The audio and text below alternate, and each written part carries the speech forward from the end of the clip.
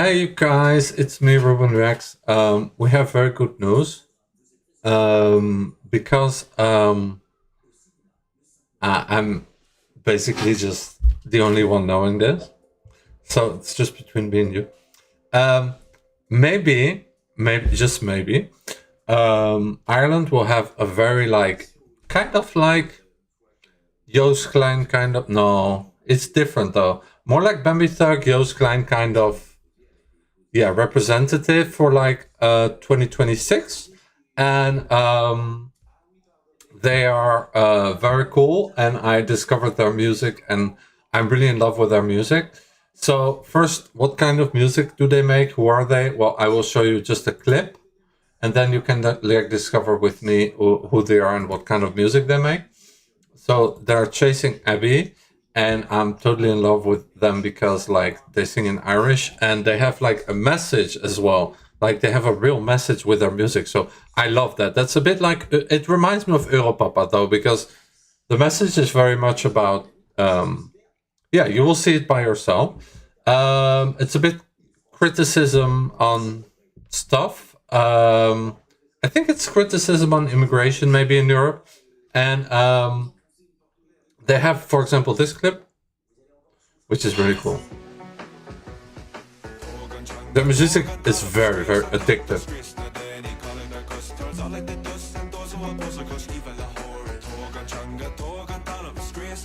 I love their music.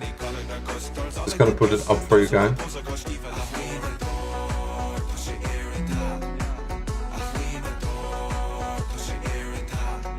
So, this is just a clip. So this one is really cool. Okay, so let's start from the beginning again because I was screwing with the noise. You wrote an anti. Okay, so that's a whole thing. They make songs about history too and stuff. So it's very cool. But I just really like their music. So they make this kind of music that's called trad house. House. For those watching, not me. Well, obviously. So he's explaining what is this. So traditional Irish music has been around for God knows how long, and it's ingrained in us as Irish people. What we say is we spend the first half of our life playing and learning the second half playing and learning house music, dance music. Oh wait, what did he say? The first half? I thought the first half they just learn how to dance, to do the funny Irish dancing. By the way, I saw that guy in Rotterdam. What was it, 20 years ago?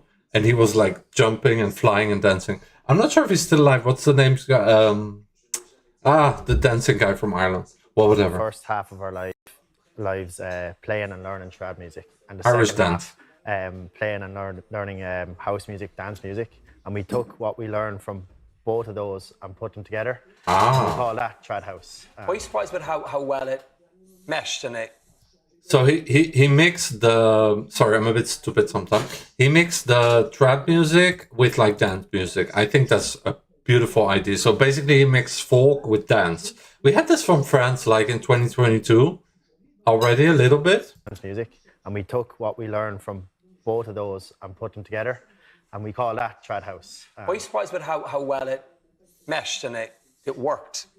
Yeah, well, we always say in pop music and say just pop music today that melodies are nearly so washed at the minute, they're all regurgitated and stuff. But to bring these Irish melodies to say a pop world, a dance world, it's really ear tingling, and it really catches people's attention, and we think that's a big part of it. Yeah. Oh, people love that kind of fusion. People love to see part of their culture being revitalized. What is trad house? Yeah, so that reminds me a little bit of France 2022 with the band from Bretagne.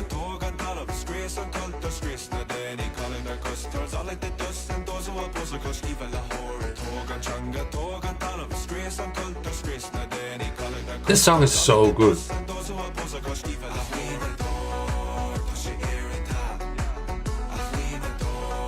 I love that song. They have some others as well. Oh, somebody put literally in the comments, how about representing Ireland for Eurovision?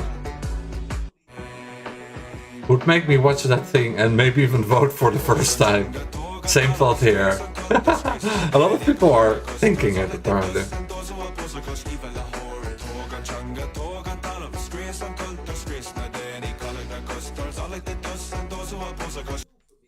So I think that yeah, it's basically a criticism a little bit maybe on the same little bit similar to Joost Klein Europapa. So I think that's cool. So let's discover their music a bit.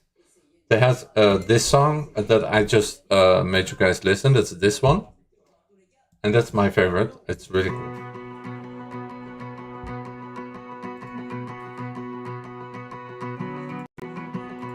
They stay beneath the shadows. Your way of life erodes. They send you to the gallows. All that remains is your soul. Ooh, I like this music. It's hard to shake, it's a deep-rooted thing. We only express it when we dance or we sing. It's like Oh yeah, me too. The same. Irish pop, Irish music always.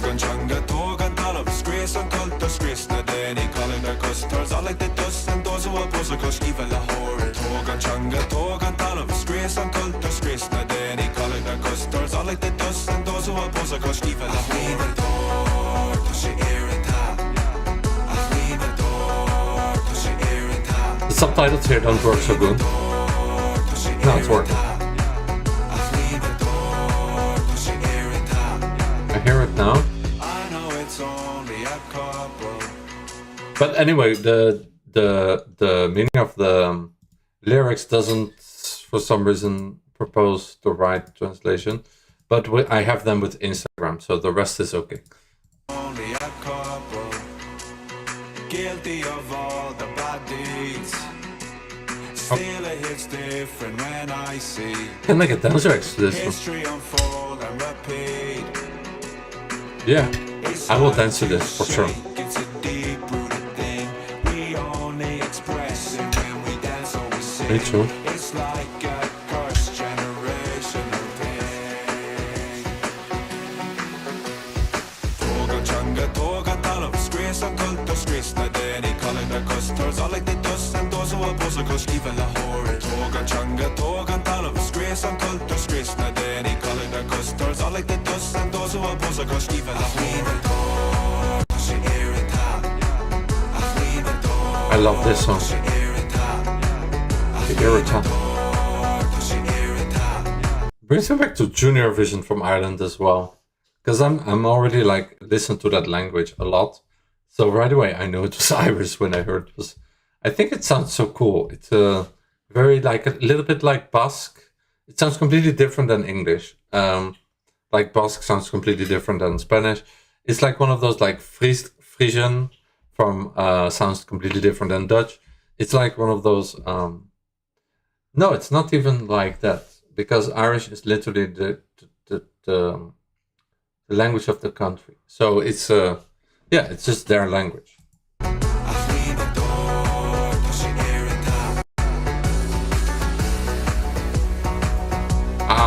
Maybe YouTube doesn't have the right translation. I think it's on my side, because sometimes lately I have some trouble with the translation.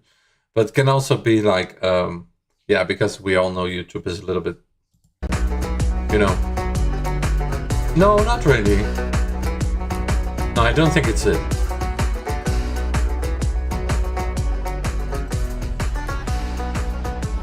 I don't think it's this, no.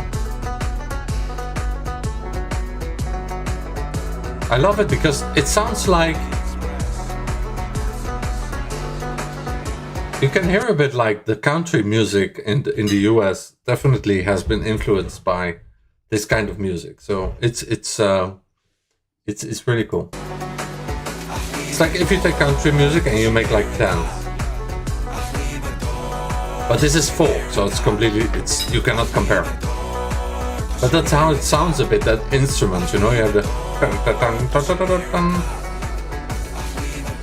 like this kind of guitar banjo from the south of the US. And then, like he said in the interview, they put like a bass. And then, yeah, it spreads the message as well. And then Ares is also like a one that I really love, which is this song. I love that one as well. It's also very good.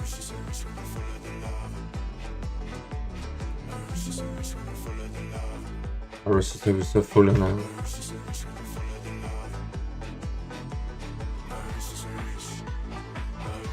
Yeah, it's like this kind of thing, like in the US, like kind of banjo thing. Wrist is a wrist. Again and again.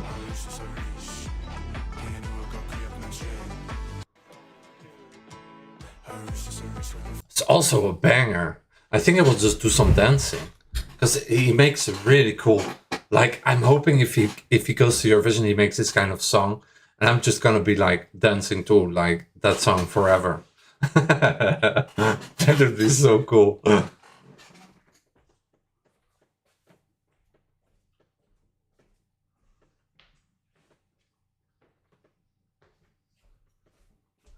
Okay, before I get my dancing shoes, I do have to finish my dinner. So let's just look at the lyrics of this one. This one is called Aris is Aris.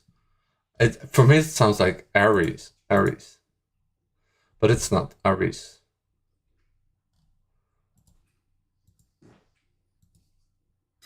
So, I think even the microphone heard it, Greg.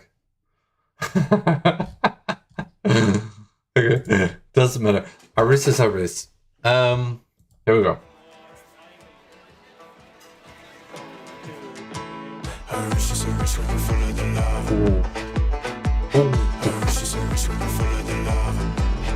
Oh my god, if I go to a concert of him one day, if I go to Ireland, you better invite me, by the way, because I'm promoting the heck out of you.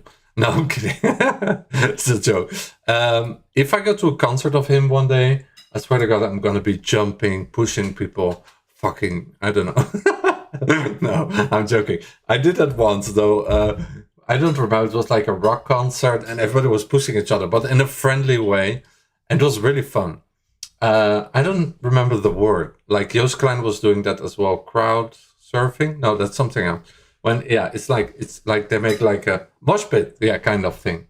So that's cool. When it's in a friendly way, it's really cool because you have like a lot of people and everybody's very warm because their energy is very warm. Then it's like, especially in the winter, it's really nice. So this one is called Aris is Aris.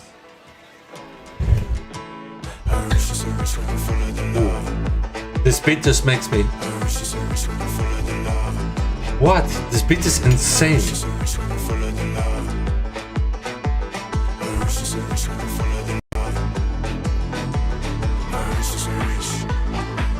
Again and again.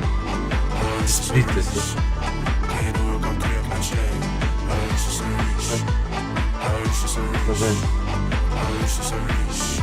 I always wanted to learn like Greek, but now I just really want to learn like Irish. It sounds like such a cool language. Always when I do the Junior Eurovision, I'm always like, oh, this language is so cool. And I'm always like really crazy about Ireland and Enya and everything Irish. I'm always like obsessed with it. So there might be some like, I don't know, something with Ireland for me. But like Aris is Aris. They make pictures of burning skies. Okay. They bring hell, it will cost your life. They bring poison and they bring pain. The stories told sound all the same.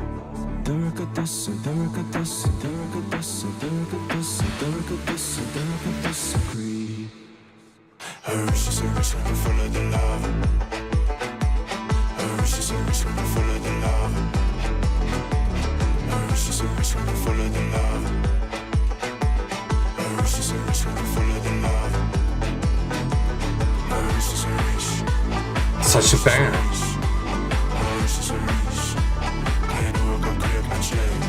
I cannot stop listening to the...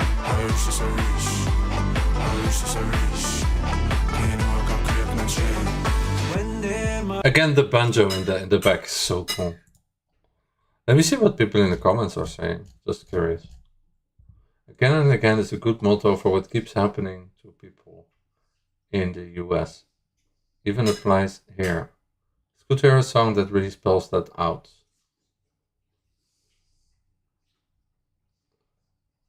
makes a stamp on Irish culture and history when we face today times. Every day these lads touch turn goals. Savage lad. Been learning Irish and Scottish Gaelic. Oh, that's also a language? I knew I was both. Then, when I became an adult and found out the history, I'm learning so I can pass it on to my kids. Ah, some French people in the comments too. I'm from Scotland, and this awoke something Celtic in me. What a tune. So yes, so history tells us when poets and poetry come together in this country, great things happen. Yeah, so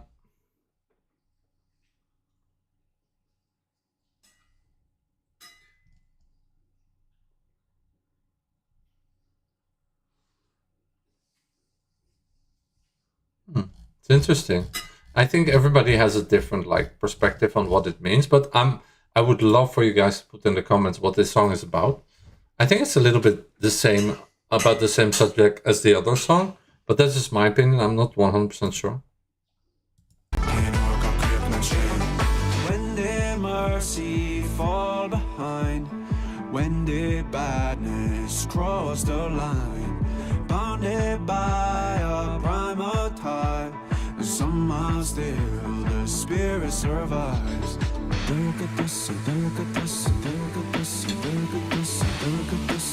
I just love his music.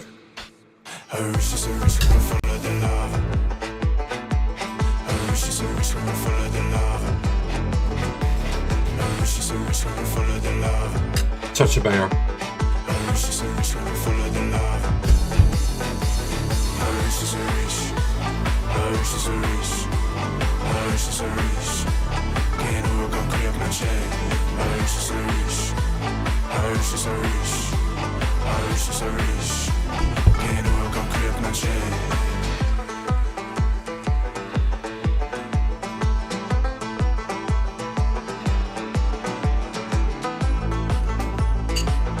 Wow, this part's really cool.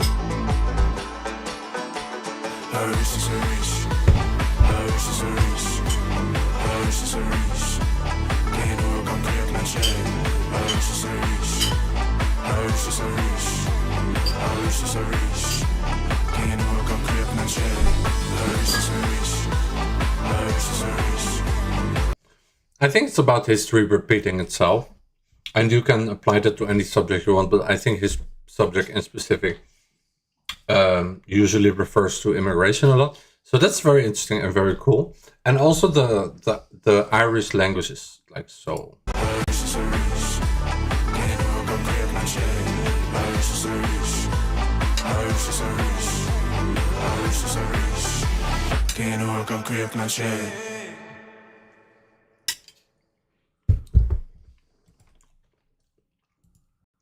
I wonder what he prefers to when he's saying, "Blood is put on your hands."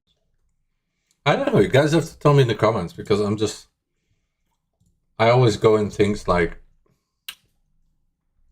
a little bit like, you know, without. I know this song is about like I read some comments about it on Instagram, and people said it was about like this song is more about what happened to Ireland in the past, but this is also a very cool song. So yeah, that I think they are having the perfect sound for Eurovision.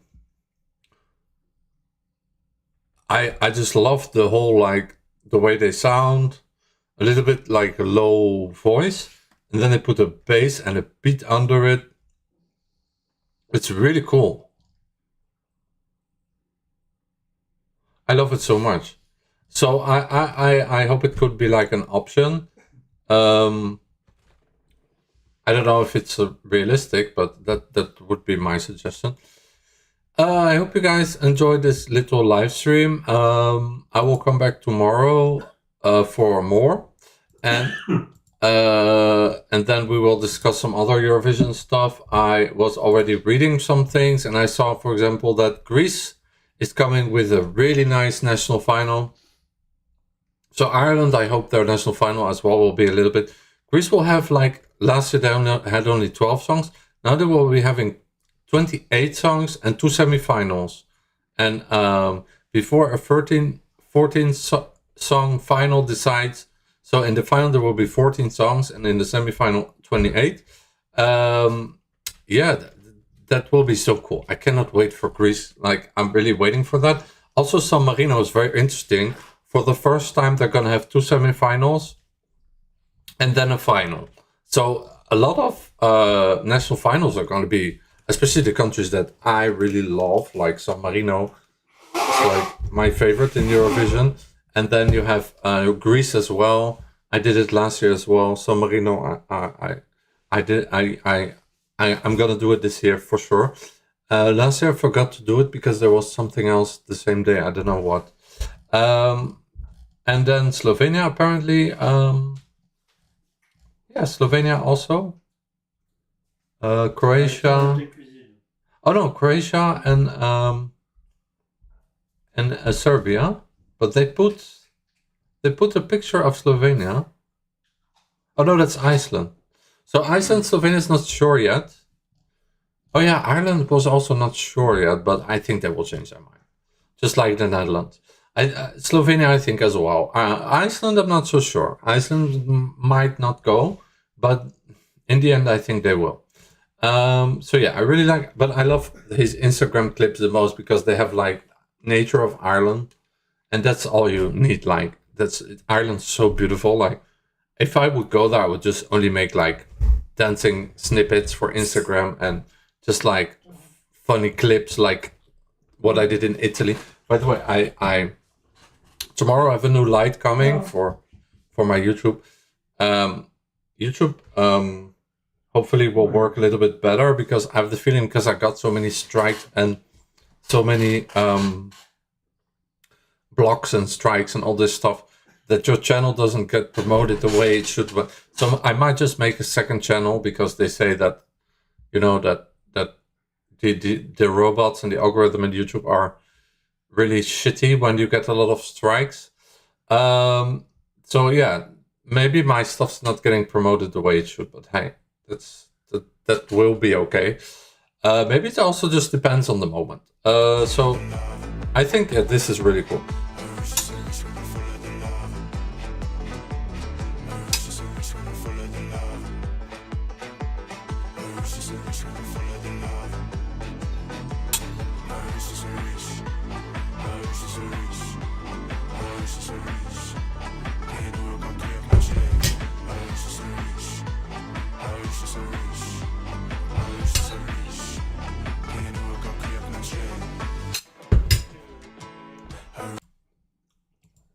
What was that other song?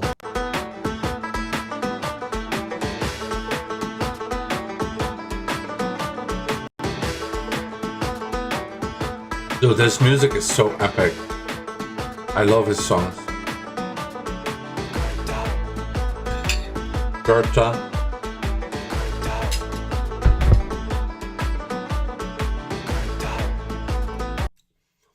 I think Gerta means famine. So it's referring to like historical battle between Ireland and England. And somebody in the comments on Instagram made a very good comment about it. Where's the Gerta song? Gerta. Gerta. Let me see. I thought I had a snippet.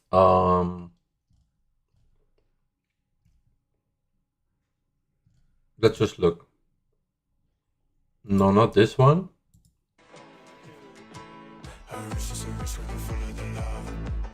Dude, like, if he goes to Eurovision, he's gonna slay. Oh, this one is also really cool. Beginning.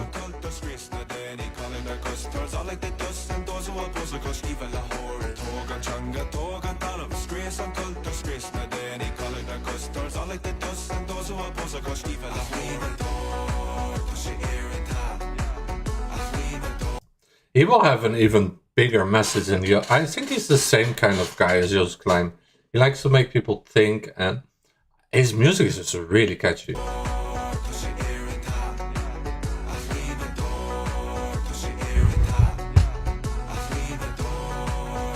Very catchy.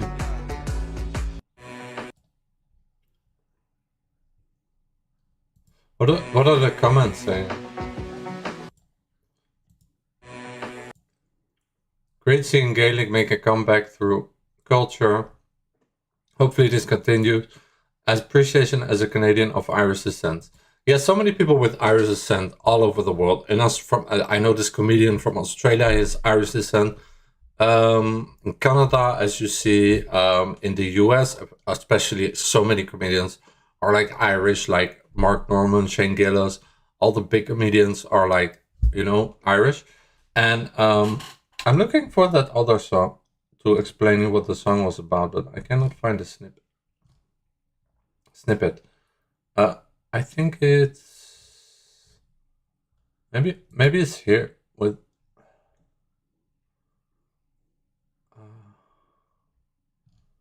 it's a bit more difficult to find. Oh, this one. Oh, this one is nice as well. Oh, Gorta, I found it. I love this one because you see like Ireland in the back. After I'm gonna do some dancing on his music because like all his music are bangers. So he does like traditional music mixed with dance, and he has messages about now, about the present, about immigration and stuff. And he has messages also about like history and stuff like so. I really love like everything about him because he's like Joost Klein. He makes you think, but his music is also just really good and catchy. So I think he could be the perfect guy for Eurovision, like for Ireland. Like 100%, this is what people need. And this is the approach that Ireland should take. Because like Bambi Thug, they tried kind of that kind of thing, but that was very specific. Kind of like, you know. And some people liked it and others didn't really like it. The same with Joost Klein. Unfortunately, he got disqualified, but also some people liked it, others didn't really like it. So yes, it's divisive. Some people will love it and other people will hate it, but that doesn't matter. Like the same with like France 2022 was also, some people loved it, some people hated it. And those girls from Galicia as well who did not win and did not go to Eurovision, but they were the same. I remember in the final of Benidorm, some people really loved it and others really didn't. So it's always going to be divisive.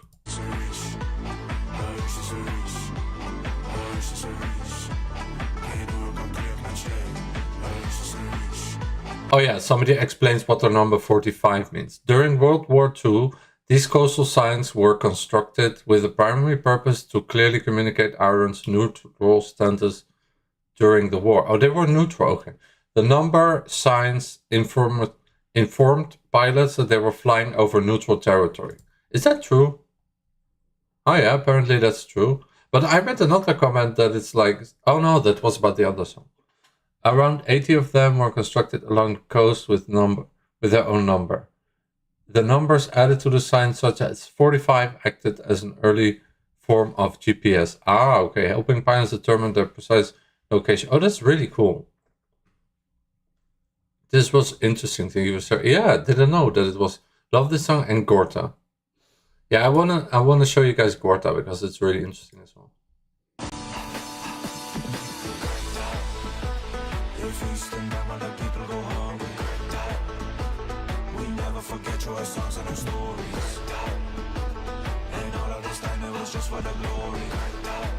So that's also a really good song. But it's not the snippet with the comment. Gertrude. Oh, here, there are more snippets. Because some people explain it really well in the comments. I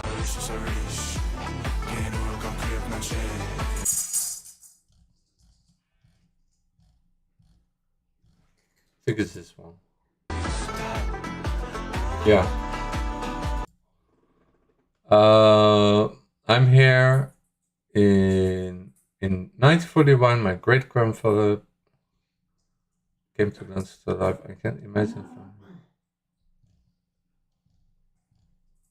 It was not this one either.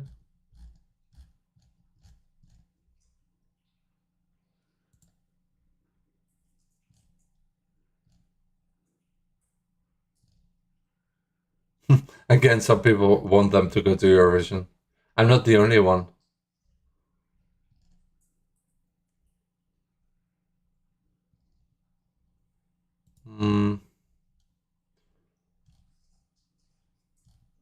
Maybe it was this one? We still carry the pain down the generations. My grandfather spent 5 years in Irish workers before being sent to Australia in 1848. She was one of the infamous Belmont. Okay, so there's a lot of stories actually. I see a lot of parallels between Ireland and Scotland's history and my homeland, Moldova. So your songs resonate with me as well. Yeah, so it's like they get like interest in people from everywhere who love their songs.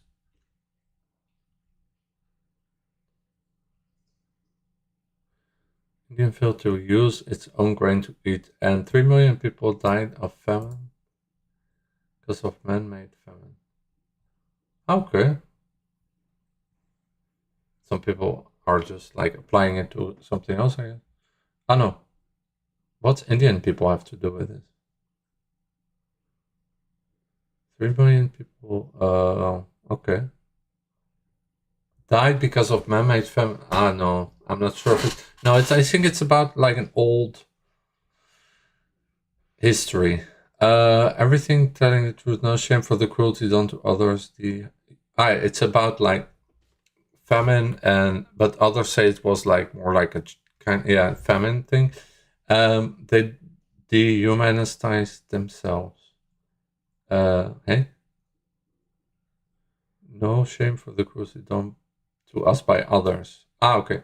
They dehumanize themselves. The healing, justice, repair, transformation. The world is here for its thing. Everybody's hearing this. Yeah. Apparently, like, somebody put it in the comment, but apparently, like, very long time ago, there was a lot of history between England and Ireland, and yeah, England did some like stuff to Ireland, and Ireland was people in Ireland had a lot of just difficult times because of that. Let's just keep it at that, because I don't want to go into the details without knowing them.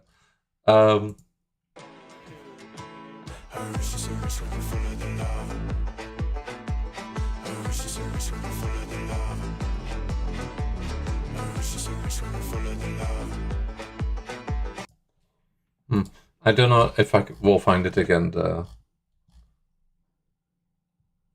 me see. This one maybe?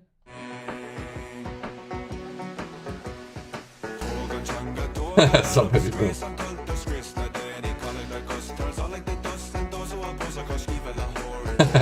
Jane silent.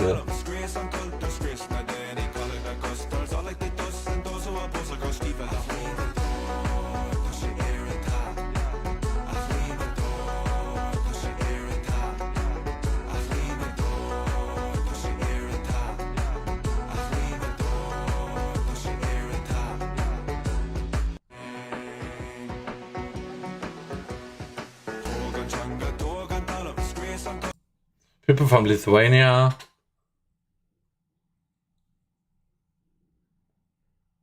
Say it resonates to them as well. So it's also like people from other countries and other cultures who really can relate to their music and their history.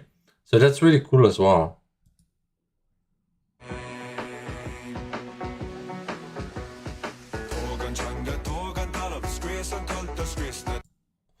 Some people really don't get it, like they put Free Palestine things in the comments, and that's anything. It has nothing to do about that. So I'm just laughing at those comments. And some Irish people as well are like responding to it. Are you like saying like it's not about that? Are you okay? Oh, those people. Well, anyway. I'm gonna make a dancing reaction, but I don't find the KROTOV one. Somebody explain it in the comments, but I don't find it. Oh! I even makes a song about like Irish going to US. Even worse. Anti-Irish can't get a job. Ran from a home, need help from God. I always heard the old man say, need ain't hint on, not a hint on fame. Oh, he never released this song. It's a good song. He should definitely release this song. because it's really cool, and a lot of people in the US will love it. I see a lot of people in the comments as well saying, National Museum of Ireland estimates that over 6 million Irish people have immigrated to the US since 1820. Yeah, and how many to Australia, Canada, to England, to UK, sorry. We lost a huge number of our people in ships of immigration and then starvation. Yeah, so there's a lot of songs and history that he's making about that as well. Yeah, Irish have a long history, like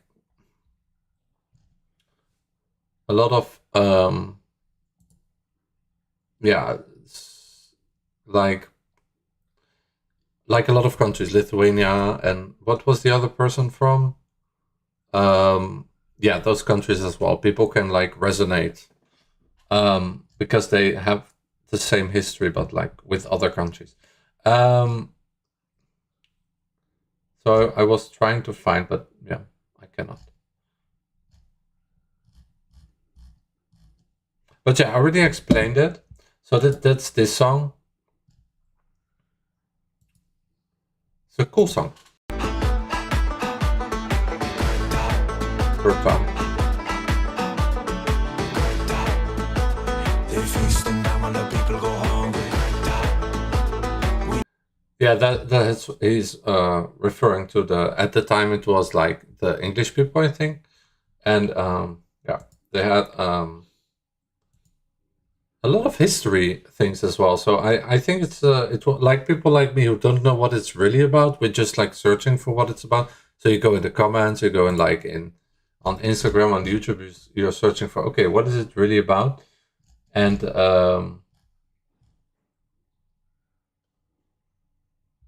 we never forget our history.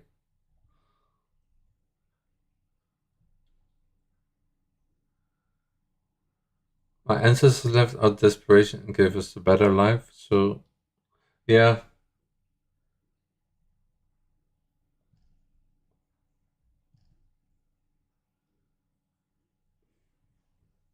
Hunger is why my family is in the US. Yeah, a lot of people, when they did not, well, yeah, in that time they went to the US. My great-great-grandfather, amongst many others, fled and ended up here. 6th generation American Irish. Often feels like my family and others like us have been forgotten by those whose family stayed. My family is from Galway, and I'll be lucky if I ever get a chance to be on the shores where they fled from. This song really made me feel seen in a way I haven't often gotten from other Irish folks. Often feels like a lot of Irish folks hate us when none of us choose to be here or choose how our ancestors dealt with the hunger. It hurts more than words can say to be forgotten and rejected by your own people. After something like this, it was nice to feel seen again. Your own people? I don't understand that comment. My family left from Galway. Makes me sad, but don't ever in Ireland. I'm looking for a comment that's like Scottish ancestors left Scotland because of famines caused by England as well. So many Scots and Irish here are in the USA thanks to that. Well, you can see it like that as well.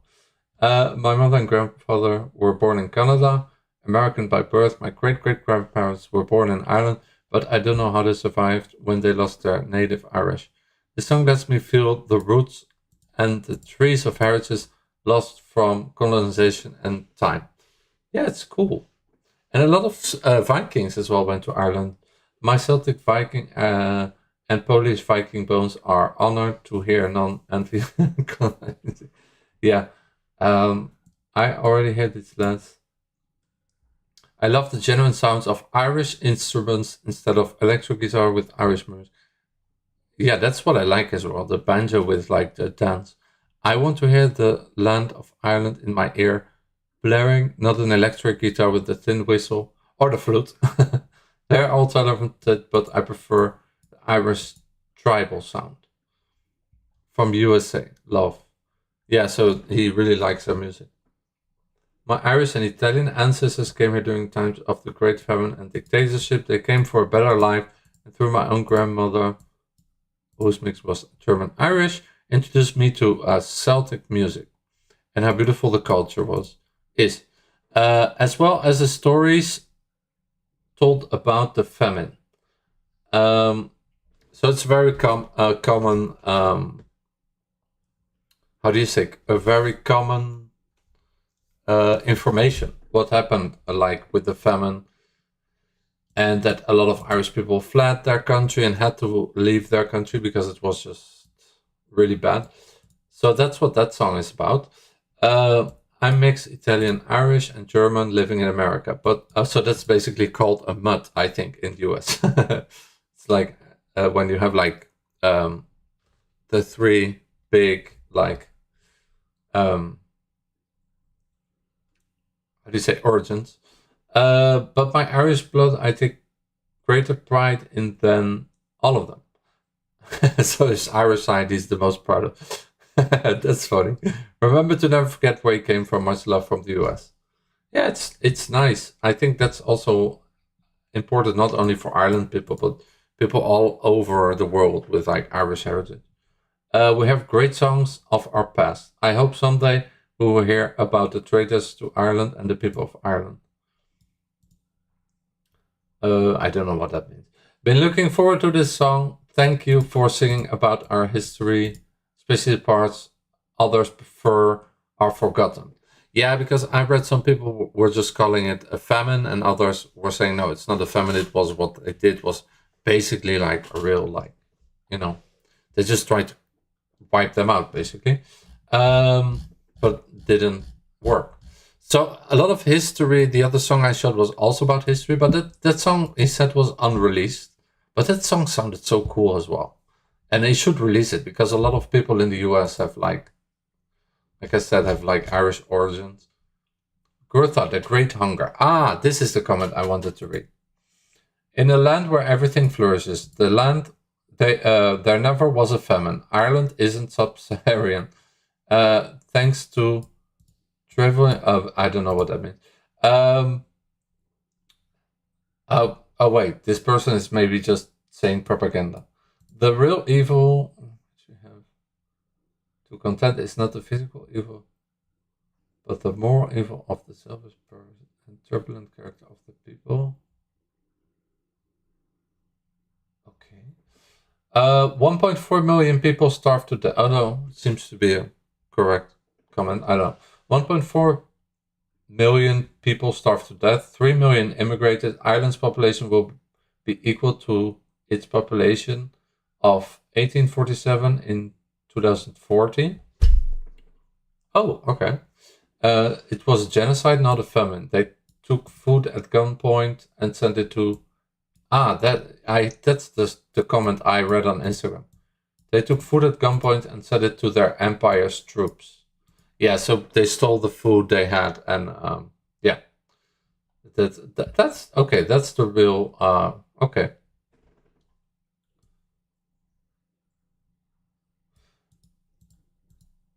The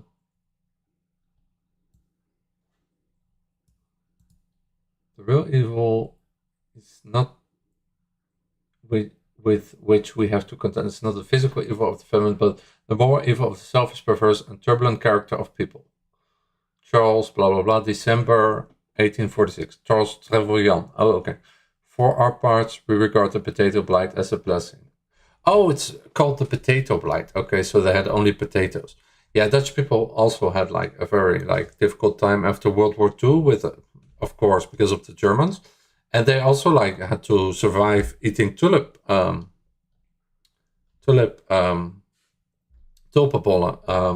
I don't know how to say that in English, but yeah, it was also really difficult. So yeah, a lot of history in Europe. That's what's always so cool. KROTOV, the great means the great hunger in a land where everything flourishes. Normally, there should have never been a famine. Ireland is not sub-Saharan. Thanks to Trevelyan, which is Charles Trevelyan, and his ilk. Ah, ilk. What is ilk again? Oh yeah, that's like something they make from they grow, like, yeah. Let me see the translation of ilk. So 1.4 million people starved to death, 3 million immigrated. Ireland's population will be equal to its population of 1847 in 2040. So everything seems to be good now. Regarding the amount of people that live in Ireland, a lot of people also with Irish origins going back to Ireland as well, and they also have like yeah, they also go to Ireland because of course they have their Irish ancestry, and I think they can live in Ireland as well if they are Irish. Genocide, not famine, they took food at gunpoint. So that's what the song is about, and send it to their empire's troops. Yeah, that's a kind of evil, like when the people have nothing to eat, and you send it to your own troops. Yeah, but that was a different time, of course. It was in 1847, so long time ago, or 1846. I don't know.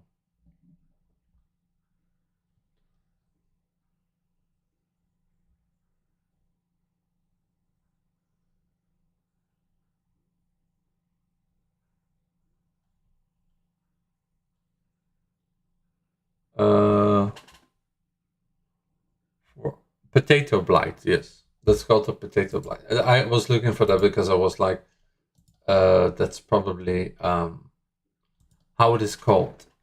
So potato blight, okay. If I look that on Wikipedia, I'm sure I will get like a long history. Potato blight. Ireland. Famine, yeah. Oh yeah, so that's the real story, okay. Wikipedia, Great Famine. It's gonna be a little bit of reading, but that's fine. Oh, here, this is the real story. I'm sure people in Ireland all know this story.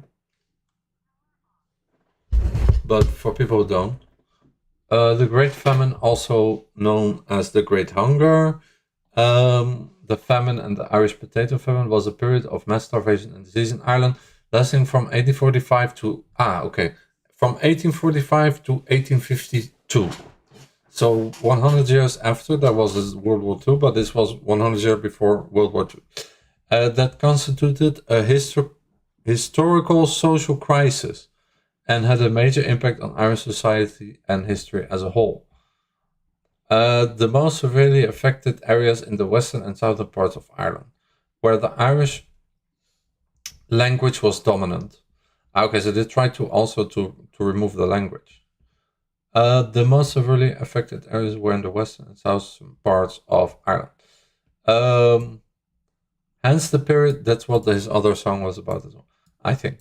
Hence the period was contemporarily known.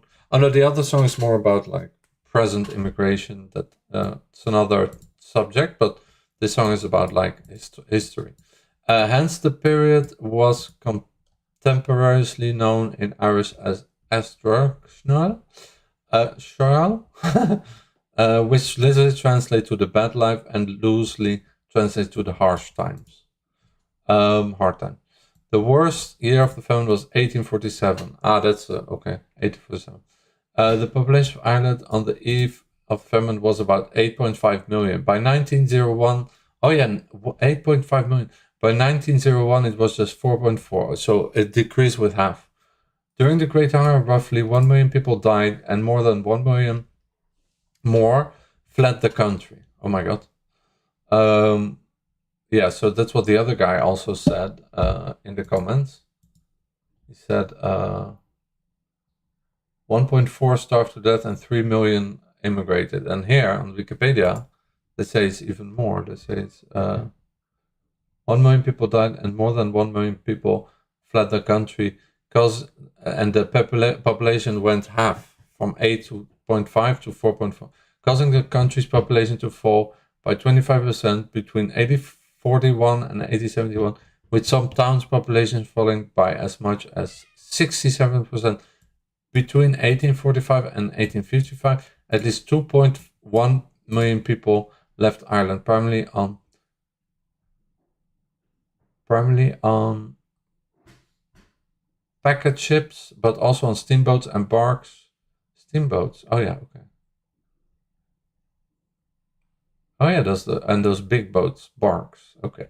One of the greatest exoduses from a single island in history. The proximate cause of the famine was the infection of the potato crops by blight. Okay, that's like a water mold, a fungus that causes the potato and tomato disease. So that's why it's called the potato blight. Early blight caused by is also often called potato. Late blight was a major culprit in the 1840s. Okay, so this is so it's that's the reason it's called the potato blight, because it's a fungus-like water mold or microorganism that causes serious potato and tomato disease, known as potato blight or late blight. Okay, so the primary cause of the famine was the infection of potato crops. That was this throughout Europe during the 1840s. So that's why some people in the comments said it was also in Scotland and other countries as well. I don't remember what they said. It was all over Europe as well. Throughout Europe during the 1840s. Impact on food supply by blight infection caused 100,000 deaths outside of Ireland. And influenced much of the unrest that culminated in European revolutions of 1848. Is that revolution of 1848 also springtime of the peoples were a series of revolutions throughout Europe over the course of more than a year? It remains the most widespread revolutionary wave in European history to date. Oh, I don't even know. Just a revolution. Yeah, okay. Like that was when France also like had the guillotine and everything, right? Yeah. Okay, yeah, I know the revolution. Yeah. So yeah, this period was very interesting though. Revolution 1848, also known as springtime of people, were a series of revolutions throughout Europe over the course of more than 1 year, from 1848 to 1849. It remains the most widespread revolutionary wave in European history today. The revolutions varied widely in their arms, but generally opposed conservative systems such as absolute monarchy and feudalism, and sought to abolish nation states founded on constitutionalism and popular sovereignty.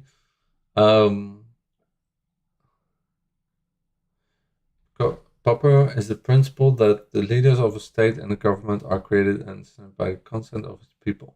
Okay. Who are the source of all political? That's not so bad.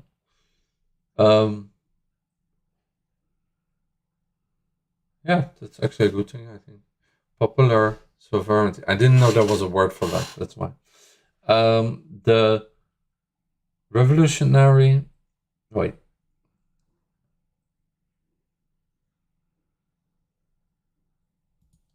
What does it say here? Populism being principle does not imply any particular political implementation. Benjamin Franklin expressed the concept that when he wrote that in free governments, the rules are the servants and the people their superiors and sovereign. Okay. That's yeah. You really let the people decide. How would you say that in Dutch? Popular, I don't know. That views the people as the only legitimate source of political authority. Oh yeah, that's what happened also in France with the guillotine. Sovereignty lies when they took away the king and everything. Sovereignty lies with the people, and the people should elect, correct, and if necessary, depose its political leaders. Yeah, that's what happened in France, of course. That's interesting. A lot of history I don't know in detail. That's why I'm like, oh, I knew what he was talking about, but not like the specifics. Long-term reasons for the massive impact of this particular famine included the system of and single absentee landlord. An absent landlord in economics is a person who owns and rents out a profit-earning property, but does not live within the property local economic region. The term absentee ownership was popularized by economists, blah, blah, blah. Okay. What else is there?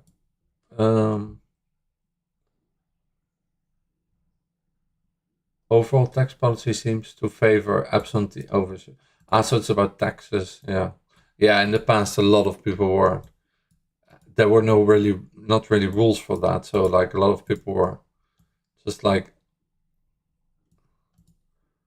taking advantage of other people. However, some jurisdictions seek to extract money from absentee owners by taxing land.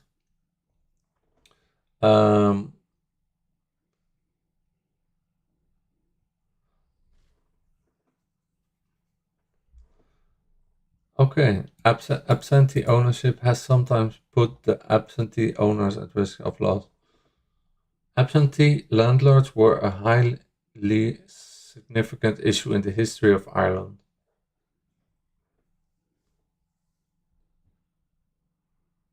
In the 16th and 17th century, much of Ireland's land was confiscated from Catholic landowners by the Crown during the plantations of Ireland and granted to Protestant. Okay, so between the Catholic and the Protestant, there was such a big like thing as well. That's what basically was about as well for very long between England and Ireland, and granted to Protestant settlers from Great Britain. Yeah, you see.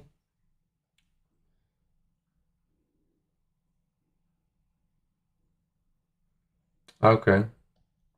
So much of Ireland's land from Catholic landowners was confiscated by the Crown during the plantations of Ireland and granted the Protestant settlers from Great Britain. Yeah. So they got a lot of exploitation also from the British for long. And that's why in the 90s also there were a lot of like still fights between like England and Ireland and the Northern Ireland and stuff like that. It's very lot of like history, and yeah. Many of these settlers and their descendants eventually returned to Britain while continuing to own their Irish estates, renting them out to local tenants. In 1782, Irish politicians claimed that absentee landlords earned approximately 800,000 per annum for their Irish estates and attempted to impose an additional tax on remittances sent to them. It's a non-commercial transfer of money by a foreign worker or a member of a diaspora community or citizen with family ties abroad. Yeah, that's what I said. A lot of Irish have like families abroad who live in like the US, but they also can live in Ireland because they have Irish heritage for household income in their home country or homeland. Yeah, that's what a lot of Irish do, and a lot of Irish go back to Ireland as well. But I don't know if this is the same thing what they're talking about here. However, absentee landlords also reinvested their rental income into constructing roads and bridges in Ireland to improve local economies, many of which still exist today. One such landlord was blah blah blah, who went into debt to develop estates in Sligo and invested that eventually paid off. Okay.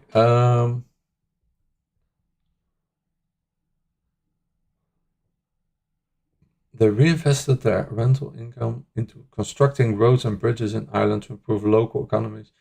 Okay, now I understand the sense. I was like, yeah, yeah, that's good. Went into debt to develop his estates, an investment that eventually paid off. Yeah, so a rental thing with tax and blah blah. By the 1800s, resentment towards these landlords grew. not only were the absentee landlords all Protestant, so all from Great Britain, but the goods produced on their estates were primarily exported to foreign markets.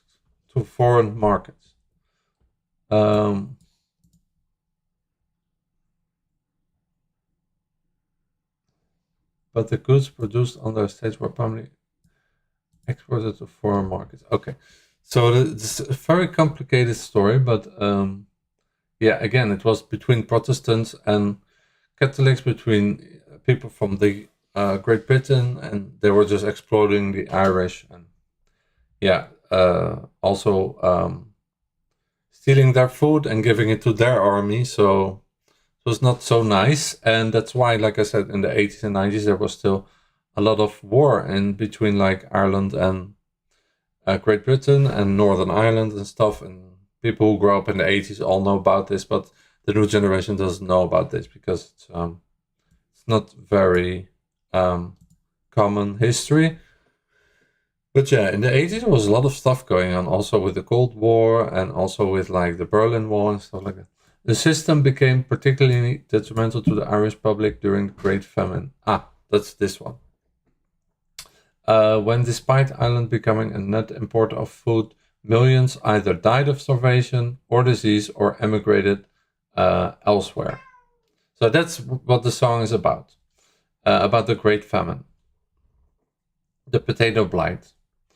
In the years following the famine, the Irish National Land League engaged in the land war to address the issue of absentee landlords in Ireland. Yeah, that's good that they did that. The issue was one of the contributing factors that led to the Irish Revolutionary period. So they rebelled and they went to revolutionary. That's good. That happened in France as well. Although it had largely been resolved by the British government in 1903 through the Land Acts. So yeah, there was a lot of fight over land and stuff, and that's why there are still a lot of debates about like the Northern Ireland in the 80s and 90s and still today. So it's like a really complicated long history that I should probably not be talking about. But that song is just about the Great Famine. Talking about the Great Famine, going back to the Great Famine, I had it open somewhere. Here. Where was I? Oh yeah. Long-term reasons for the massive impact of this particular famine include the system of absentee landlord and single crop dependence. Okay, so now I know what that means. Initial limited but constructive government actions to alleviate famine distress were ended by a new Whig administration in London, which pursued a laissez-faire. Okay, laissez-faire is a French word, but it means like to let. Yeah, a type of economic. I think this is referring to something. It's not literal. Type of economic system in which transactions between private individuals are free from any form of economic interventionism. Okay. As a system of thought, laissez-faire rests on the following action: the individual is the basic unit in society. The standard. Oh, there's a lot of things. The standard of measurement in social calculus. The individual has a natural right to freedom. Standard of measurement is so, and the physical order of nature is a harmonious and self-regulating system. The original phrase laissez-faire, laissez-passer, with the second part meaning let things pass. Yeah, that's what I was trying to say. Generally attributed to Vincent de Gournay, which is French, a person. It's a famous thing also. Another basic principle of laissez-faire holds that markets should naturally be competitive, a rule that the early advocates of laissez-faire always emphasized. Stock markets, money, tax, it's all about this kind of stuff. Money. What else do they say? Democratic, socialist market. Yeah. The physiocrats were early advocates of laissez-faire and advocated for an impôt unique, a tax on land, rent, to replace the monstrous and crippling network of taxation that had grown up in the 17th century France.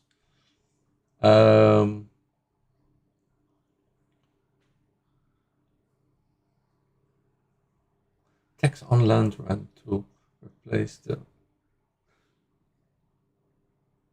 Their view was that only land should be taxed because land is not produced but a naturally existing resource, meaning a tax on it would not be taken from the labor of the taxed, unlike most other taxes. Okay, now I see what it means.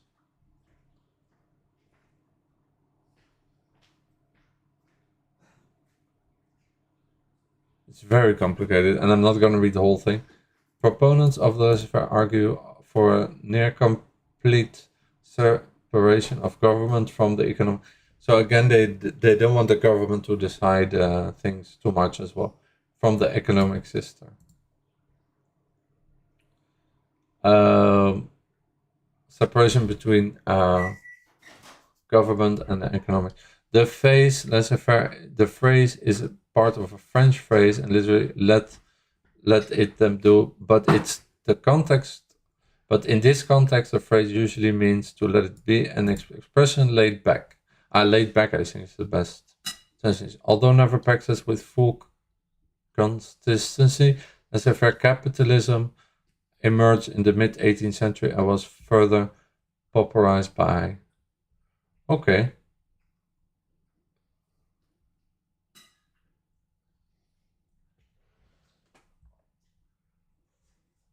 So it's another thing as well, just like the absentee landlord and the popular sovereignty, the revolutions in Europe.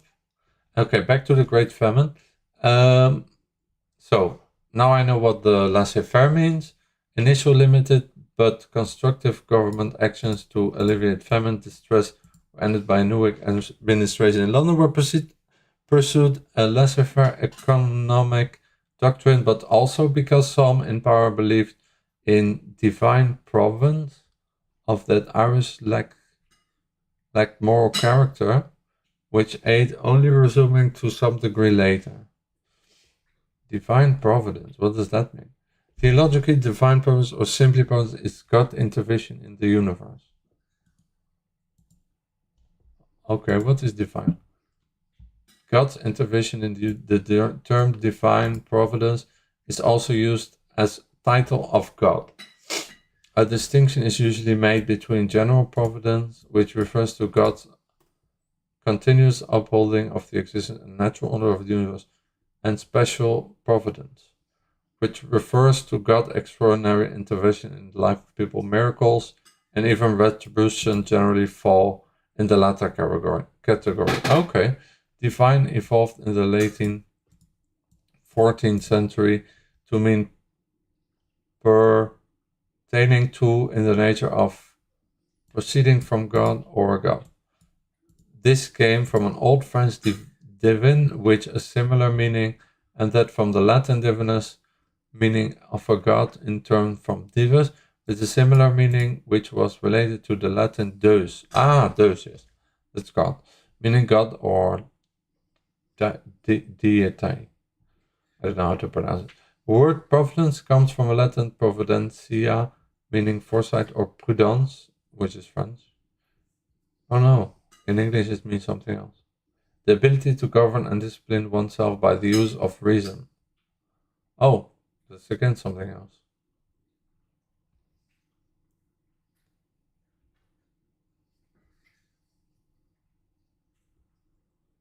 The ability to govern and discipline oneself by the use of reason. Okay.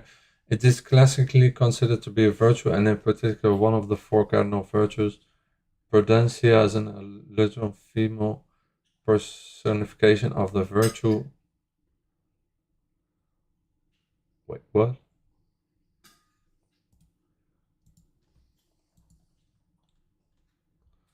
Whose attributes are a mirror and a snake, and who is frequently depicted as a pair with Justitia, the Roman goddess of justice.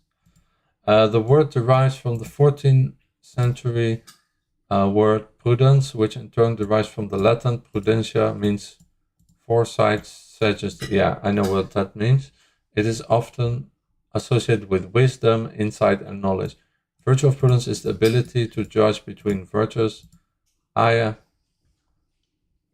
to judge between virtuous and vicious actions. Not only as, in a general sense, but with regard to appropriate actions at a given time and place. Although prudence itself does not perform any actions and is concerned solely with knowledge, all virtues are regulated by it.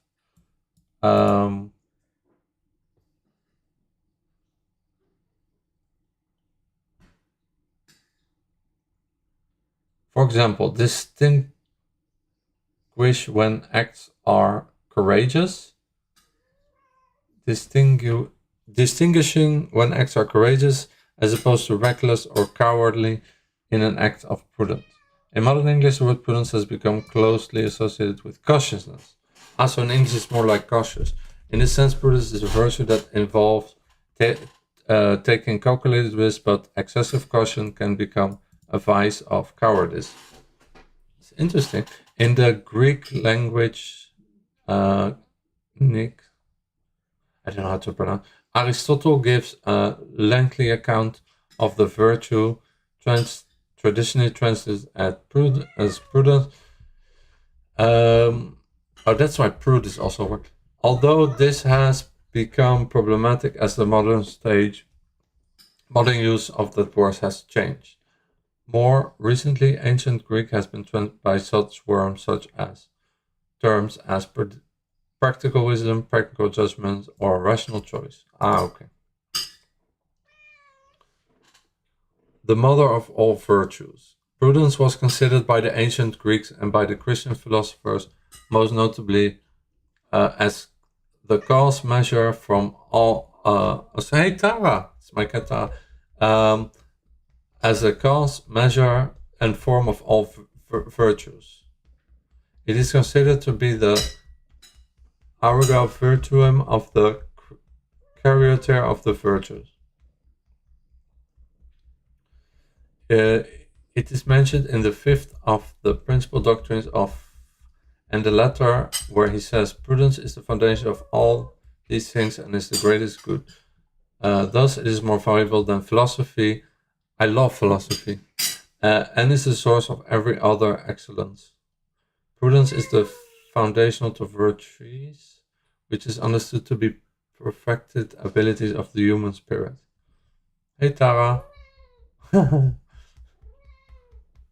This perfection is achieved when virtues are founded in prudence or the ability to make right decisions. For instance, a person can live temperately when he has acquired the habit of deciding correctly the actions to take in response to his instinctual cravings. So instinct, okay. Temperance is the modern use of defined as a moderation or vulnerability, self-restraint. I know that word. Yeah, it's like when you can restrain yourself. It is typically described in terms of what a person voluntarily restrains from doing. Okay, so discipline basically. This includes restraint from revenge by practicing mercy and forgiveness. Restraint from arrogance. Wait, what? Mercy and forgiveness. Restraint from arrogance by practicing humility and modesty. Restraint from excesses such as extravagant luxury or splurging. Restraint from overindulgence in food and drink. And restraint from rage or craving by practicing calmness and... Okay, it's very interesting. It's very philosophical. So moderation. That's the same as temperance. Mate, we say in Dutch. The distinction between temperance and self-control is subtle. A person who exhibits self-control wisely refrains from giving in to unwise desires. Okay.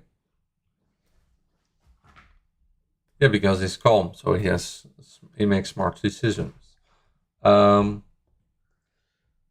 Temper. Okay, that's like a temper is not good. and temperance is good. Self-control is subtle though. It's a difference. A person who exhibits self-control wisely refrains from giving into unwise desires. So yeah, self-control is it basically means you can control your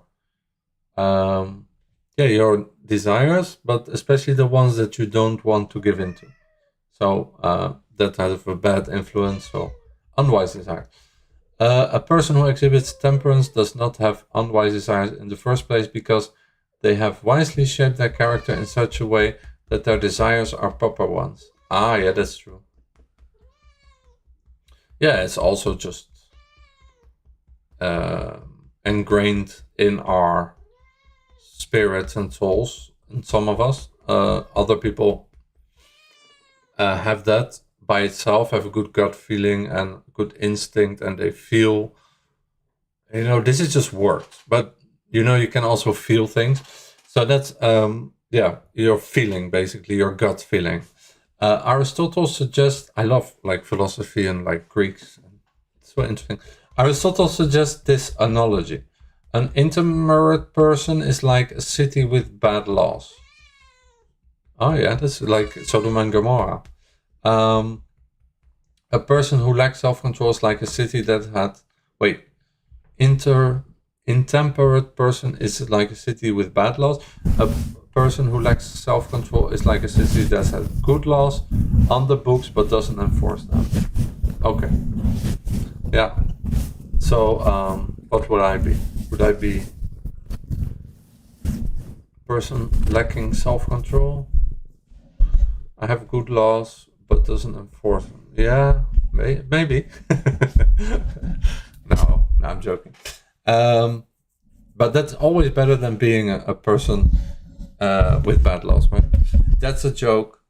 So yeah, that's basically also some people have this ingrained in them very strongly, like this sense of justice. And I think this singer Chasing Abbey, Joost Klein also has this.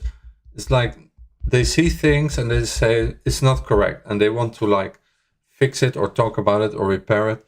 And I think that's what's so cool. That's why I'm reading all of this as well, because I think it applies to all of this as well. It's I think he's a smart and philosophical guy. Joost Klein as well. And like I'm more like emotional. No, I am like a mix. I'm like a balance of like both. But you have some people are very emotional and some people are very rational. It's all like everybody's different. It depends on what is your talent and on your abilities. Temperance has been described by virtue by religious thinkers, philosophers, and more recently psychologists, particularly in the positive psychology movement. I don't know what that is. Positive psychology movement. It has a long history in philosophical and religious thought. It is generally characterized as a control over access and expressed through characteristics such as chastity, modesty, humility, self-regulation, hospitality, absence, forgiveness, decorum. Each of these involve restraining an excess of some impulse, such as sexual desire, vanity, or anger. Vanity is also an interesting word.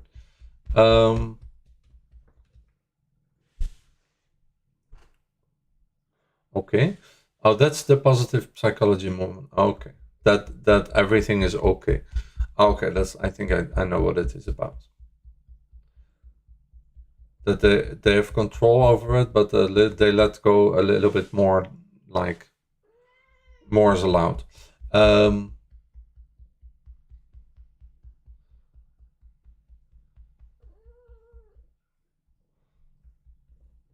Social media, maybe? No, I'm kidding. Each of these involves restraining an excess of some impulse, I already read that.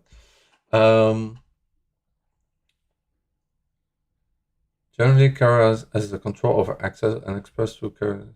Okay. In philosophy, in classical iconography, the virtue is often depicted as a woman who holds two vessels, transferring water from one to another. Ah, I've seen that picture. Oh, that's what that means. It is one of the cardinal virtues in Western thought and is found in Greek philosophy and Christianity. Ah, okay. As well as in Eastern traditions such as Buddhism and Hinduism. Yes, it reminds me a lot of Buddhism. Controlling yourself, controlling your feeling, your needs and stuff like that. Yeah, that reminds me a lot of Buddhism. Temperance is one of the 6 virtues. Ah, okay. And the values in action inventory of strength. Along with wisdom. Oh, that's what I learned in school. Temperance, wisdom, because I didn't know the word in English. Temperance, wisdom, courage, humanity, justice, and transcendence. Transcendence is cool. That's like overcoming yourself, your limits. The term temperance can also refer to the abstention from alcohol. Oh yeah, that's true. Especially with reference to the temperance movement, it can also refer to the alcohol moderation. Oh, I don't know this movement. What is that? Social movement promoting temperance of total absence from consumption of alcoholic beverages. Oh, okay. I didn't even know that existed. Participants in the movement typically criticize alcohol intoxication or promote teetotism, and its leaders emphasize alcohol negative effects. Again, something I know nothing about. I knew nothing about. On people's health, personalities, and family lives. Typically, the movement promotes alcohol education. That's very... it's funny because like Irish pubs, people in Ireland like to drink, like Dutch and like, you know, a lot of cultures and people. So it's appropriate to this stream. That's what I'm trying to say. Typically, the movement promotes alcohol education, and it also demands the passage of new laws against the sale of alcohol. Okay.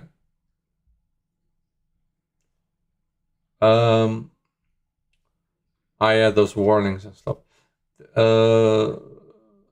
Movement promotes alcohol education. Okay, that's one word. Sorry. Either regulations on the availability or alcohol. Yeah, that's why you now have a lot of like alcohol without alcohol, like beer without alcohol, and everything is without alcohol now. So those are regulation of the availability or the prohibition of it. Prohibition is the act of practice of forbidding something by law more.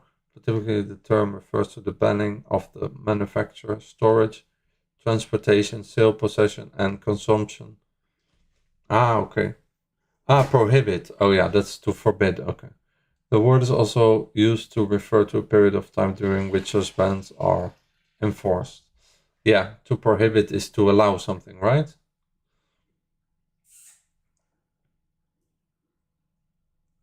No, it's the opposite. It's not to not allow something. Banning, yeah, something. Used to refer to a period of time during which such bans are enforced. Okay.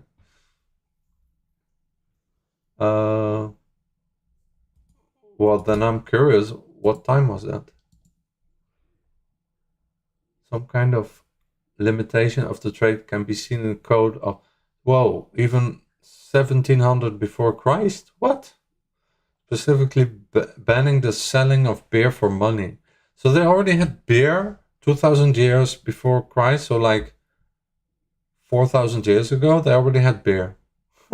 I didn't know. Wine, yes, I know they already had like wine 5000 years before Christ in Armenia. They discovered there was already some wine existing or something like that. But beer, I didn't know it was also existing for that long. It could only be bartended for barley. If a beer seller do not retrieve barley as the price for beer.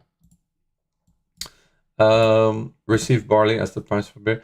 But if she receives money or make the beer a measure smaller than the barley measure received, they shall throw her in the water. Okay. A Greek city-state, Eleuterna, passed a law against drunkenness in the 6th century before Christ, BCE. Although exceptions were made for religious rituals. Oh, okay. There were some exceptions though. Yeah, the Greeks always are very good in making laws and philosophy. I mean, they made democracy. Although they don't get enough credit for that though. Exceptions were made for religious rituals. Yeah, of course. In the early, so yeah, the like wine, beer is very old. I didn't know it was that old. In the early 20th century, much of the impetus for the prohibition movement in the Nordic countries and North America from moralistic conventions of pietistic Protestant prohibition movement in the West coincided with the advent of women's suffrage. Okay. Let me read that again. In the early 20th century, much of the impetus for the prohibition movement in the Nordic countries and North America came from moralistic convictions of pietistic Protestant prohibition movement in the West coincided with the advent of women's suffrage, which newly empowered women as part of the political process, strongly supporting policies that curbed alcohol consumption. Okay. Newly empowered women as part of the political process, strongly supporting policies that curbed alcohol consumption. Okay. So it was to protect women not to drink alcohol. Or maybe, I don't really know what it means. Oh no, it's about women being allowed to vote. Historically,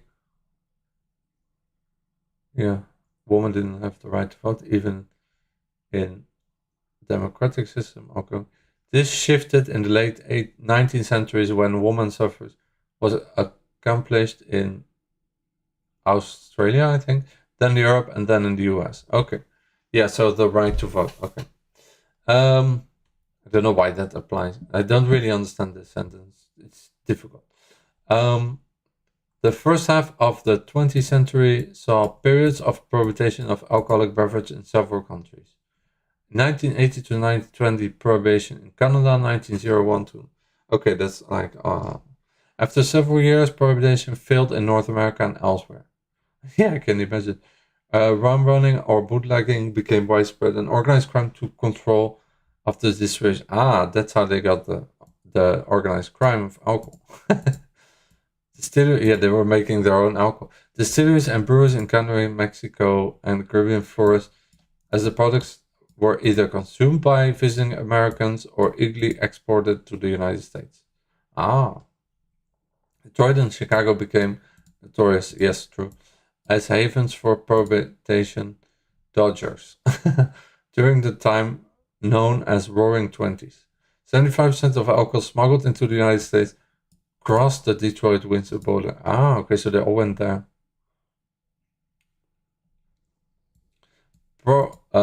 Prohibition generally came to an end in the 1920s, early 1930s in most of North America and Europe, although a few locations continued prohibition for many more years.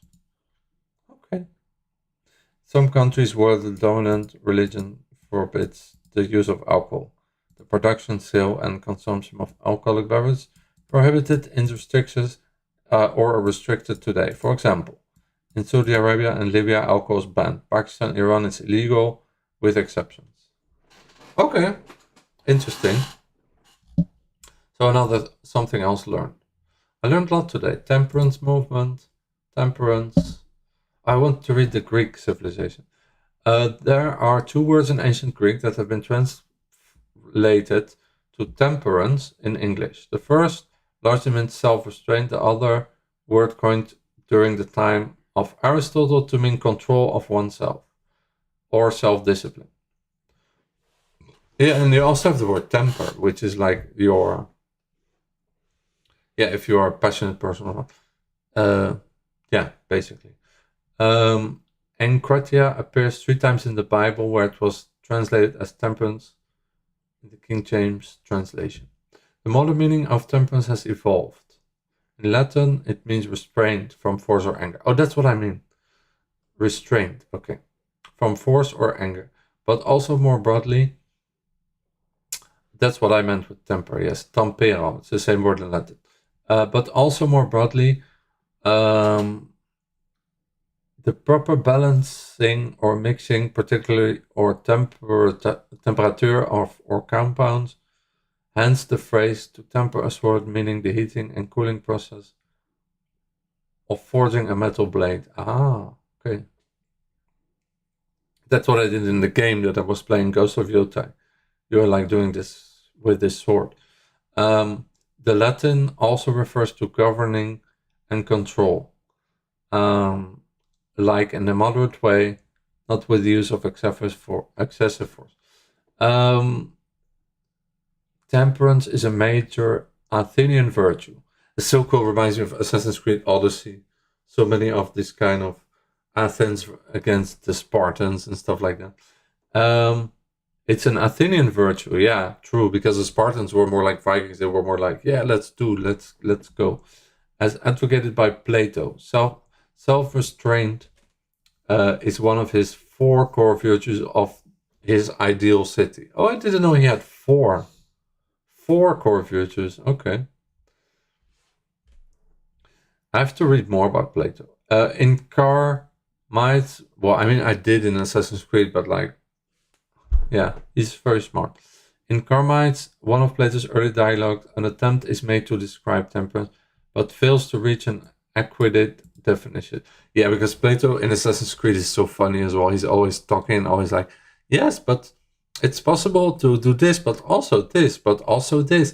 And then it can mean this, but it can also mean this. And he's always talking in riddles, basically.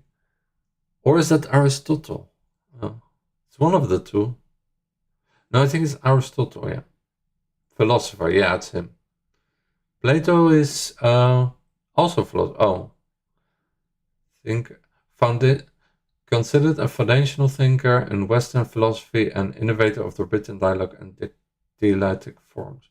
He influenced all the major areas of theoretical philosophy and practical philosophy. So that's Plato, huh?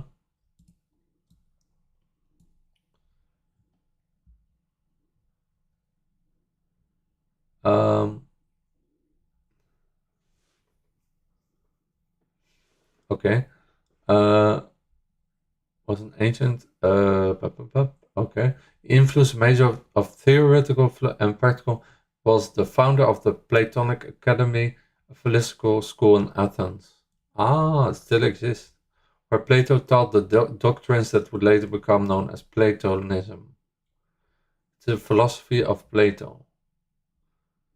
Systems closely derived from it, though contemporary Platonists do not necessarily accept all doctrines of Plato. Okay, Platonism has had a profound effect on Western thought at the most fundamental level.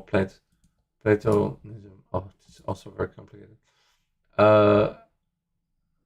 Plato affirms the existence of abstract objects which are, asserted to exist in a third realm distinct from both the sensible external world. Wait, what? Okay. From the internal world of consciousness. Whoa, sensible external world and internal world of consciousness. A third realm. It's very deep, and is the opposite of nominalism. I hate that, nominalism. That's like nothing exists other than being merely named or labeled. Yeah, there is some truth in it as well. There are two main versions of nominalism. One denies the existence of universals, that which can be, yeah, it's all very philosophical, but hey. That which can be instated or exemplified by many particular things. Strength, humanity. The other version specifically denies the existence of abstract objects as such. Object does not exist in space and time. That's it. Yeah. The other one is object does not exist in time, and the other one is abstract objects do not actually exist. So yeah. It's very difficult, all this stuff. But it's very interesting. Most nominalists have held that only physical particulars in space and time are real, and that universals exist only post-rest, that is, subsequent to particular things. However, some hold that some particular and abstract entities, numbers, was other entities that do exist in space and time.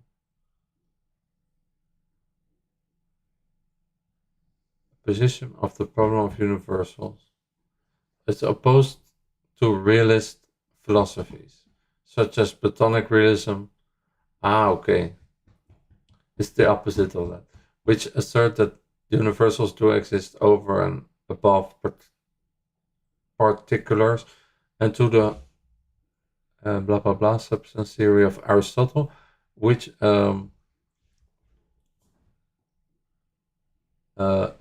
universals to exist over and above, which assert that universals are immanently real within them. However, the name emerged from debates in philosophy. Moderate realism is a position in the debate of the metaphysics of universals, which hold that there is no realm in which universals exist, nor do they really exist within particulars as universals, but rather universals really exist within particulars as particularized and multiply. Okay.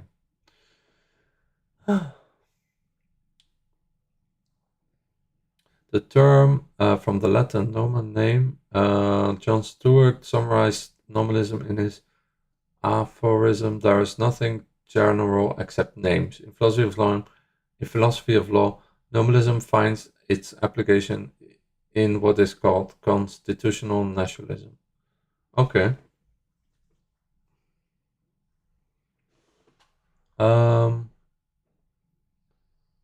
I don't know what's aphorism. Concise term, terse, laconic, or memorable expression of a general truth or principle. Okay.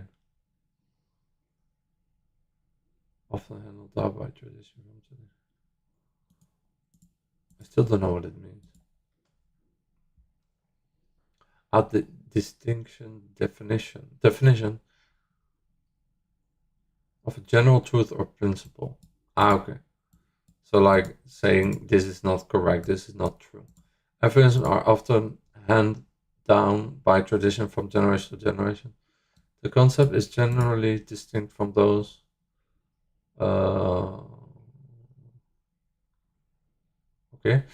although some of these concepts could be construed as types of aphorism. Often aphorism are distinguished by others from other short sayings by the need for interpretation to make sense of them. In a theory of defined as a short saying that requires interpretation. Okay. Famous example is you cannot step into the same river twice. Okay. Yeah, okay. Short saying that requires interpretation. Okay, so like okay. Hippocrates, elder.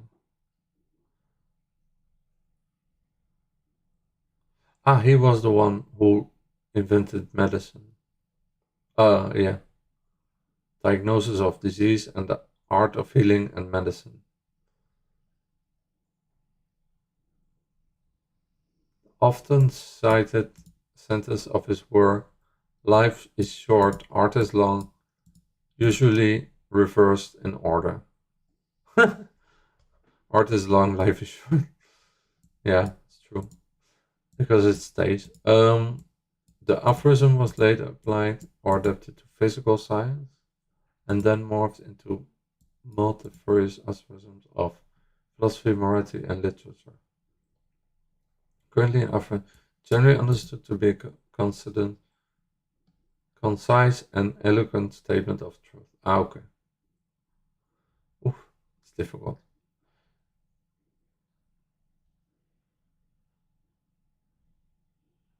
Aphorisms are distinct from, I don't know what that is. Assumption is a statement that is taken to be true to serve as a premise or starting point for further reasoning and arguments. Oh yeah, okay. That word comes from the ancient Greek axioma, meaning that which is thought worthy or fit, or that which commends its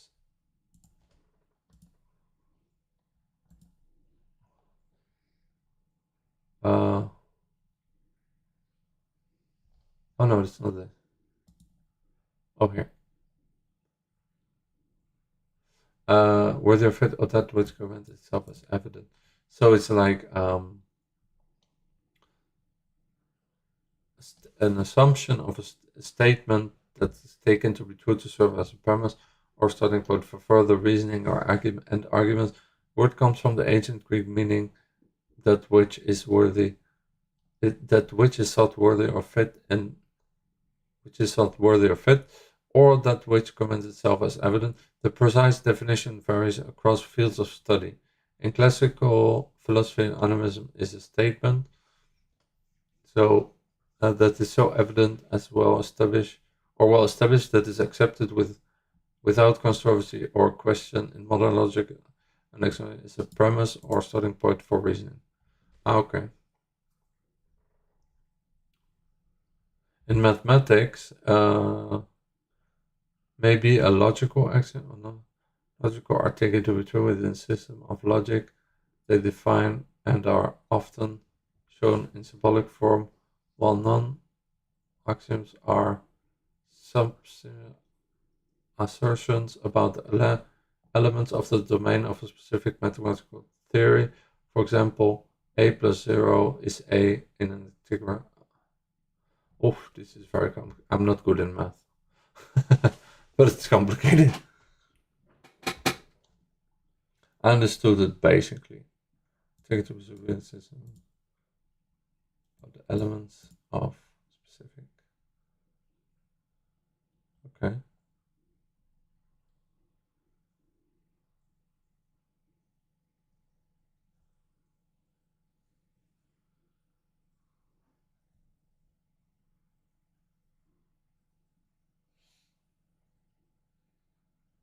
Okay.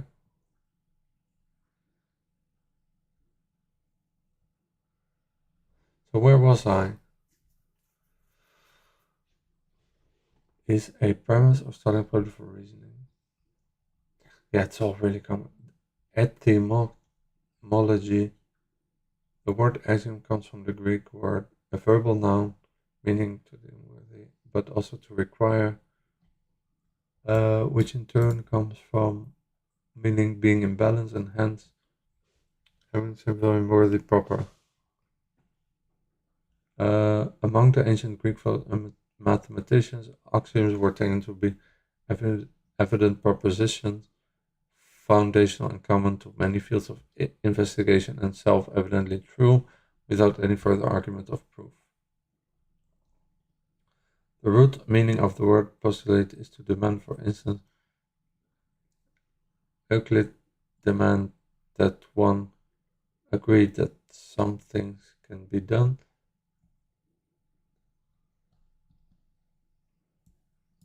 Ancient geometers maintained some distinction between axioms and postulates, while commenting on postulate remarks that Geminis held that this postulate should not be classed as a postulate but an okay. like the first assert the possibility of some construction, but expresses an essential property, an essential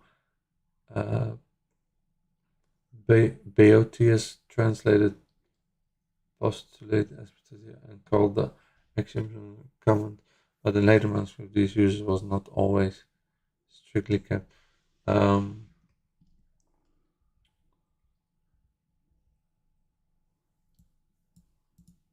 I don't know what this is about. The logical method whereby conclusions follow from premises old knowledge, new knowledge through the application of sound arguments was developed by the ancient Greek and has become the core principle of modern mathematics. Tautology is excluded. Nothing can be can be disputed if nothing is assumed. Okay. Tautology is a formula that is true regardless of the interpretation of its component terms with only the logical constants having a fixed meaning. Okay. So perception, maybe? For example, a formula that states the ball is green or the ball is not green is always true, regardless of what a ball is. Yeah, so perception, basically. Tautology.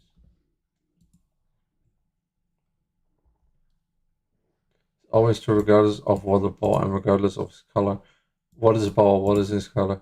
Tautology is usually... Is that nihilism also, like nothing matters? Everything matters, nothing matters. Tautology is usually, though not always, used to refer to valid formulas of personal logic. The philosopher Ludwig Wittgenstein first applied the term to redundancies of personal logic in 1921, borrowing where a tautology is a repetitive statement. In logic, a formula is satisfiable, it's true, at least one interpretation, and thus tautology is a formula whose negation is unsatisfiable. In other words, it cannot be false. Unsatisfiable statement both through negation and affirmation are known formally as contradictions. Yeah, that's mathematics. Oh, sorry. Formula that is neither a tautology nor a construction is said to be logically consistent. Such a formula can be true or false on the values assigned to its propositional variables. Oof, that's mathematics. I'm not good in mathematics. Tautologies are a key concept in possible logics, where a tautology is defined by as a propositional formula that is true under any possible okay, this is getting very complicated. Exists for testing, blah blah blah. I don't know what this all means. So. Okay, this is not the point anyway. So let's go back to Platonism. Plato, okay, we all know Plato. He influenced all the major areas of philosophy, was the founder of Plato, and Plato's most famous contribution is the theory of forms or ideas. Okay, it's him who made this. Theory of forms or ideas. So that's what Plato's mostly famous for. His most famous contribution. Theory of forms or ideas, which aims to solve what is now known as the problem of universals. That's what I read before. No?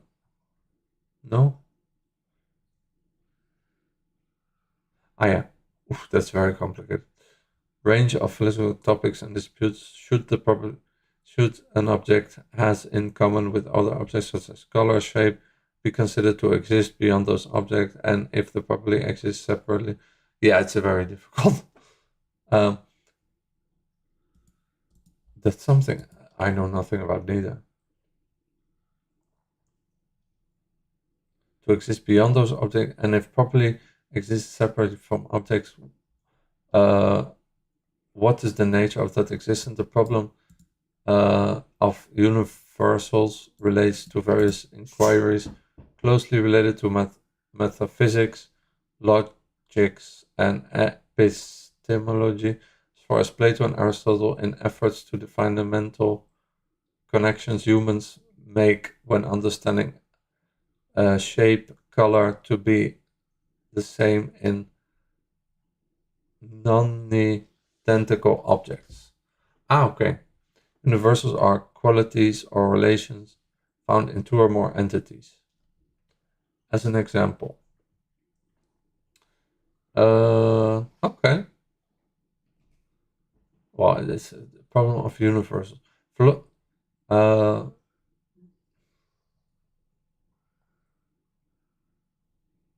Qualities or relations found in two or more entities. As an example, if all cup holders are circular in some way, circularity may be considered as a universal property of cup holders.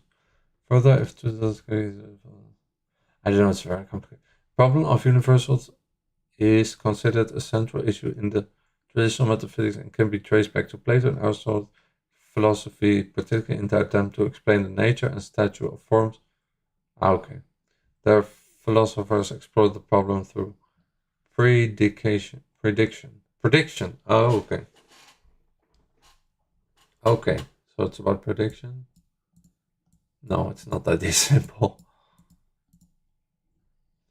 Plato believed there was a sharp distinction between the world of perceivable objects and the world of universals or forms.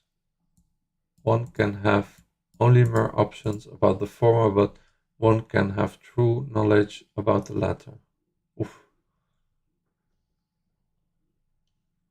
World of universals, of forms, and a world of perceivable objects. Yeah, there is a difference. That's what is the whole mythical stuff, right? For Plato, it was not possible to have knowledge of anything that could change or was particular, since knowledge has to be forever unfailing and general. Thus, the world of the forms is the real world, like objects seen in sunlight, while the sensible world is sensible what is only imperfectly or partially real, like the shadows cast by those objects. Okay. Yeah, maybe. The Platonic realism, however, in denying has the eternal forms are mental artifacts, differ sharply from modern forms of idealism. Okay. The theory of forms, a theory of ideas as form as Platonic idealism or Plato, is a philosophical theory credited to the classical philosopher Plato. Eternal forms, okay, in denying that the eternal forms are mental artifacts differ sharply with modern forms of idealism. The Platonic realism, however, denies this, while the sensible world is only imperfectly or particularly real, like the shadows cast by those objects. So yeah, the what you can see, it's real, and what you can feel, it's not really real. And then Platonic realism is denying that things are forever or eternal. No, that's not it. No, that's not it. Differs sharply with modern forms of idealism. Yes, it is that, I think. Yes. It's idealism and modern forms. Denying that the eternal forms are mental artifacts. I don't know what mental artifacts are. One of the first nominalist critics of Plato's realism, who said, "I've seen Plato's cups and a table, but not his cupness and tableness." Okay. Oof. And then you have that's Plato, and then you have Aristotle, Plato's student. Aristotle disagreed with Plato on almost everything. Aristotle transformed Plato's forms into formal causes blueprints or essences or individual things.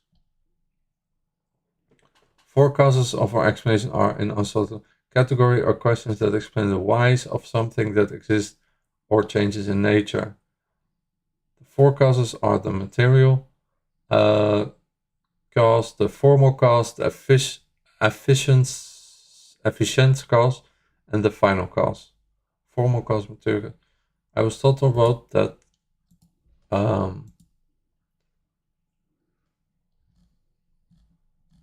what did he write? Oh, here. Aristotle wrote that we do not have knowledge of a thing until we have grasped its why, that is to say, its cause. While there are cases in which classifying a cause is difficult, or in which causes might merge, Aristotle held that his 4 causes provided an analytical scheme of general applicability. Okay, Aristotle's word has in philosophical scholar tradition been translated as cause. Okay, this peculiar, yes, specialized technical usage of the word cause is not that of everyday English language. Okay, rather the translation of Aristotle's cause that is nearest to the current ordinary language is explanation. Okay. Matter, form, efficient, agent, final cause, and okay, this is all very difficult. 4 causes are not mutually exclusive. For Aristotle, probably 4 answers to his question why has been given to explain a phenomenon, and especially the actual configuration of an object. For example, is asking why a table is such and such. An explanation in terms as the 4 causes would sound like this. The table is solid and brown because it's made out of wood. It does not collapse because it has 4 legs of equal length. It is as it is because a carpenter made it. Starting from a tree. It has these dimensions because it is to be used by humans. Aristotle distinguished between so you see something and you just see it. You don't think like more than what you see, basically. Aristotle, something like that, I don't know. Aristotle distinguished between intrinsic and extrinsic causes. Matter and form are intrinsic causes because they are real directly with the object, whereas efficiency and finality causes are said to be extrinsic because they are external. Thomas blah blah blah demonstrated that only those 4 types of causes can exist and no others. He also introduced periodic order to which matter is perfect by the form is made perfect by the agent, and agent is made perfect by the finality. Hence, the finality is a cause of causes, or equivalency, the queen of cause. Definition of cause. Aristotle used the Greek word. Greek word is meant perhaps originally in what or who is responsible, mostly but not always a sense of guilt or blame. Alternately, it could mean in the credit of someone or something. The application of this word by Aristotle and other philosophers reflects how the Greek experience of legal practice influenced by the concern in Greek thought to determine what is responsible. Okay.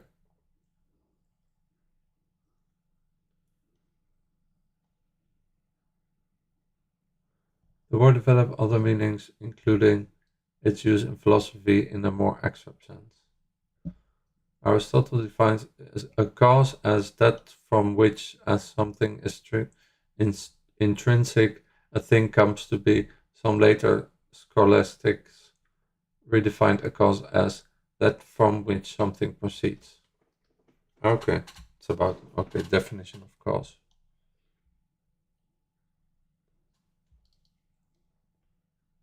It's very complicated.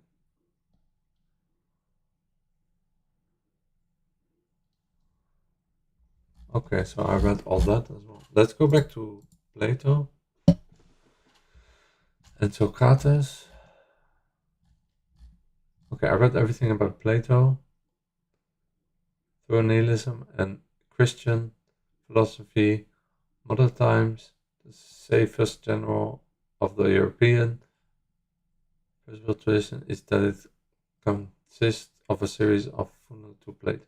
Okay, although their popularity have only consistently been read and studied through the ages.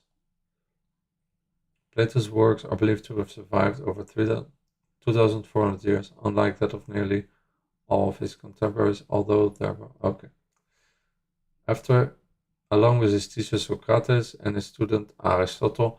Oh, so his teacher was Socrates, his student was Aristotle, and Plato was in the middle, central figure in the history of Western philosophy. Okay, I understand now who Plato is.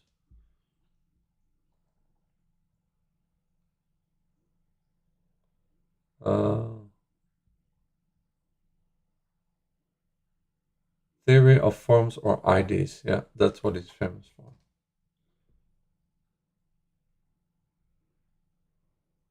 He is influenced by the pre-Socratic thinkers Heraclitus, Pythagoras. Oh, they are all in Assassin's Creed, although much of which is known about them is derived from Plato itself. That's funny, Assassin's Creed used so much philosophy, like Assassin's Creed in Greece, that one. Socrates is interesting as well. Okay, that's for another time. Okay, the Great Famine. Where was I? Okay, but also because of some in power believed in divine providence, or okay, now I know what divine providence means, or that the Irish lacked moral character, which aid only resumed to some degree later. Large amounts of food were exported from Ireland during the famine, and the refusal of London to bar such exports. Yeah, that's what I read in the comments. So there was a famine, and all the food they brought it to London, or to the Great Britain, and the refusal of London to bar such exports, as had been done on previous occasions, was an immediate and continuing source of controversy.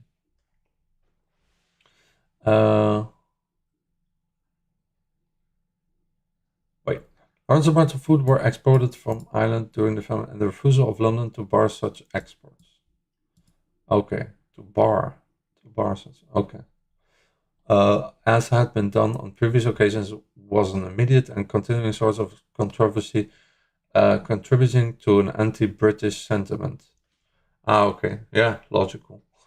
And the campaign for independence. Okay, they were not independent?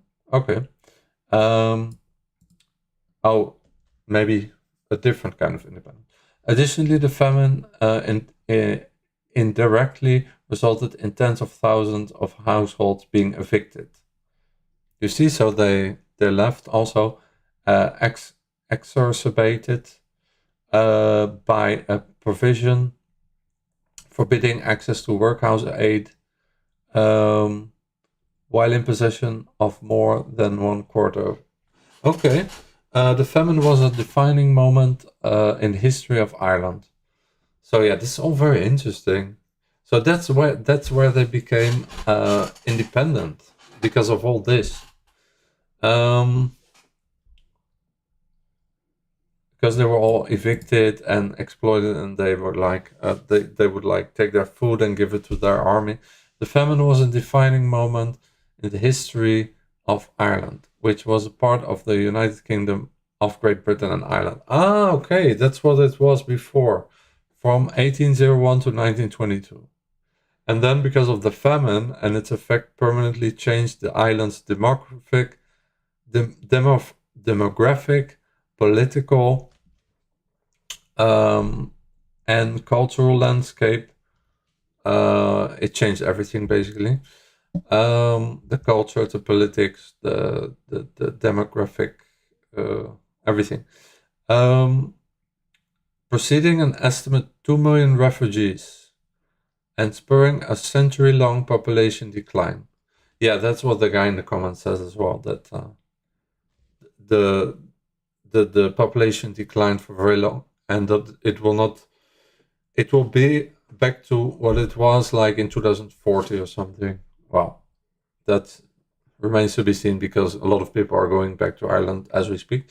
For both the native Irish and those in the, especially who have like Irish origins from the US and Canada and Australia and all those places. For both the native Irish and those in the resulting... Oh, this is other comedian who's like Irish Australian. What's his name? James. He's so funny. He's in KROTOV. He's always so funny. And he has his own like comedy special as well on YouTube. What's his name? James. He's so funny. For both the native Irish and those in the resulting diaspora, native Irish and those in the resulting diaspora, the famine entered folk memory. Folk memory. Okay. So that's basically the memory that I always talk about. We never forget. In the comments, we read that a lot too. The strained relations between many Irish people and the then ruling British government worsened, which means got even worse, further because of the famine.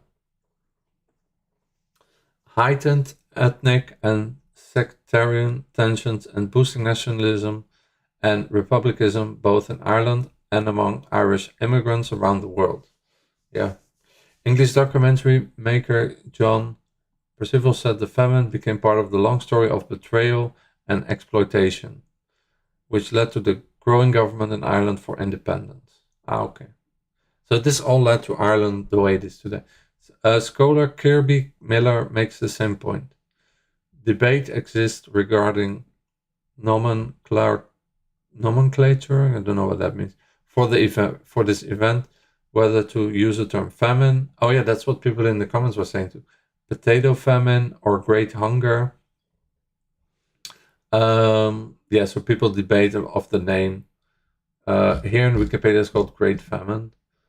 Potato famine, great hunger, it has different names. The last of which some believe most accurately captures the complicated history of the period. The Great Hunger, yeah. That's also a good depiction, right? Potato famine, and there was another one, potato...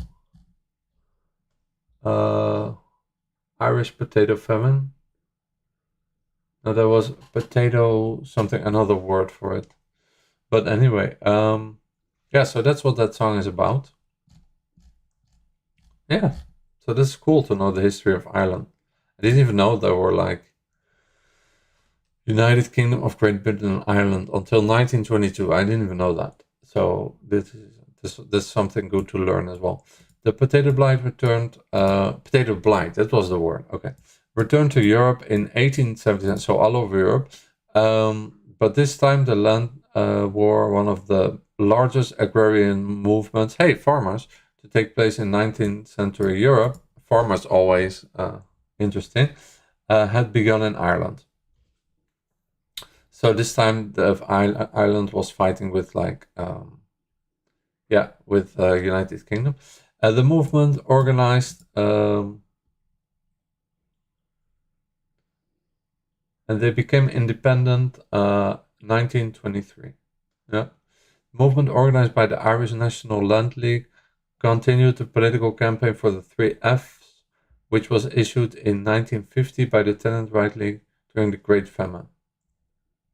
When the potato blight returned to Ireland in the 1879 famine, the League boycotted notorious landlords, and its members physically blocked the evictions of farmers. The farmers again, you see. The consequent reduction in homelessness and house demolishment resulted in a drastic reduction in the number of deaths. Yeah, so it was a long war between Ireland and the United Kingdom. Ireland was brought into the United Kingdom in January 1801 following the passage of the Acts of Union executive power lay in the hands of Lord and Chief Secretary for Ireland, who were appointed by the British government. Ireland sent 105 members of Parliament, House of Commons of the United Kingdom, and Irish representative peers elected 28 of their own to sit in the House of Lords. Between 1832 and 1859, 70% of Irish representatives were landowners of landowners. In the 40 years that followed the Union,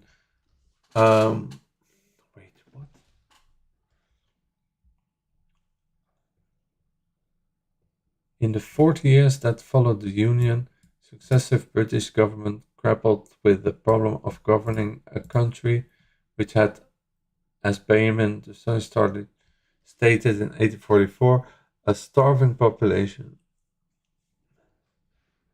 In the 40 years that followed the Union, successively British government grappled with the problems of governing a country which had a starving population and absentee aristocracy, so that they didn't have a lot of aristocratic people, an alien established Protestant church. Okay, so they didn't have Protestant only, and in addition, so that became a real problem between like the Protestant and the Catholic.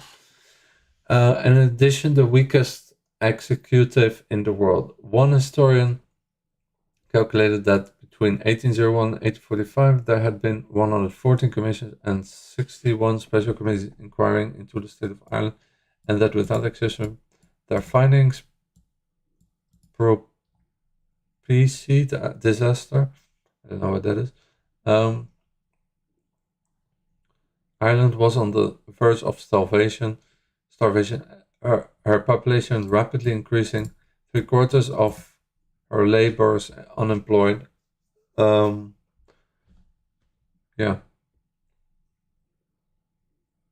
Standard of living unbelievably low, housing conditions appalling,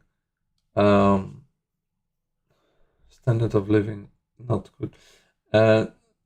Lectures printed in 1847 by John Hughes, Irish-born Catholic prelate who served as Bishop of New York until his death. From 1842 until his death. 1840 he founded St. John's College, which would later become Fordham University. Irish-born Catholic prelate who served as a bishop in New York. Okay, John Hughes.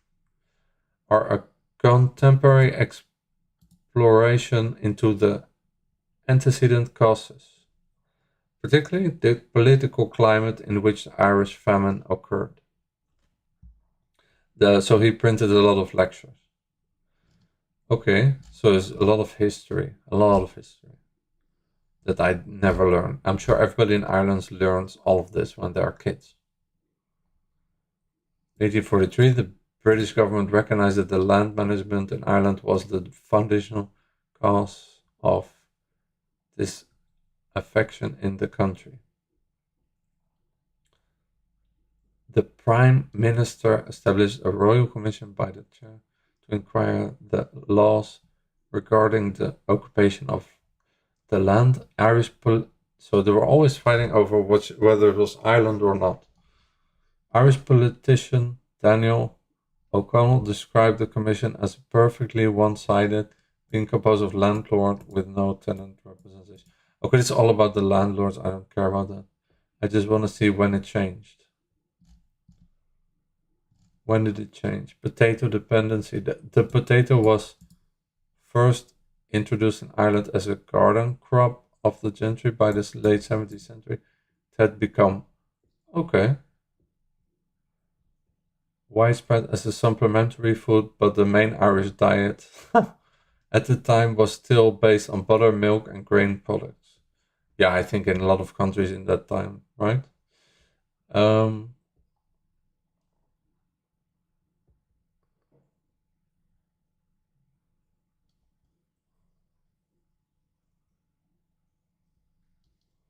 Irish diet. Irish cuisine encompasses the cooking styles, traditions. Yeah, Irish food is nice. I had Irish breakfast. I like it. It has developed from actually through centuries of social and political change, a mixing of different cultures, predominantly which those from nearly Britain or other European regions. Okay, the Irish economic grew between, okay, this is all very old, 1760 and 1850 due to infrastructure expansion and the Napoleonic Wars 1855 to 1815, which had increased the demand for food in Britain. Okay, so their economy grew and then tillage increased to such an extent that there was only a small amount of land available to small farmers to feed themselves. The potato was adopted as a primary food source because of its quick growth in a very small space.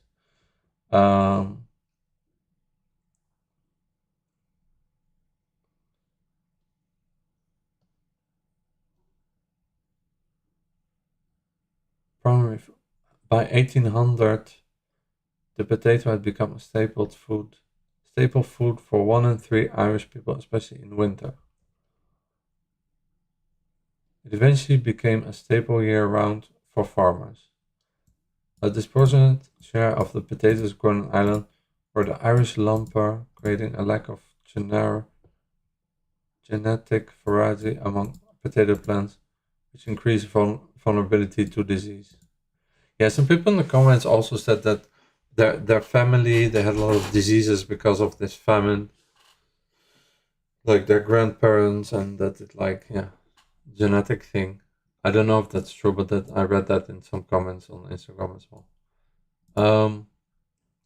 Potatoes were essential to the expansion of the KROTOV system.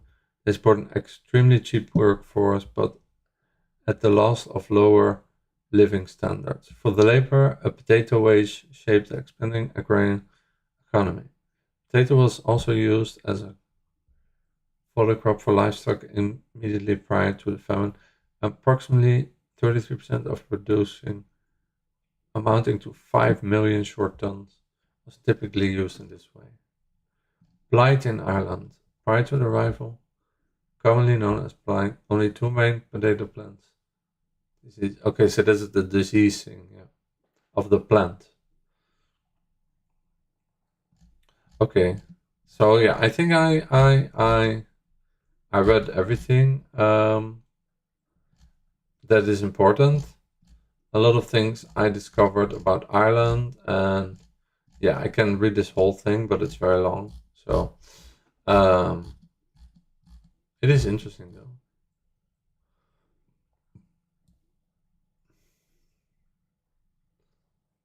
Immigration. At least 1 million people are thought to have immigrated as a result of the famine. There were about 1 million long-distance immigrants between 1846 and 1851, mainly to North America. Ah, okay. 1 million. The total given in 1851 census is it's almost 1 million. Short-distance immigrants, mainly to Britain, may have numbered 200,000. So yeah.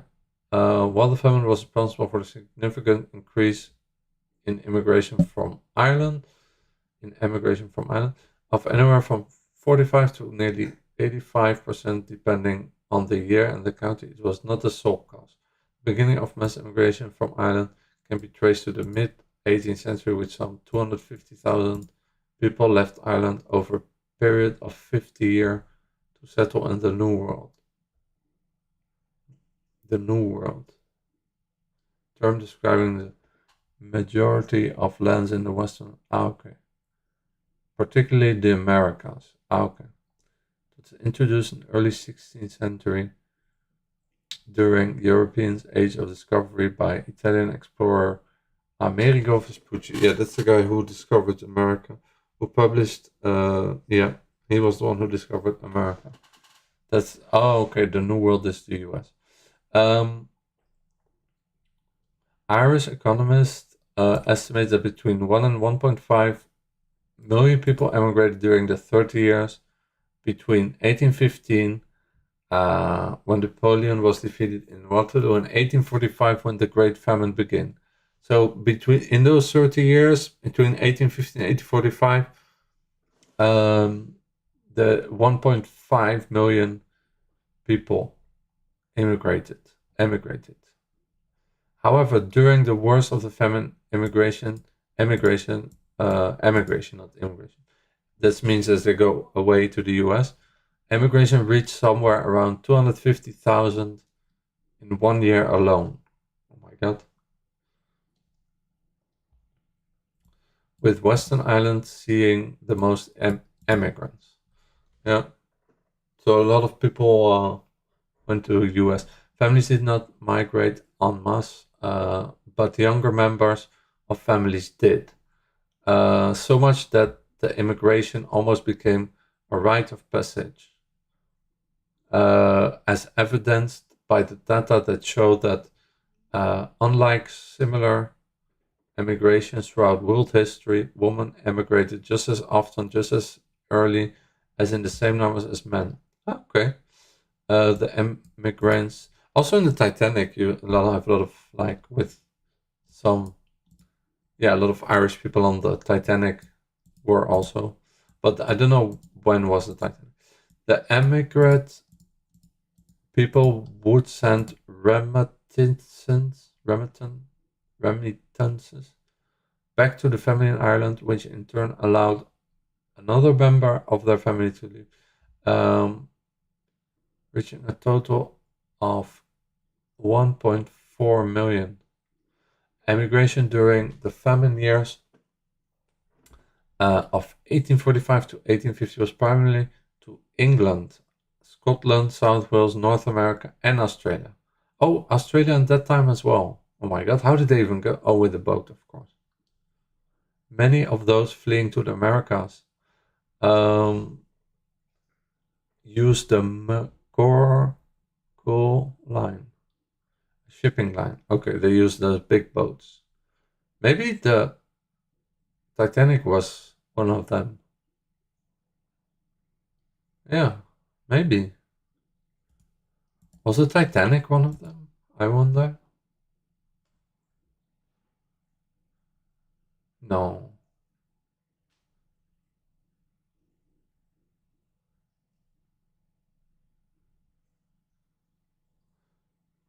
They carried passengers to Quebec, St. John's, Newfoundland, and Labrador, so Canada, Philadelphia, New York, and New Orleans.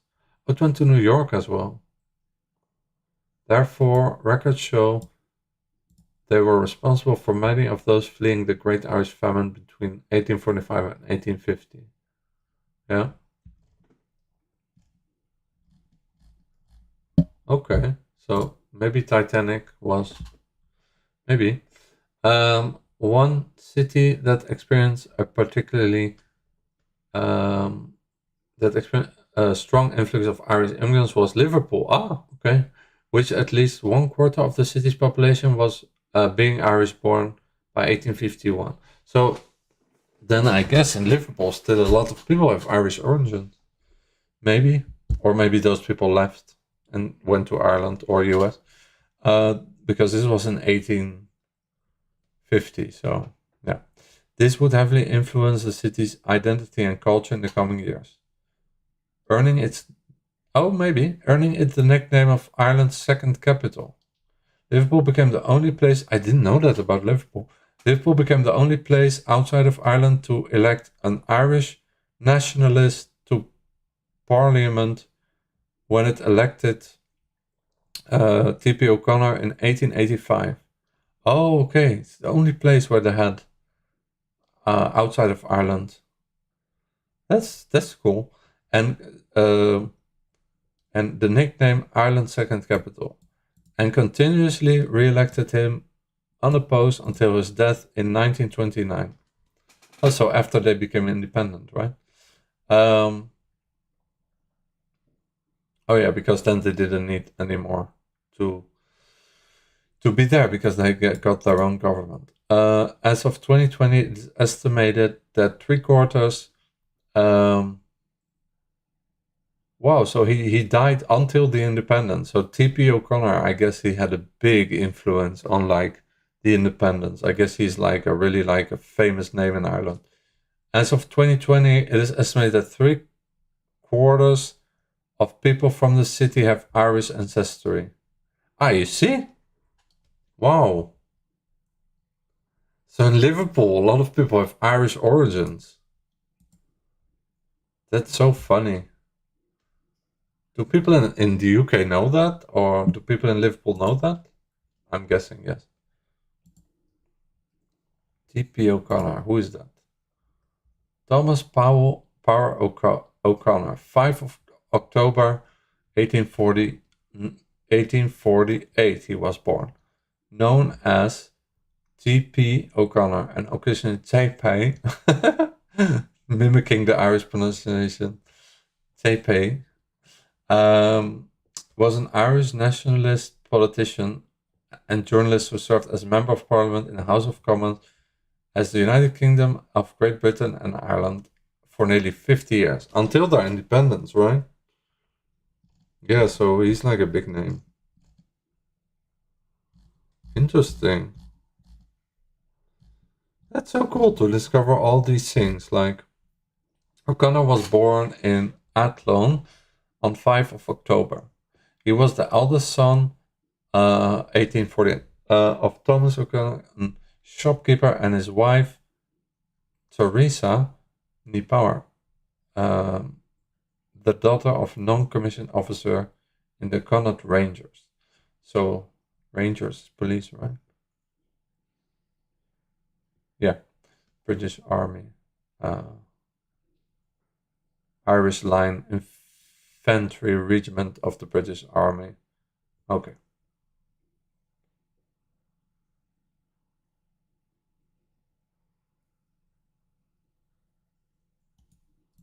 Yeah.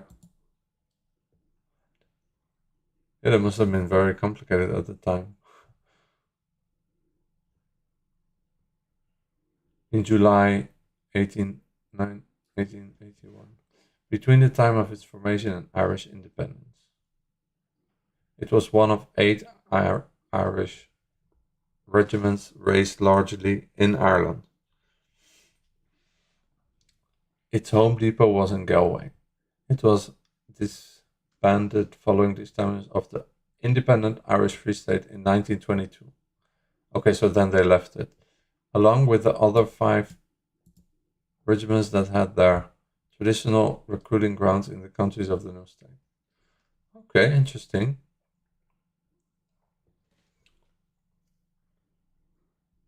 It was an Irish Line Infantry. Okay. Between the time of its formation and Irish independence, it was one of 8 Irish regiments raised largely in Ireland. Its home depot was in Galway. It was disbanded following the establishment of the independent Irish Free State in 1922. So in 1922, Ireland became what it is now. Along with other... no, that's not interesting. The Irish Free State, also known by its Irish... Okay, that's what I wanted to read. The Irish military diaspora refers to the many people of either Irish birth or extraction who have served in overseas military forces,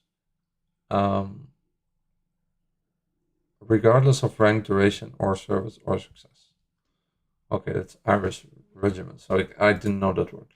So the Irish Free State, that's Ireland we know now, was a state established in December 1922 under the Anglo-Irish Treaty of December 1921. So in 2021 they only are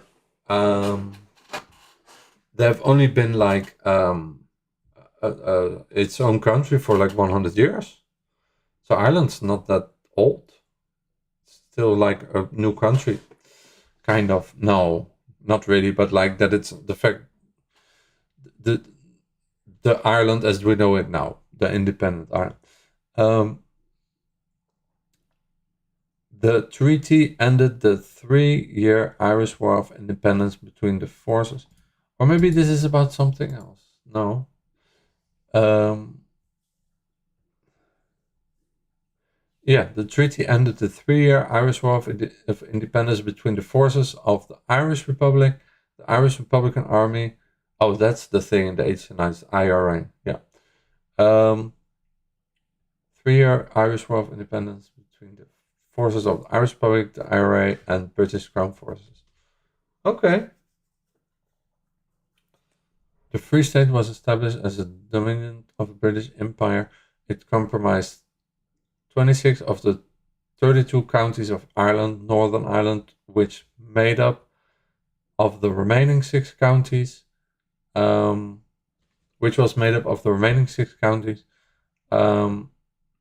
exercised its right under the treaty to opt out of the new state. The Irish Free State government consisted of the Governor General, Representative, blah, blah, blah, blah, blah.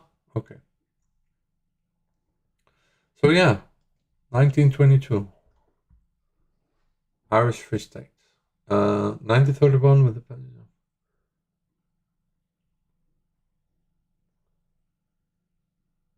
statute, the Parliament of the United Kingdom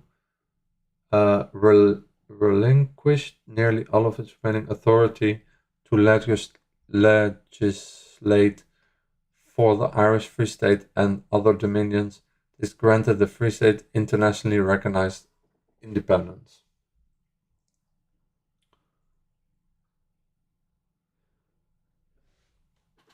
So when was the Irish?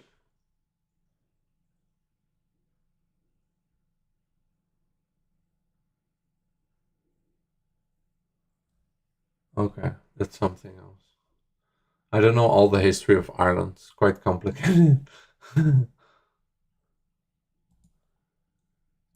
Something about the Irish Civil War between 1922 and 1923.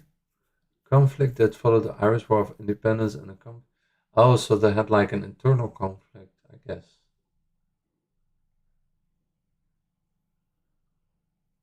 Or maybe not. And accompanied the establishment of the Irish Free State, an entity independent from the UK, but within the British Empire. Okay, so they were still like, I don't know about this, the Irish Civil War. Maybe put it in the comments, because it seems complicated. Civil war was waged between the Provisional Government of Ireland and the anti-treaty IRA and the Anglo-Irish Treaty. The provisional government became the Free State in December 1922. Yeah, that's what I read. So what is this Civil War thing then? Supported the terms of the treaty, while the anti-treaty opposition. Oh, okay. Saw it as a betrayal of the Irish Republic. Proclaimed during the Easter Rising of 1916, many of the combatants had fought together against the British in the Irish Republican Army during the War of Independence, and had divided after that conflict ended at the treaty, and the treaty negotiations began. Okay, so they were like, okay, wait.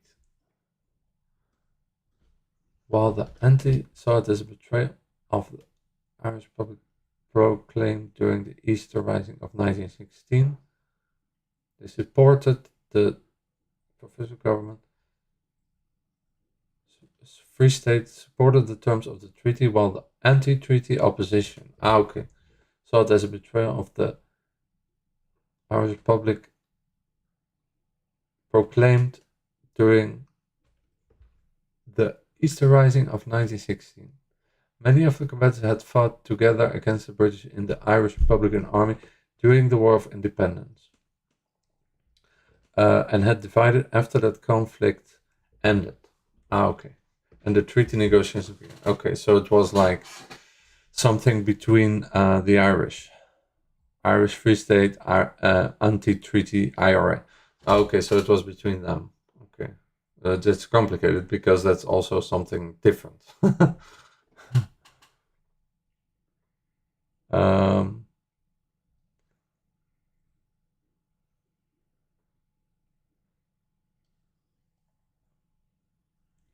Irish. Okay. Civil War was won by the Protestants Treaty National Army, who first secured Dublin by early July, then went on the offensive against the anti-treaty strongholds of the south and the west, especially the Munster Republic, informal colonial term by the Republic never claimed to be a state as such, but was a base for the Republican Civil War aim of creating an all-Ireland Irish. What is Munster? Republic. Okay. Informal and colloquial term by the Irish Republicans to refer to a territory they held in the province of Munster at the time of the Irish Civil War. Munster? But isn't that... Oh no, there's a Munster also in Ireland. Okay. Largest of 4 provinces of Ireland, located in the southwest of the island. Okay, it was like Munster, that's in France. That's why I got confused. Okay.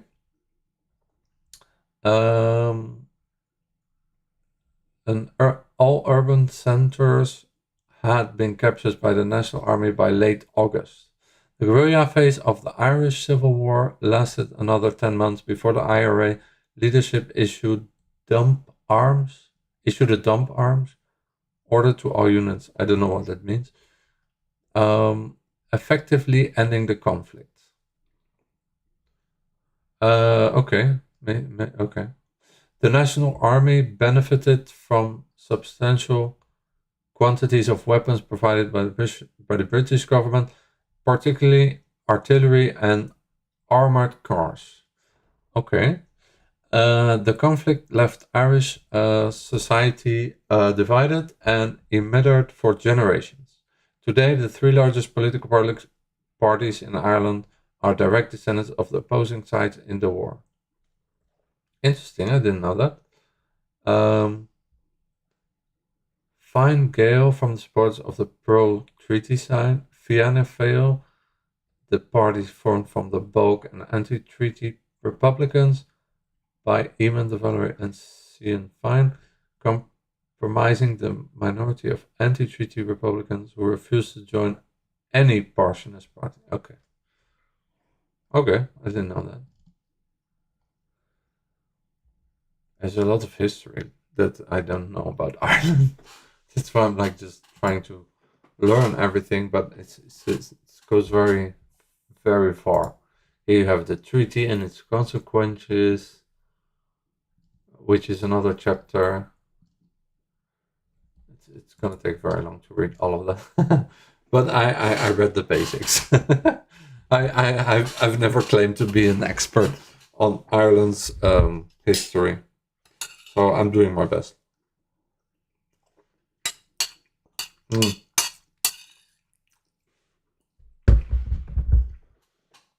History is always interesting, but it's always difficult because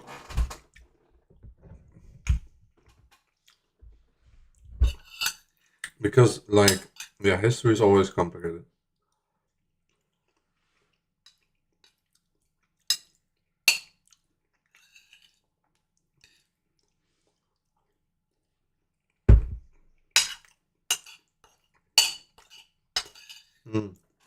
Food is really good. My boyfriend made it, and it's like lentilles with carrots and sausages. It's really good.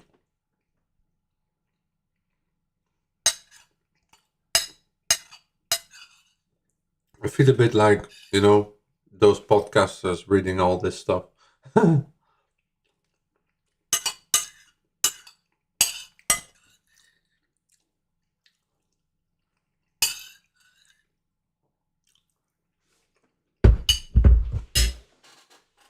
Okay.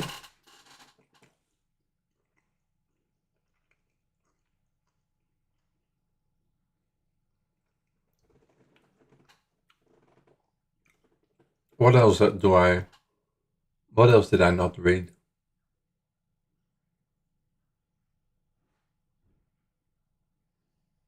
I think I read everything.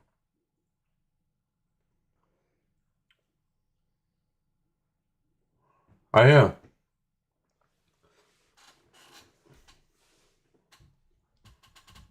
Not a lot of Jewish people in Ireland.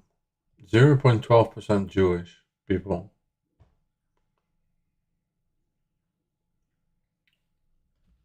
The Jewish community in Ireland has always been small.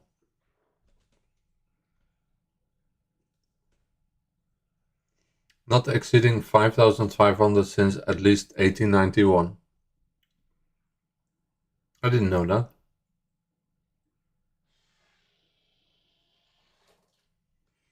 Maybe.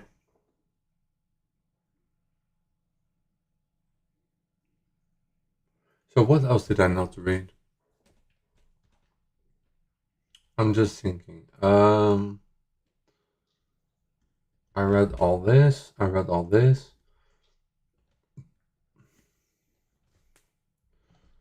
Okay.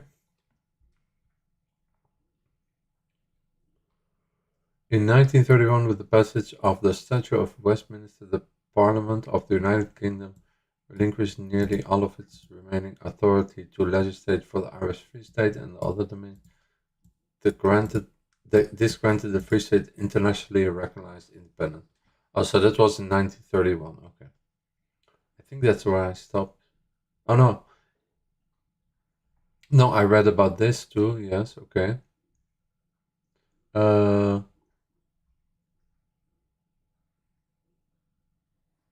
Which refused to recognize the state.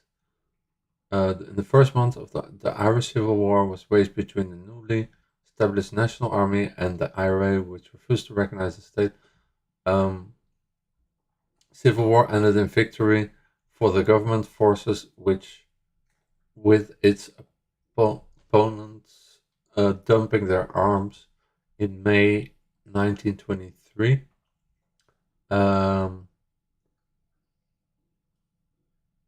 The anti-treaty political party refused to take its seat in the Dáil, leaving the relatively small Labour Party as the only opposition party. In 1926, when Sinn Féin president failed to have his policy reversed, he resigned from Sinn Féin and led most of his membership into a new party, which entered the Dáil following the 1927 general election. It formed the government after the 1932 general election, when it became the largest party. Okay, I think that's what I read before as well. De Valera abolished the Oath of Alliance and embarked on an economic war with the UK. In 1937, he drafted a new constitution, which was adopted a plebiscite in July of that year. The Irish Free State came to an end with the coming into force of the new constitution of 29 December 1937, when the state took the name Ireland. Oh, so that was in 1937. It became Ireland. Okay. So I think I read all of it. So 1922, 23, and 1937 they became 1931 internationally recognized independence, and then 1937 December they became Ireland. So that's interesting. So all the basic history, I think I read it. Yeah, maybe I'm a little bit more informed now about like the history of Ireland. Because like people who grew up in the 80s, they know a lot of this stuff, because in the 80s they were talking always, about what was happening between Ireland and the UK, or 80s and 90s, I don't remember. And people in Ireland, of course, but like as a Dutch person, I never really, who was born like in 85. So I knew about the whole thing between Ireland and the UK in the 90s, but 80s and 90s, but yeah, it's not. I was still too young to really be aware of it. The Dale. Okay, the Irish Free State was established on 6 December 1922. Okay, that was the. So 1937 they became Ireland. Okay.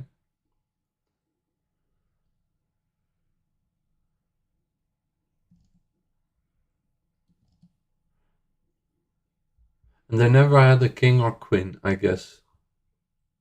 No, they didn't want, I guess. Governor General of the Irish Free State. The office of Governor General of the Irish Free State replaced the previous Lord Lieutenant with English and British administrations in Ireland since the Middle Ages. Okay, so this is from a long time ago. Representative of the Crown. Oh, this is about something else.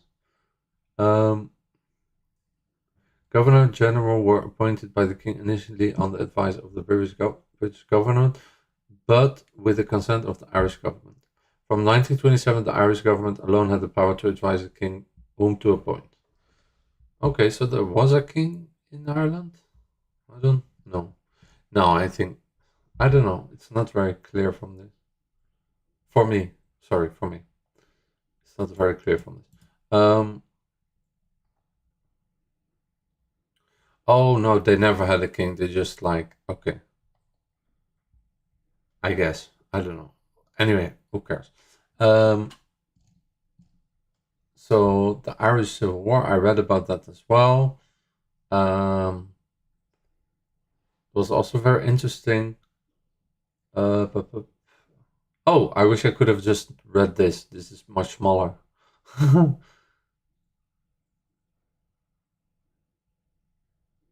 Yeah, well, the one I read was longer. Governance. The following were the principal party of the government of Free State between 1922 and 1937. That's when they became Ireland, right? 1937. Yeah, 1937. Cunan and Fianna Fáil. Okay, so those are two parties. Yeah, also what's also really cool in Ireland, that it's the only country, or one of the only countries, or maybe the only country in the world, where they voted gay marriage by popular opinion. So yeah, that's really cool. According to one report in 1924, shortly after the Free States, as well, the new dominion at the lowest birth rate in the world, the report noted that amongst countries for which statistics were available, all those countries, Ceylon had the highest birth rate at 40 per 1,000, while the Irish Free State had a birth rate of 18 per 1,000. Ceylon, I don't know what is Ceylon. Is that a country?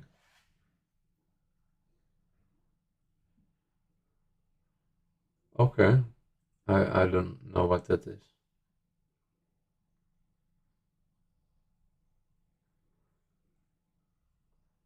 Does it still exist? Is it like a small country or something? Ah, it's like an island close to India, I think. Yeah, Sri Lanka. No, close to Sri Lanka. Oh, present day Sri Lanka, yeah. Oh, okay.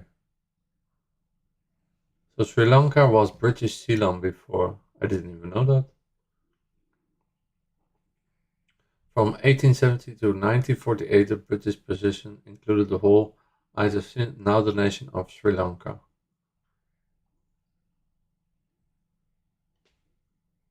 Between 1815 and 1948, it follows the fall of the Canadian Kingdom into the hands of the British. It ended over 2,300 years of Sinhalese monarchy rule on the island. The British rule on the island lasted until 1948, when the country regained independence from the Sri Lankan independence movement. Okay, so Sri Lanka as well is not independent for that long. I didn't know.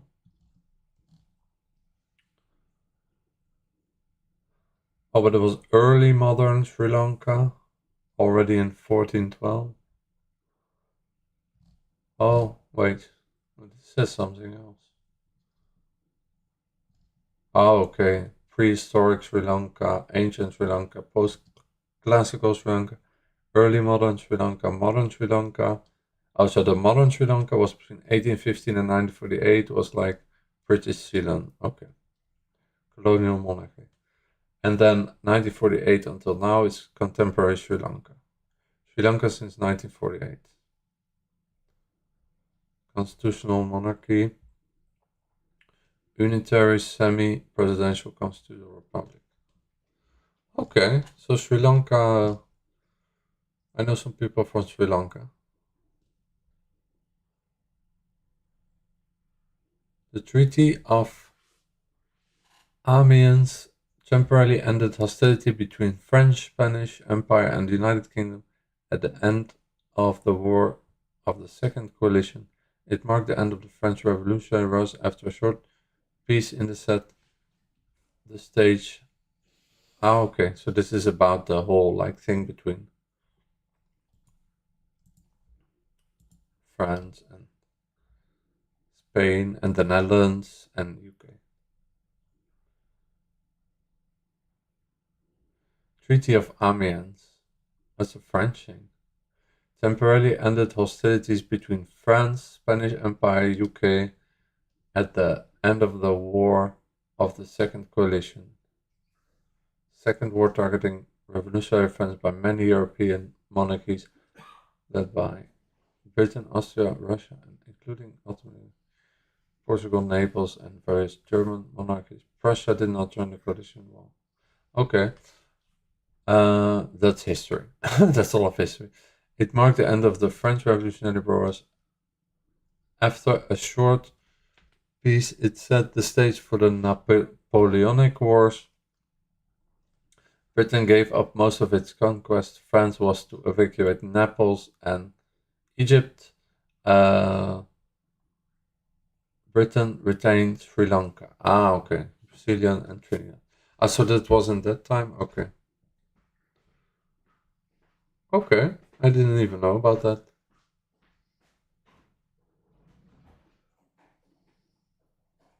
I didn't even know about that.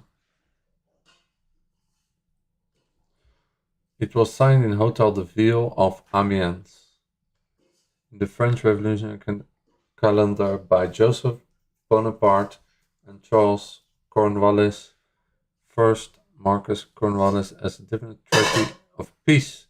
The consequent peace lasted only 1 year, 18th of May 1803, and the only period of general peace was peace in Europe, and was the only period of general peace in Europe between 1793 and 1814. Okay. Under the treaty, Britain recognized the French Republic.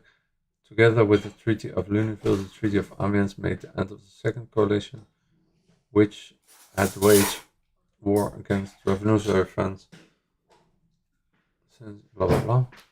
Oh, so this is all about the Napoleon and all this time. Yes. I see here the Netherlands, Rutger Jan. Yes. It's all about those people with the ships fighting each other and stuff. So this was signed then. Okay.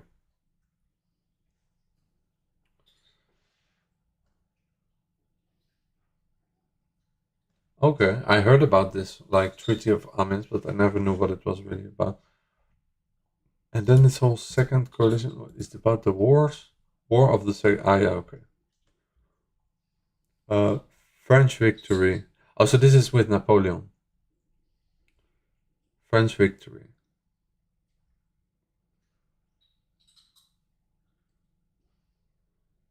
Italy, Switzerland, Southern Germany, Middle East, Mediterranean Sea, Caribbean Sea. Okay, I don't know. I knew something about this, but not. Was the Second War targeting revolutionary France by many European monarchies led by Britain, Austria, and Russia? and including the Ottoman Empire, Portugal, Naples, and various German monarchies. Prussia did not join the coalition while Spain supported France. The overall goal of Britain and Russia was to contain expansion of the French Republic and to restore the monarchy in France while Austria weakened and in deep financial. Okay, sought primarily to recover its position and come out of it was stronger when it had entered. The first half of the war saw the coalition manage to drive France back in Italy, Germany, and Holland, but they were not able to seriously threaten an invasion of France nor defeat the French decisively in battle. The second half of the war saw Napoleon and General Moreau inflict major defeats, forcing the coalition to surrender, which resulted in the status quo from the previous war being upheld, in large part because of the difference in strategy among the three major Allied powers. The second coalition failed to overthrow the revolutionary government, and French territorial gains since 1703 were confirmed in the Franco-Austrian Treaty of Luneville in 1801. France held all of its previous games and obtained new lands in Tuscany, Italy. Austria was granted Venetia and the former Venetian Dalmatia. Most other allies also signed separate peace treaties with the French Republic in 1801. Britain and France signed the Treaty of Amiens in March of 1802. That's what I just read. The Ottomans is one, 1802, which brought an interval of peace in Europe that lasted several months, until Britain declared war on France again in May 1803. The renewal hostilities culminated in the War of the Third Coalition. Okay, so that's all history stuff. It's not that's very a lot of details that I don't know anything about, but the result is French victory, it said, from the second one. And the third one was also another one. So, yeah, the Holy Roman Empire, what is that? Of the German nation was a polity in Central and Western Europe. Holy Roman Emperor. Lasted for a millennium until its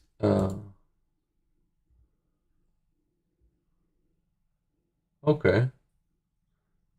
Dissolution in 1806. Initially, it comprised three consistent kingdoms: Germany, Italy, and from Burgundy, held together by the emperor's overlordship. By the 15th century, imperial governance became concentrated in the Kingdom of Germany, as the empire effectively controlled Italy and Burgundy had largely disappeared. And 25 of December 800, Pope Leo III crowned the Frankish Roman Emperor, receiving the title more than 3 centuries after the fall of the Western Roman Empire in...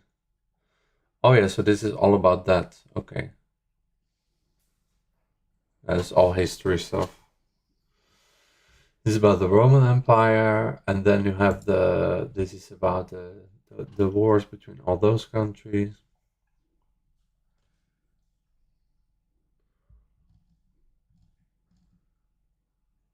It's I knew about all this, but I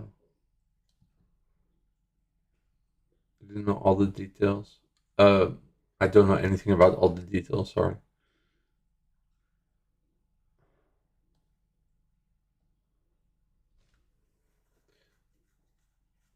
I knew about also, yeah, October 17, fight alone.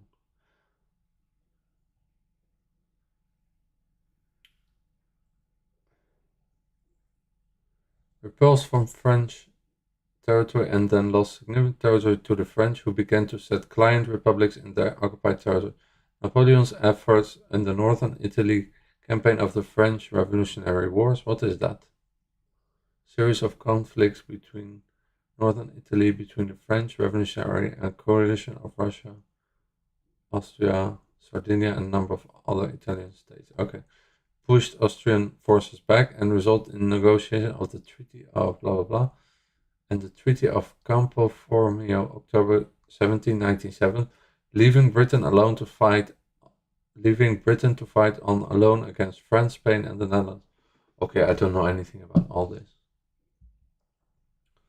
The peace was interrupted from October until March of 1797-1799. France and Austria, the signatories of the Treaty of Campo Formio, avoided armed conflict but remained skeptical of each other, and several diplomatic incidents undermined the agreement.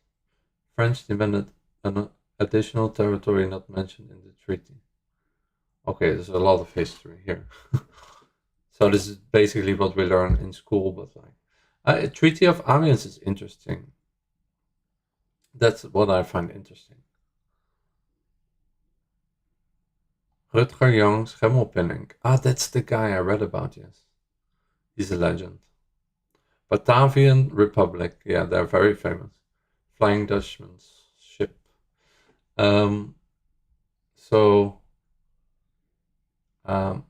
It's interesting. The Treaty of Amiens temporarily ended hostiles between France, Spain, and the UK at the end of the War of the Second Coalition. So that was that war I just read about.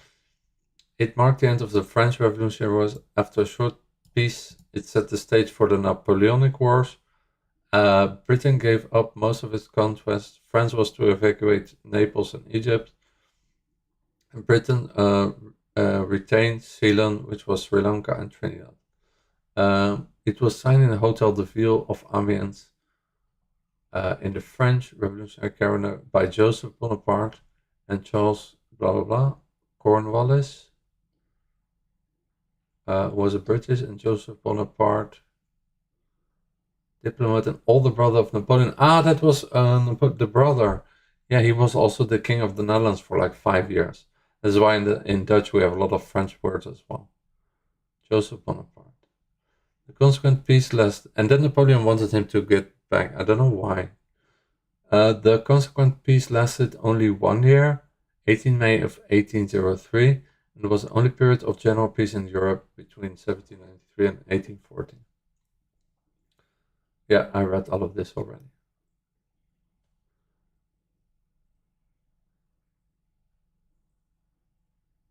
Under the treaty, Britain recognized the French Republic together with the Treaty of Lunéville, 1801. The Treaty of Amiens marked the end of the Second Coalition, which has waged war against revolutionary France since 1798. Okay, so this is interesting. Didn't know anything about this.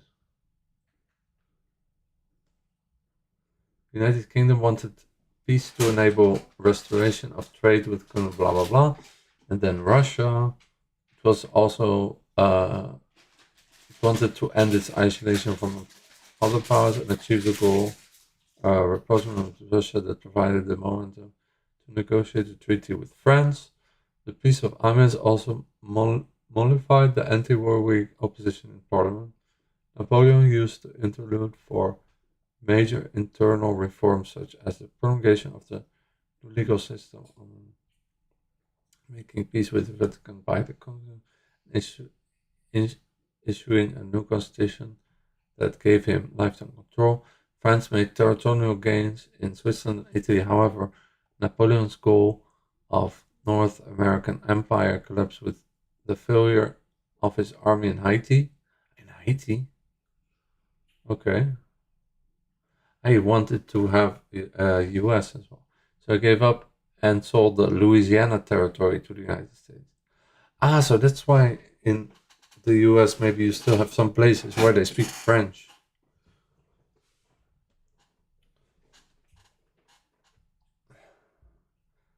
Louisiana.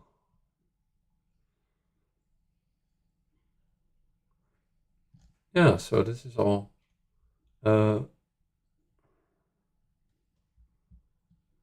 this is all history.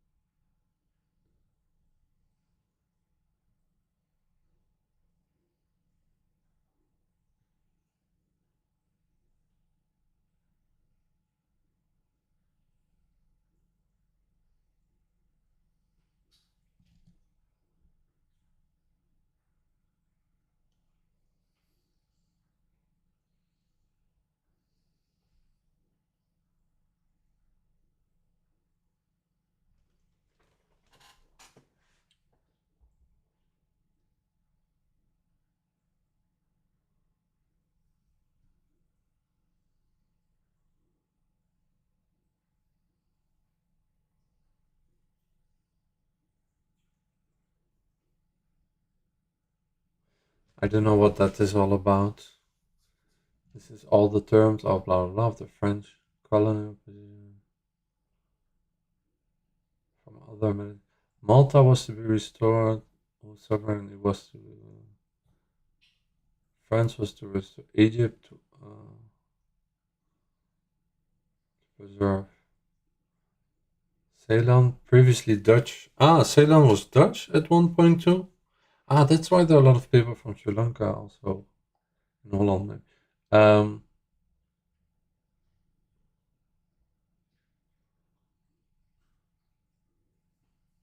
Britain also recognized 7-island republic. What is that? Republic? Was an oligarch republic that existed for Russian and other to the 18 established by France on the Ionian Islands. Oh, Greece, okay. That are traditionally called the but the group includes many smaller islands. Oh, the Ionian Islands, okay. That are part of Greece now. Both sides were to be allowed access to the outpost on Cape of Good Hope. Oh, Cape de Goede Hope, that's South Africa, okay. In a blow to Spain, the preliminary agreement. Oh, Menorca. Oh. Included a secret clause in which Trinidad was to remain Britain. Spain would finally recover the island of Menorca. Oh, so Menorca was really like a fight. I didn't know that Menorca was having so much history. News of signing was greeted across Europe with joy, celebration of peace, boundless poems and oaths proliferated in French, English, German and other languages. Actors happily depicted the treaty at dinner theaters, legitimate state, vaudeville, I don't know what that all means. About actors. In Britain there were illumination, fireworks. Peace, it was thought in Britain, would lead to the withdrawal of income tax imposed by Britain, reduction of game prices and a revival of markets. Okay.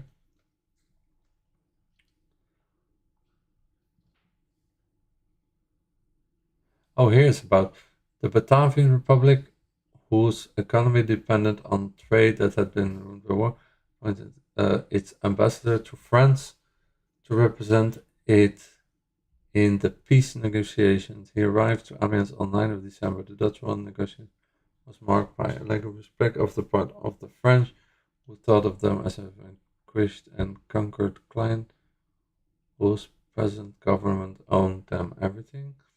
I don't know what that all means.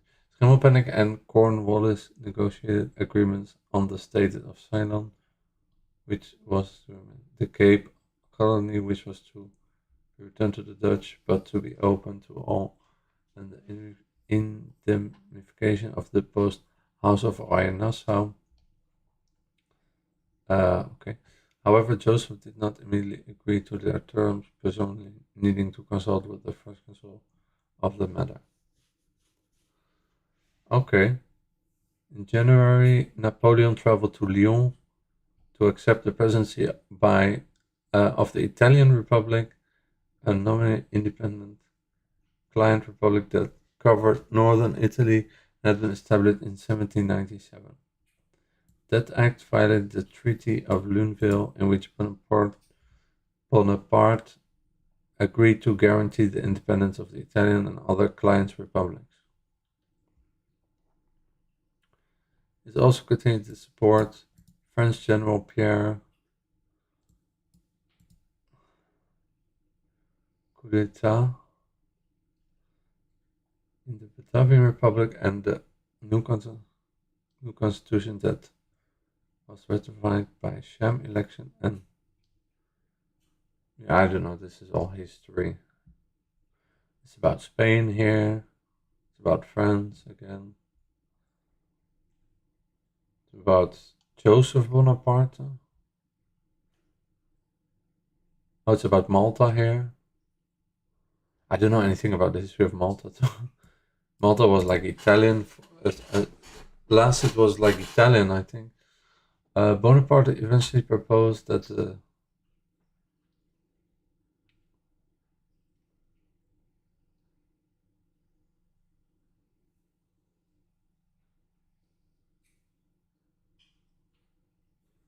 March, 24th of March, Cornwallis and Joseph signed the final agreement. Cornwallis was unhappy, renewing a bloody and hopeless war.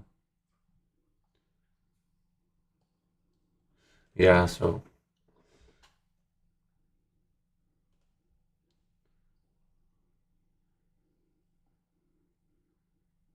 Britain to return most of its captured Dutch Guyana. What is Dutch? Oh, Suriname to the Batavian Republic. Britain to return Cape Colony to the. Okay. Yeah, I learned some of that in school, but not everything. A Dutch East Indian Company. That was like VOC. Yeah, I know a lot about that. House of Royal-Nassau to be compensated. Also, there's House of Royal-Nassau is something different. And the Batavian Republic.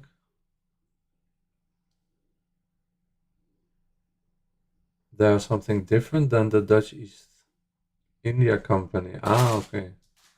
Dutch East India Company was before. Okay. Ah, okay. So there are a lot of like different historical things in different periods. And yeah. Menorca returned to Spain. Malta to be restored and to be declared neutral. French Guiana to have its borders. France to withdraw its forces from the Papal States. State of the Church. Territories on the Italian Peninsula. Oh, that was where the popes were living. Among the major states of Italy from the 8th century until the Kingdom of Naples.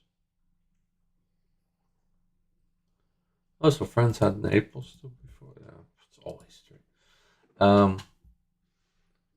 Papal States, officially state of church, Italian Peninsula under sovereign rule of the Pope.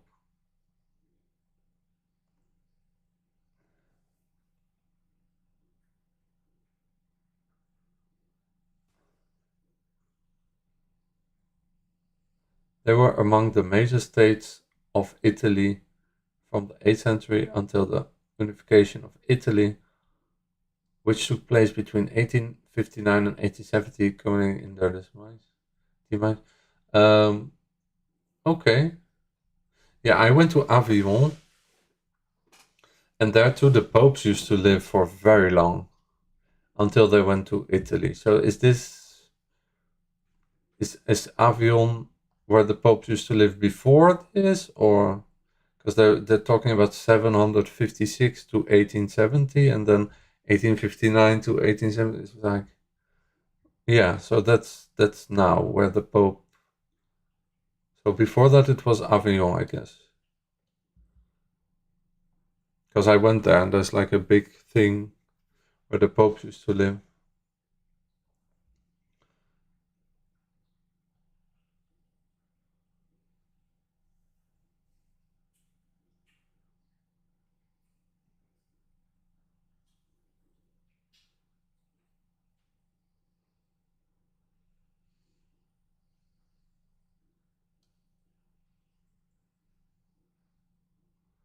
Okay.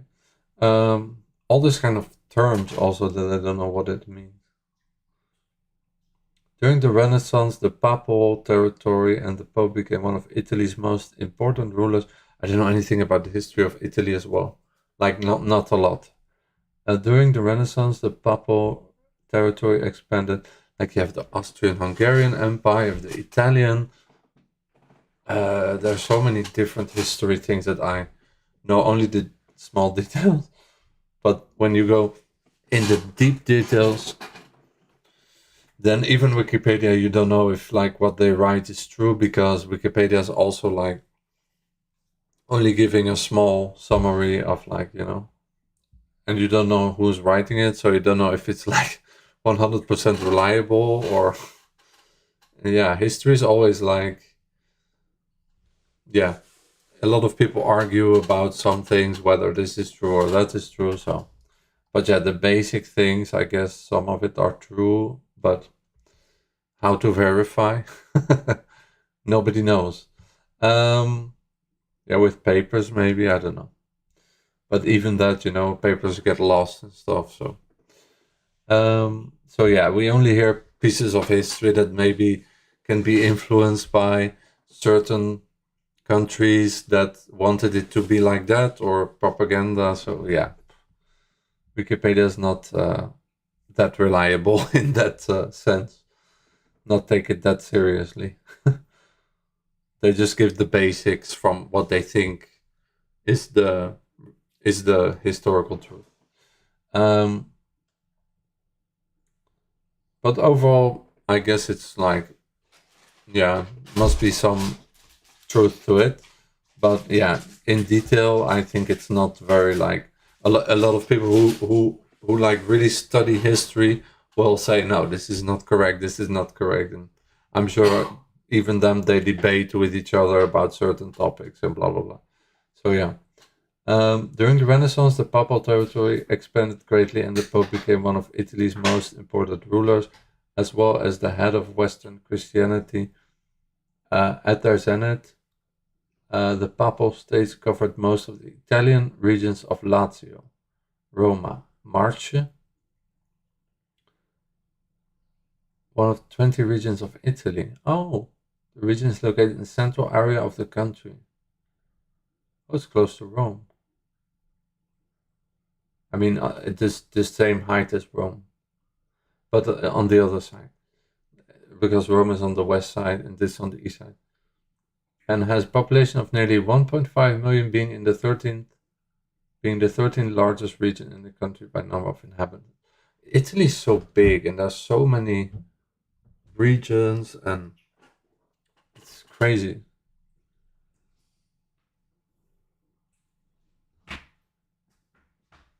13th largest region in the country. Such a big country. Romagna and the portions of Emilia. The Pope's reign over this land was an excavation of their temporal powers.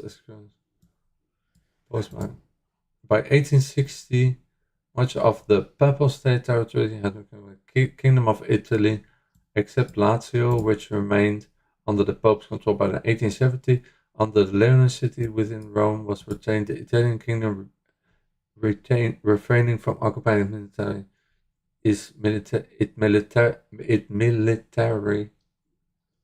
really, despite its annexation in 1929, the Italian fascist Mussolini, the head of Italian government, ended the prisoner in the Vatican period by negotiating the Lateran Treaty signed by the two parties. I don't know what that is, but I know Mussolini from like stories in World War II.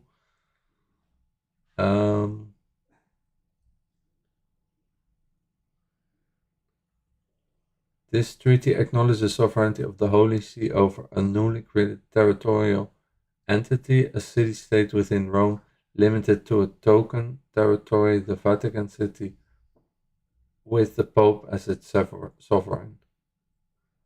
Okay. So is this like after Avion then, I guess? Unification of Italy, yeah, it's after Avion. Avion was before that. And then it became the Vatican, I guess, after.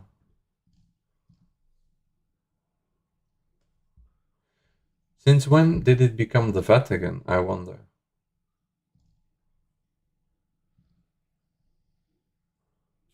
Constantine the Great, who's that? Roman Emperor.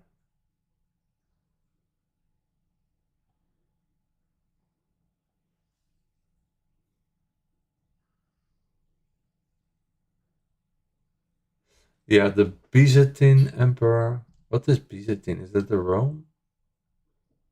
Eastern Roman. Ah, yeah, that was like old Roman. No, I don't know actually what that is. It's too much history. I'm getting confused with everything.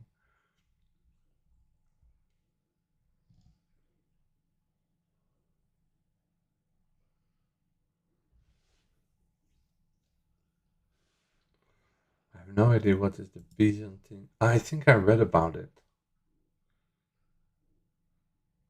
Emperor. Oh, it was when they had emperor.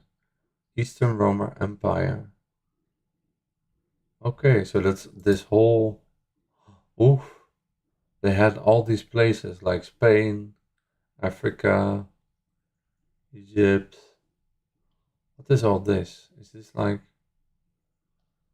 Macedonia? Oh yeah, okay. Yeah, okay.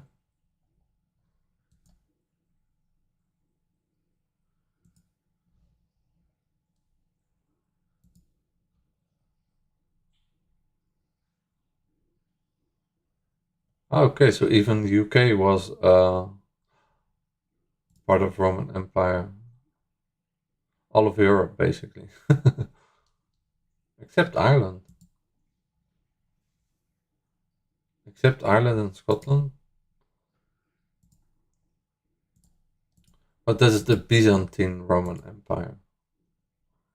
So I don't know if there's like a difference.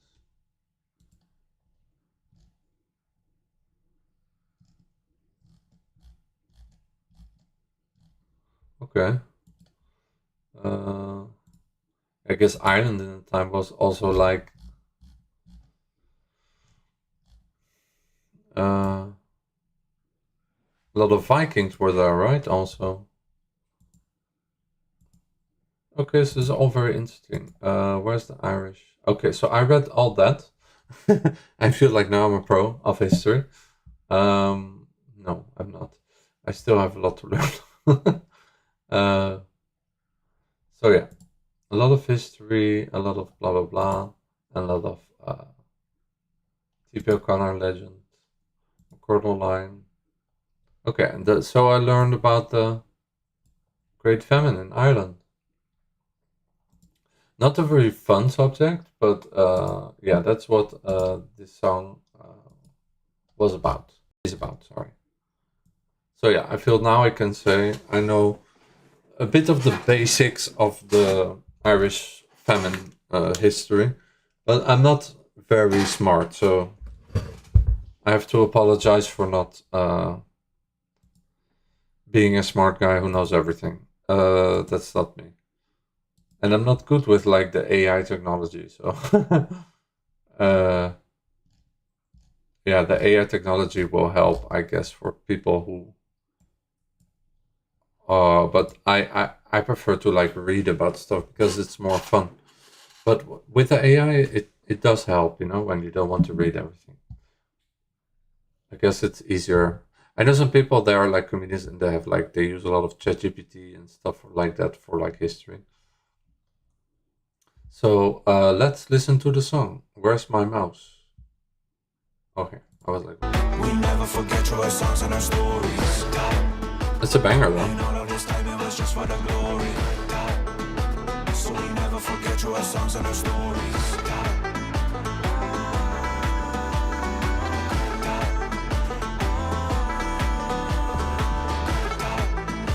So we never forget your songs and our stories. The skull. They told us that the disease was blight, but I've been hearing voices whisper at night. They whisper about ships full of life, sailing out and leaving behind. I'm feeling their thought, I'm feeling their thought, I'm feeling their thought, I'm feeling their thought, I'm feeling their thought, I'm feeling their thought, I'm feeling their thought, I'm feeling their thought. They feast and never let people go hungry. We never forget your songs and our stories. And all of this time it was just for the glory. So we never forget your songs and our stories.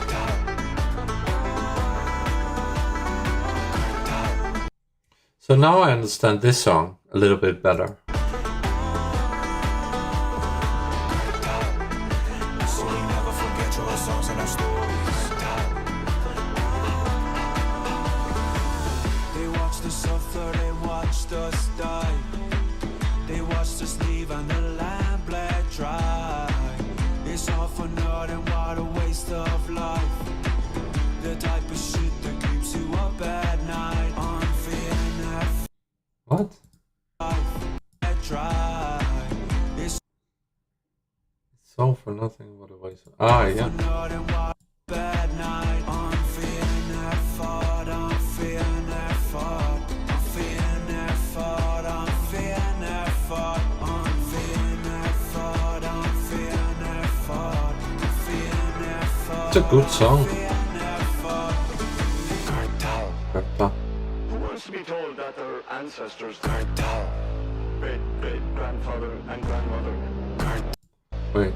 who wants to be told that their ancestors, Ah, it's somebody. great grandfather and grandmother, died on the side of the road with the grass stains on their mouth. They were treated like animals.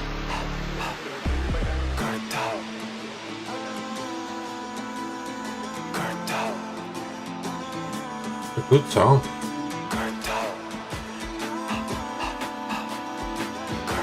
Oh. They feast and never let people go hungry. We never forget your songs and our stories. And all of this time it was just for the glory. So we never forget your songs and our stories. So we never forget your songs and our stories. Never forget your songs and our stories. So we never forget your songs and our stories.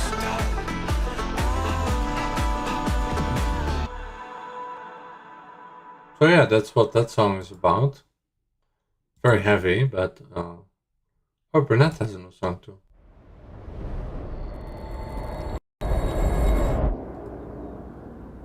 I like Burnett. She makes really good music.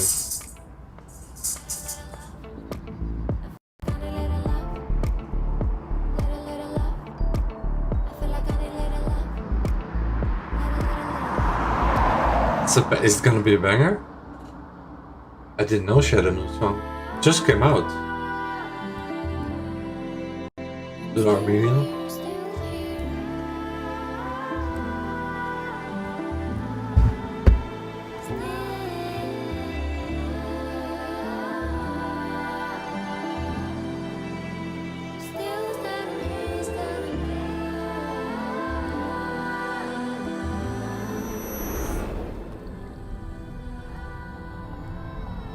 Seems like a cool song. Ooh. Oh, nice.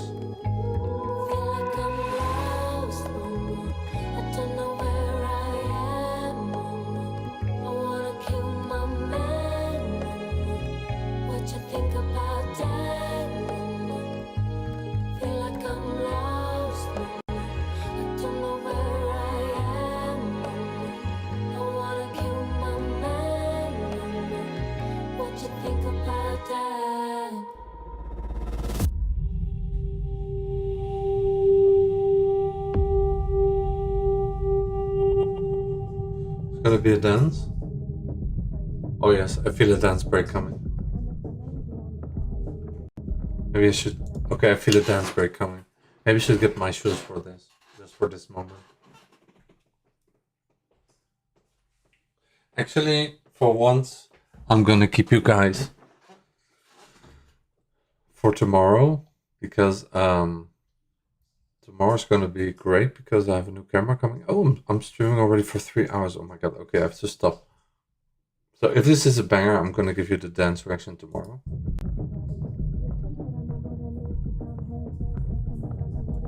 I mean, I can do it now quickly.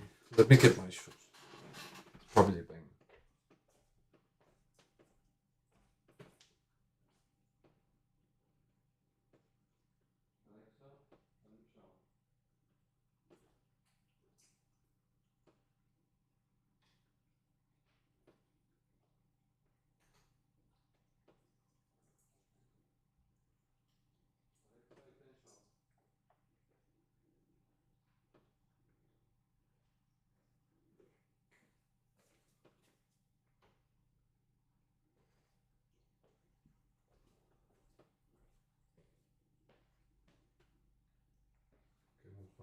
I don't know where I put my normal shoes.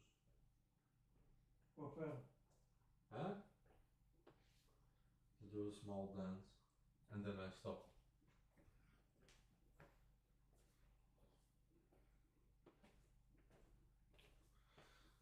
Okay, small dance and then it's finished. Then I did enough.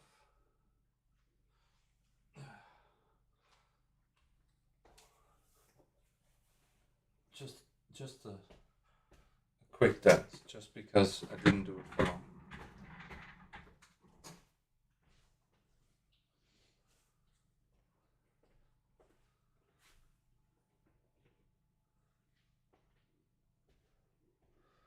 I don't know if it's gonna be a dancing part, but if it is, then I'm ready. I'm a monster, monster, monster. I'm a monster. I'm a monster, monster, monster. This is what you get when I get closer. I'm a monster, monster, monster. I'm a monster. I'm a monster, monster, monster. This is what you get when I get closer. Angaravare do hismejeli, se sputat pujni, voci char voci pari due sambujeli. Eske stakan chem do kachana ches, kamet kanteses, arach vana ches ushkiari. Jeszcze mera na voreli, chipam head, jeszcze mora na voreli. Oh, this is... So I was right. This is like a dance banger.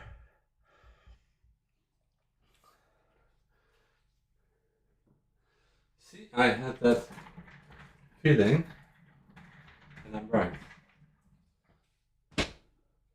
So I'm happy because I wasn't 100% sure.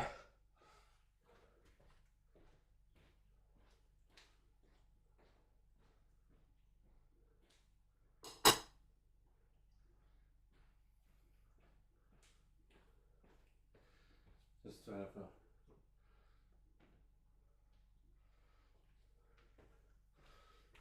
That's cool.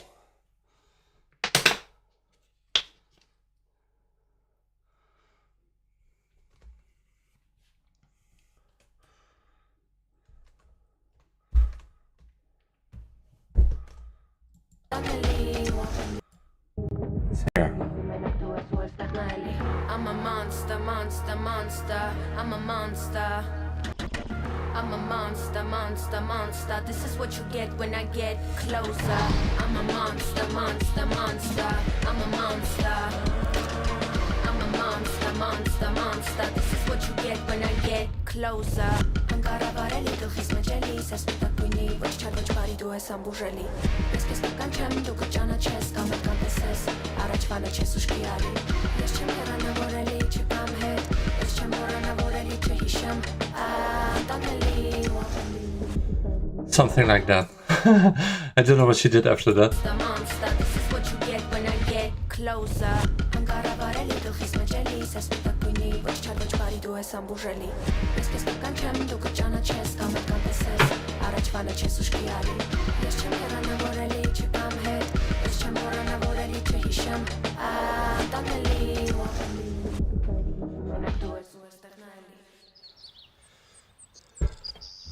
So, a little extra for the dance fans.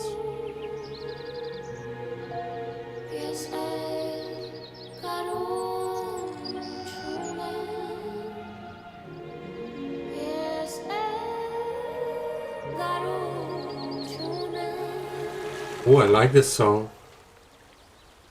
It's a beautiful video as well.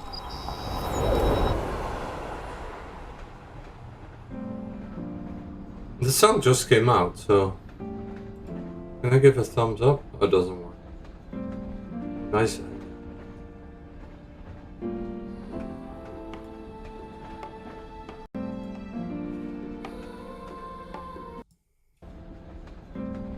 I like the video as well.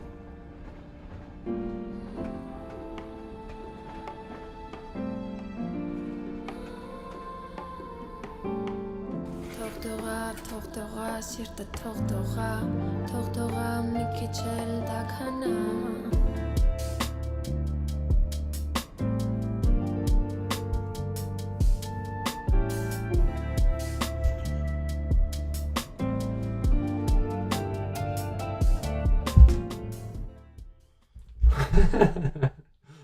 Such a cool song.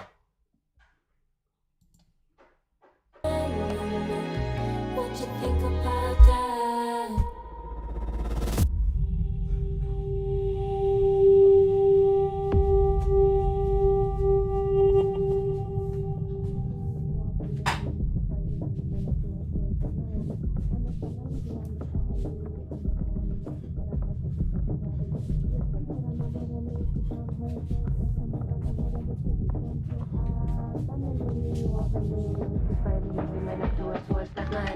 I'm a monster, monster, monster. I'm a monster.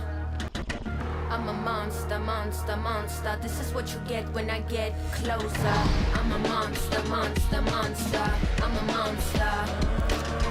I'm a monster, monster, monster. This is what you get when I get closer. Անկառավարելի գլխիս մեջ էլի Սես մտակ բույնի ոչ չար ոչ բարի դու ես ամբուժելի Ես կես կական չեմ դու կճանաչես կամ էլ կանտեսես Առաջվանը չես ուշքի արի Ես չեմ հեռանավորելի չկամ հետ Ես չեմ հեռանավորելի չհիշեմ Տանելի Մենակ դու ես ու ես դեռնայելի Banger. Can we do it one more time? What you think about that?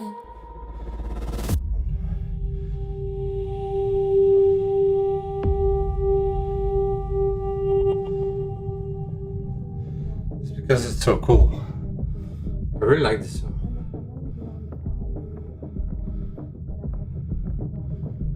One last.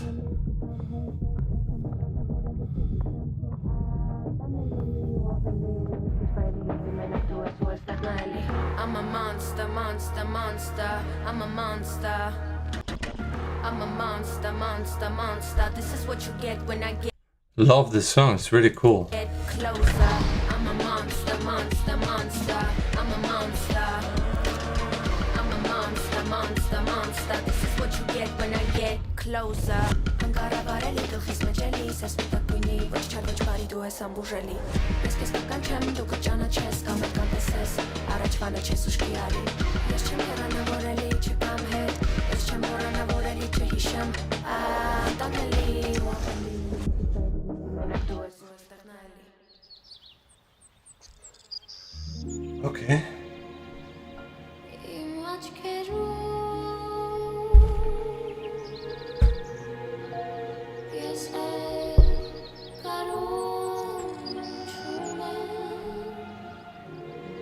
Ես կարում չունեմ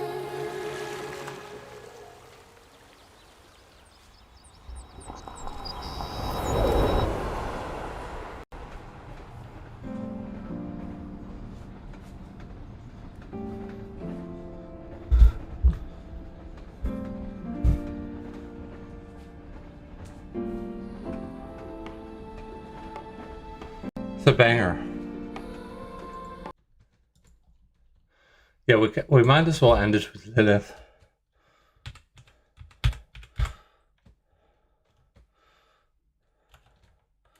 Lilith.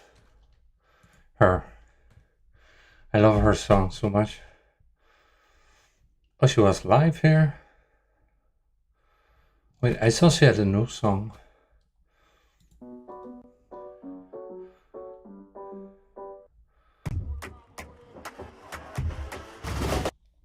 Oh, she had two new songs. I don't know which one I prefer. And she has this one too. This one is more quiet.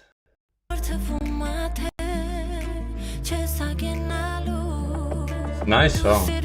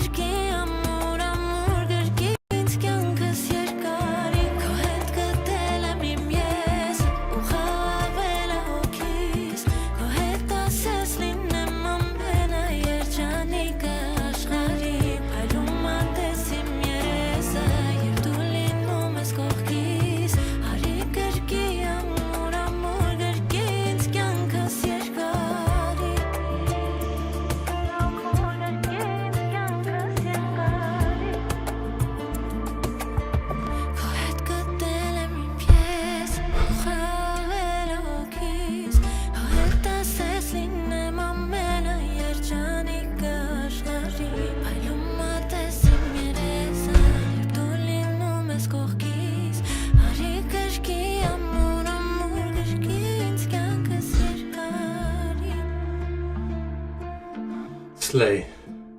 I just do silly stuff.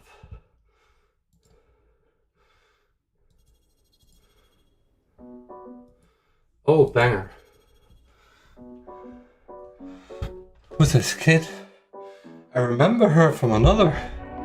I think she's really famous. Yeah. Wait, let me just... This is a famous song. I just want to put my t-shirt. I like dancing in the sweater because it reminds me of when I will be doing my live streams. And this year, this one finally is going to be fine.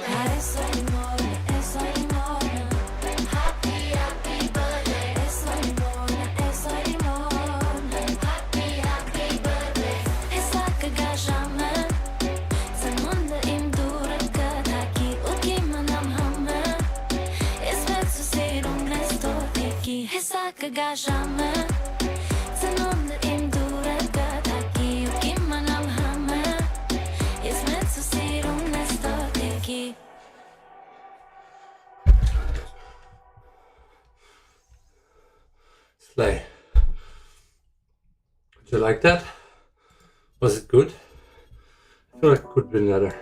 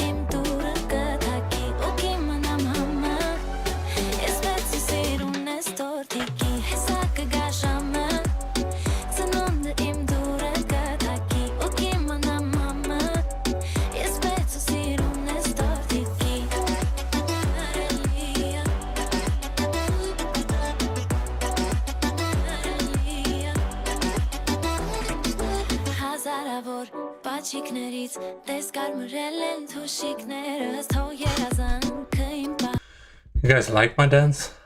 I do like a little bit of this, then I do this, then I do...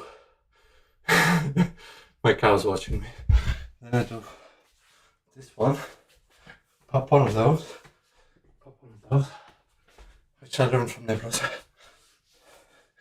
Then I do one of this, which I guess I learned from the gym. I guess so, yes. Then I do one of this. Then I do one of those. And that's pretty much it.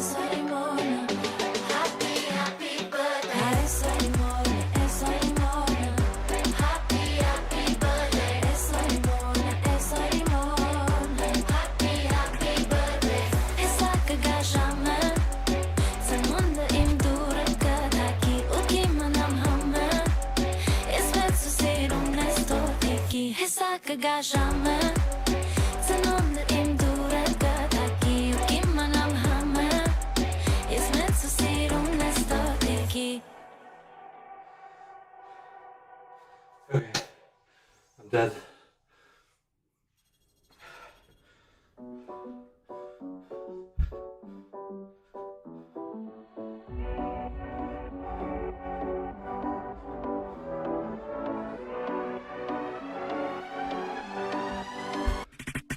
Nori cekav, ornim sirat, nori zantav, mitari, esorfiti, bari perin, sankutsuneres katari.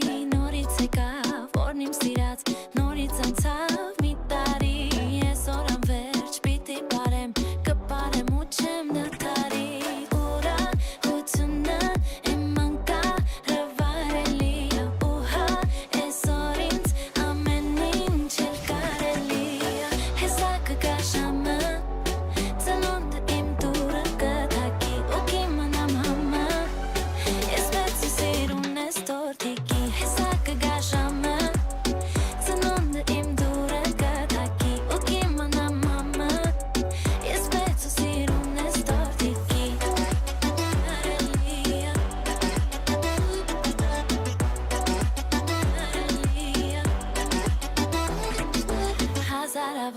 Բաչիկներից տես կարմրել են թուշիկներս Թո երազան կին բաց տան են երկինք ես փուչիկներս Հազարավոր բաչիկներից արցուն կոպել են աչիկներս Թո երազան կին բաց տան են երկինք ես փուչիկներս Որա հությունը իմ մանկա հրավարելիա Ուհա էսոր ինձ ամեն ինչ էլ կարելիա Հեսա կգաշամը Ծնոնդը իմ դուրը կտակի ու կիմանամ համը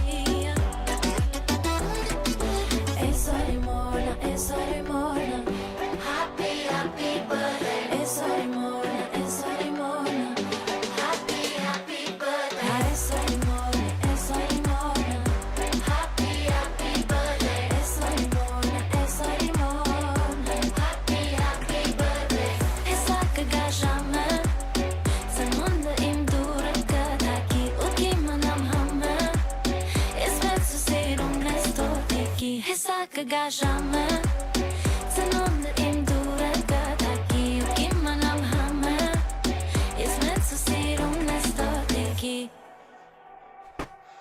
Bye bye. Dude, what a banger. Perfect song to end the stream. This is apparently... Oh god. Holy shit. Okay. You guys ready?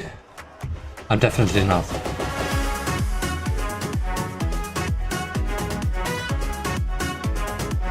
Wait, ladies, you're going too fast. She's going too fast.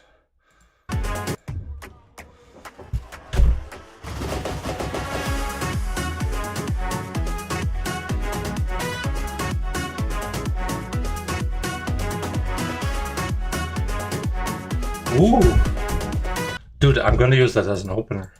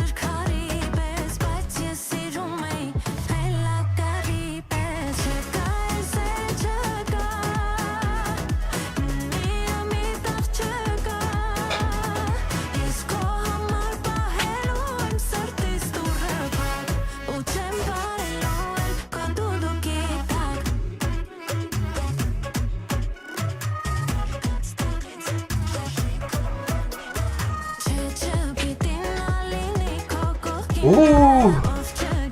Want more of that.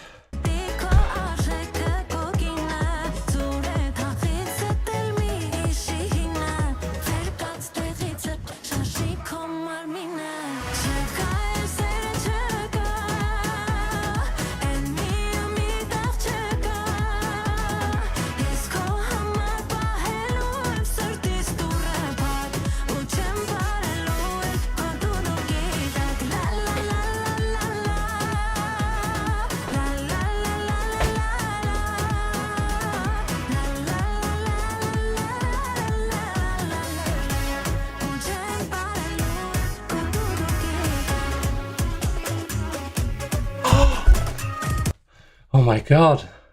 Okay, she made this song for me. I feel like really...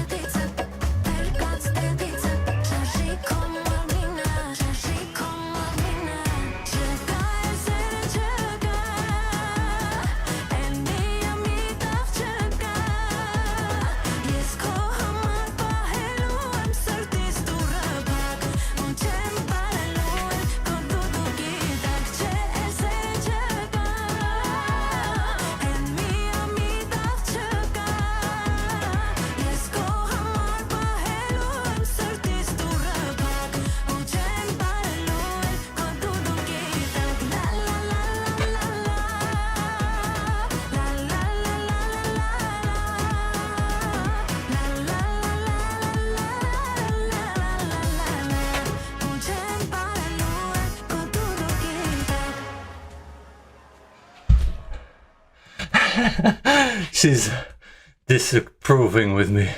She's saying, Ruben, behave. No. No. She says it's not finished.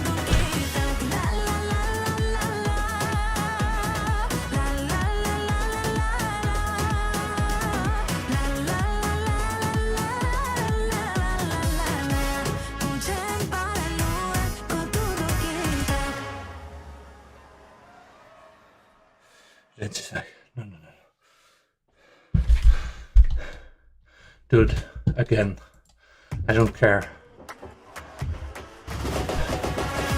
I want this song at my funeral. That's how good it is.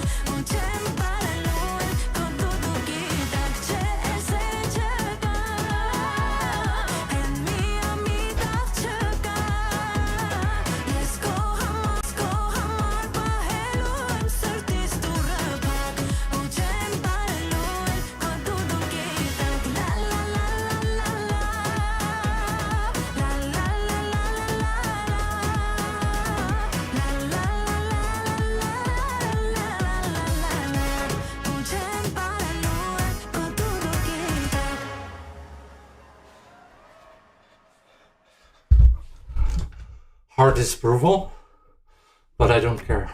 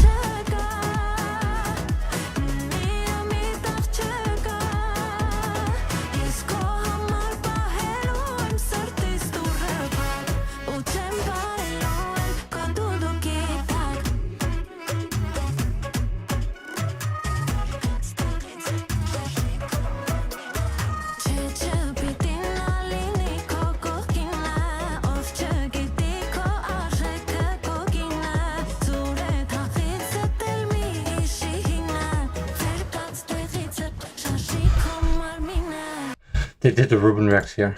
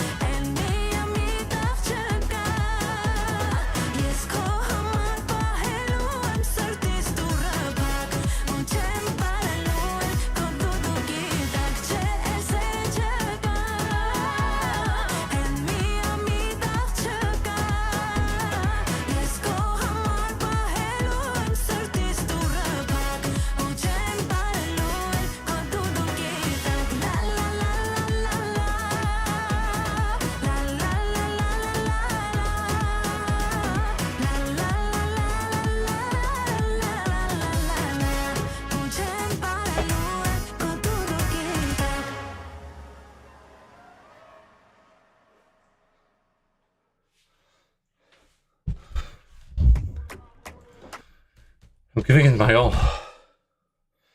Wow. Small break. 0 viewers. I don't know if Streamlabs is just playing with me or trying to annoy me, but it's not possible. After dancing 3 times to this song, that there are 0 people watching. So the proof is in the pudding. We are here witnessing YouTube blog. The best YouTuber, the most fun, the most dancer, the most everything. Is having 0 viewers. While dancing to Lilith. Is YouTube fair? No. Do we care? No. Because on Streamlabs now, I can stream also on Instagram. So you know what? I'm gonna be doing that next time, because honestly, this sucks. Because it's always nice to see at least, 5 or 10 viewers. I know they're gonna be there in the replay, so I don't really count the views. I don't really care about it. I'm just doing this for me to have fun. To have 0 viewers, I'm like, hey, I don't understand what I'm doing wrong. So this is the proof. If you watch this. If you get a lot of strikes and blocks on YouTube, make a second channel, because it doesn't matter how much effort you put in your channel, how much fun and entertainment, they don't care. They don't reward. And maybe it's my Streamnet that's bugging, but I see 0 viewers. So I find it really sad for me. But that's okay.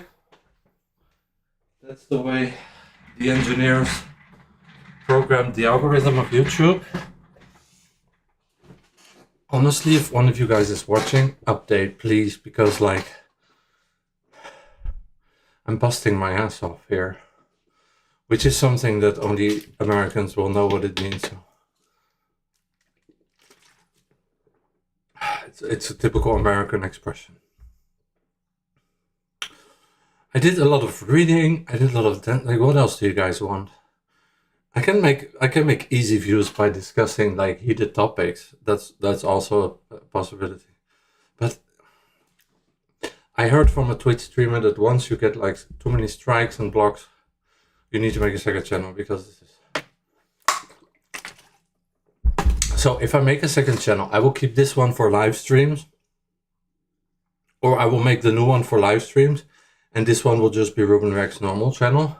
Because I do have a lot of subscribers on this channel, so this is not a complaint or a rant. I'm just like saying, like, all my followers who see me busting my ass off dancing like for years and years and years, they know what it's like. And the engineers of YouTube are just doing such a lousy job. The algorithm just sucks so badly. Like, you guys need to wake the fuck up. Like, I almost want to clip this part and put it on Twitter or Instagram or whatever, because this sucks so hard. Like, I'm having the best time. At the same time, it takes a little bit of the pressure off. I didn't even get one comment this stream. Maybe it's just because you guys are not in the mood for comments. But hey, Lilith gives me life and I'm dancing, so I'm not asking for more than that. So when I complain, please don't take it too serious, because I'm just a person who likes to complain sometimes. But you have to admit that it's not fair.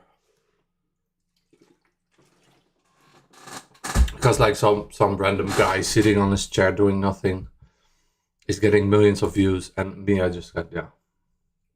Cause yeah, it's just it's not fair. It's not fair. It's not fair. It's not human. Like, the rewarding system, whether it's a robot or not, whether it's an engineer or not, should always be like rewarding to effort.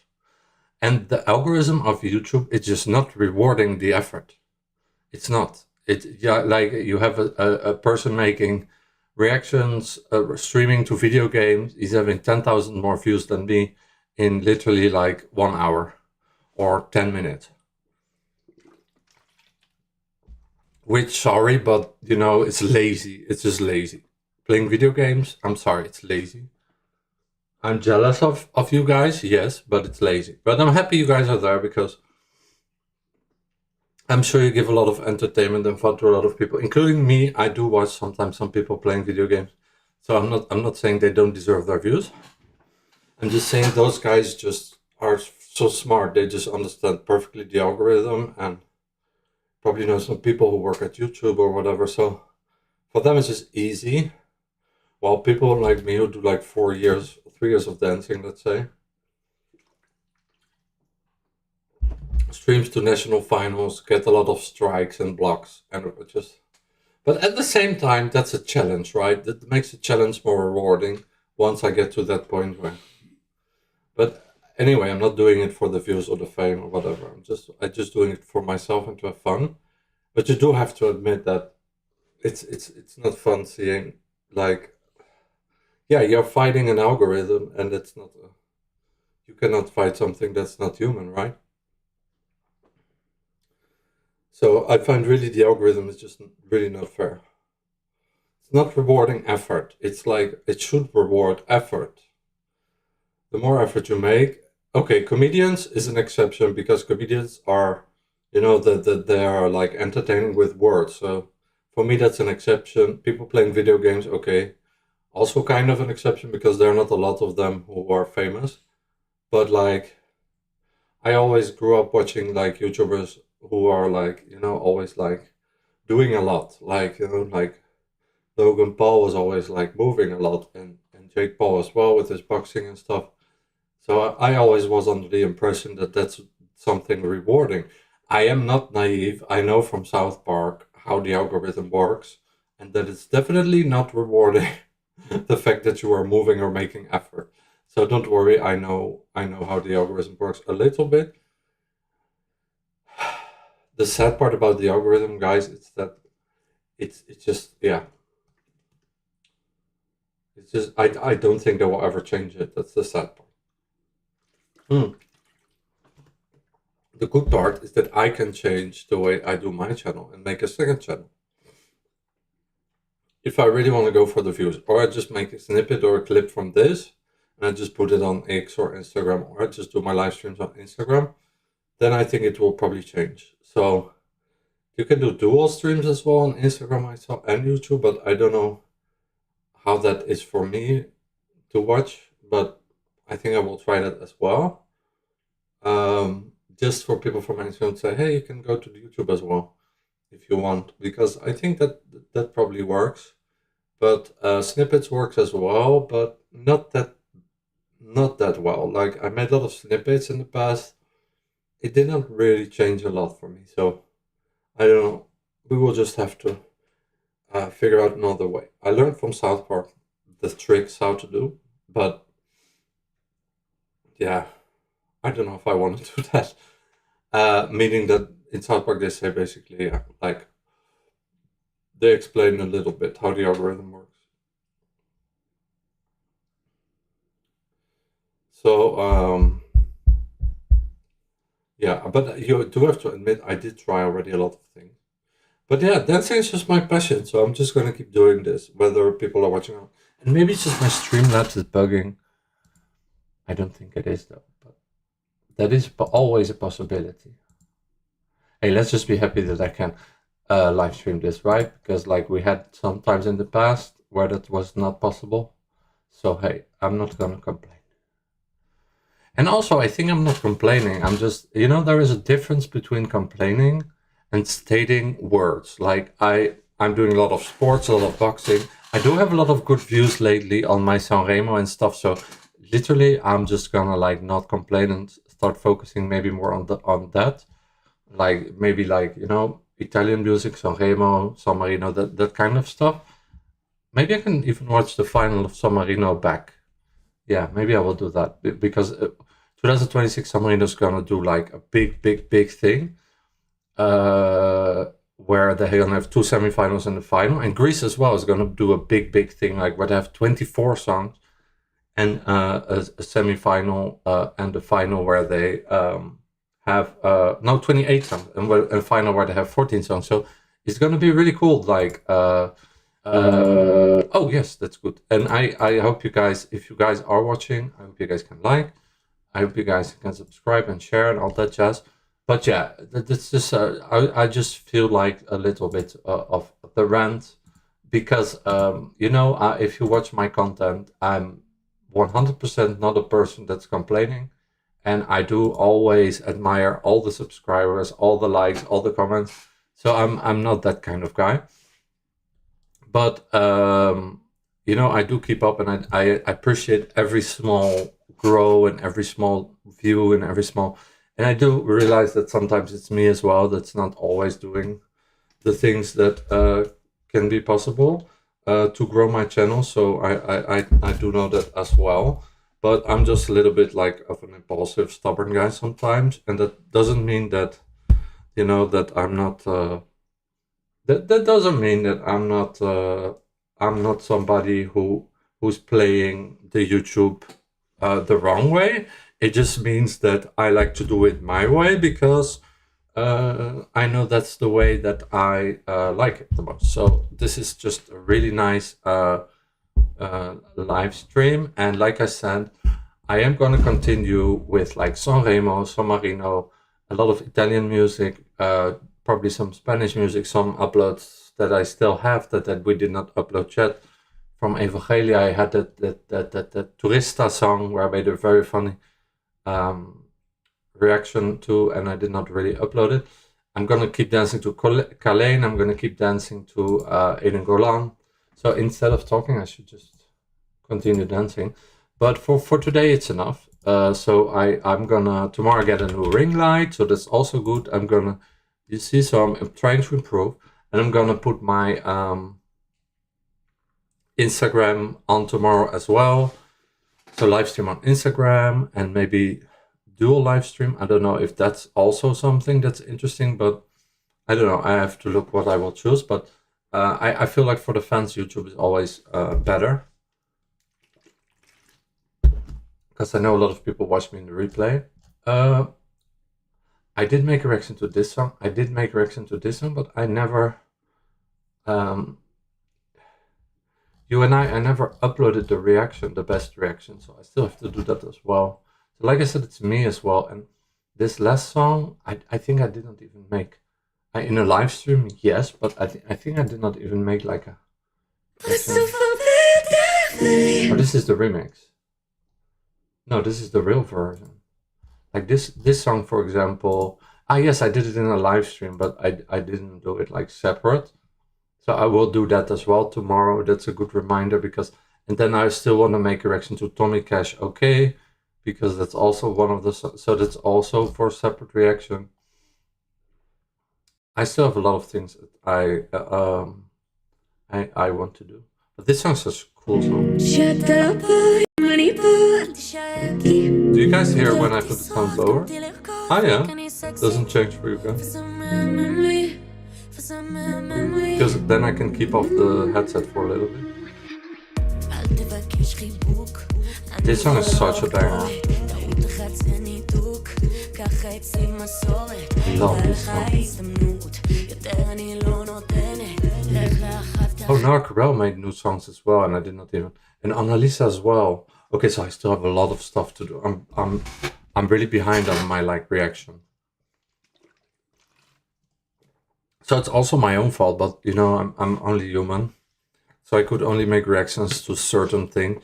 I'm only human means like, you know, like sometimes you're just not in the mood because I do my sports, I do my boxing, I do like live streams on Instagram, on Facebook, on YouTube Shorts. I did a lot of like holiday stuff, uploads, and on Instagram as well, and on YouTube and Facebook. So I feel like, you know, I cannot do everything. So that's why, yeah, that's why I like to just mix things. But yeah, I just realized I didn't make a reaction to Noah Carell, didn't make a reaction to Aiden Golan, didn't make a reaction to a lot of stuff. This song is such a bop. I love this one.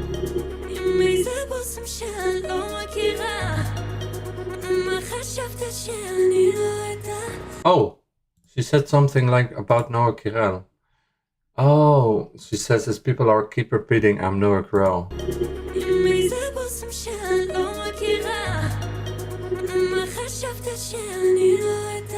Or maybe it's just a Hebrew that sounds like Noah Carell. No, I think she said Noah Carell. Oh.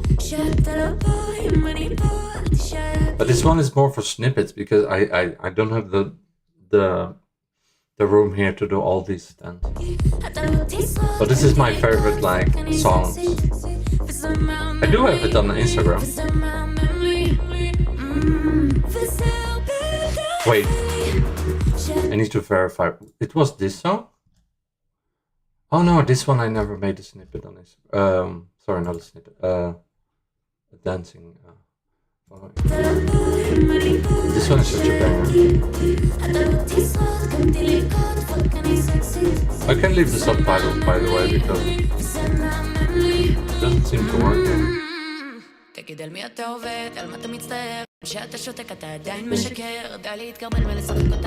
Oh, it's okay.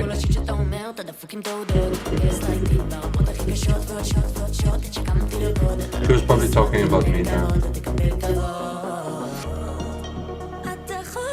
So yeah, on that note, I'm gonna end the live stream. Remembering that I react to this one, I'm gonna react to this one as well. It's this one, yes.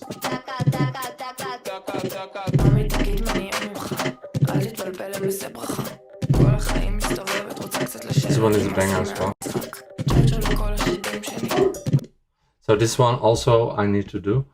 The Noah Carell one, I don't remember, but she has also Annalisa, and Gabby Bonte has a new song as well. This one.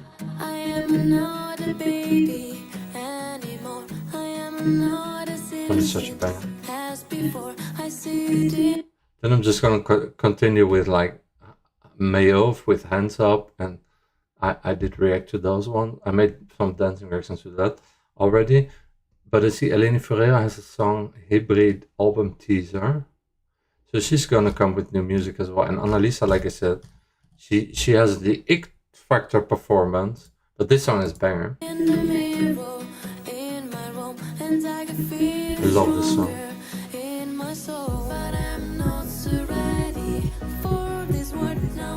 So this one I'm gonna definitely make a reaction, like a dance reaction.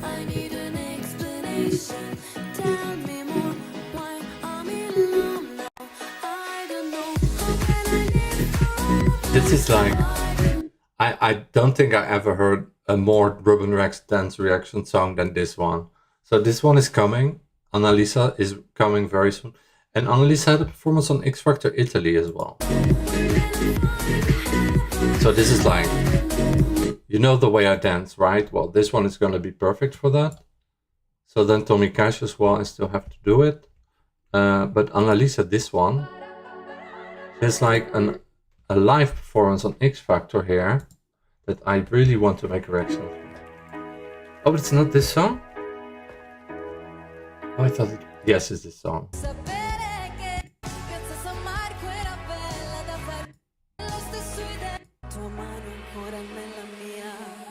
Oh yeah, it's this song. I told you. So I really want to react to this performance.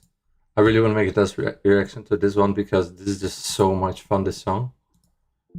And I'm so happy she finally made a performance because there is the song but no video clip. So I'm still waiting for that as well. Then I have to also do my junior Eurovision and stuff. So I still have a lot of stuff to do. Oh, I'm gonna like give you guys a small preview of what I will be doing. So imagine like Ruben Reacts. What it will be like. My reaction will be something like this.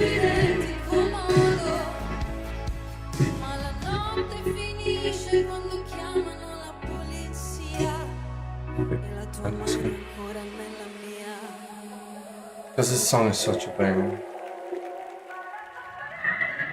1, 2, 3. Le notti dorate, l'innocenza, l'anarchia sono finite, sono state messe via. Come si sente chi ci crede se non stupida, una stupida fatalità, innamorarsi. This song is literally about me, like a stupida fatalita means like a stupid mistake. So literally me every time. No, but yeah, I can say that. Fatalita is a mistake. I'm almost sure of that because it's the same in French. So I love this song so much because of the lyrics. It's just such a banger. Si sente che ci crede se non stupida, una stupida fatalità, innamorarsi quando è davanti più largo. Oh, this is Ruben Reacts as well. Yeah, Annalisa loves Ruben. And I love Annalisa.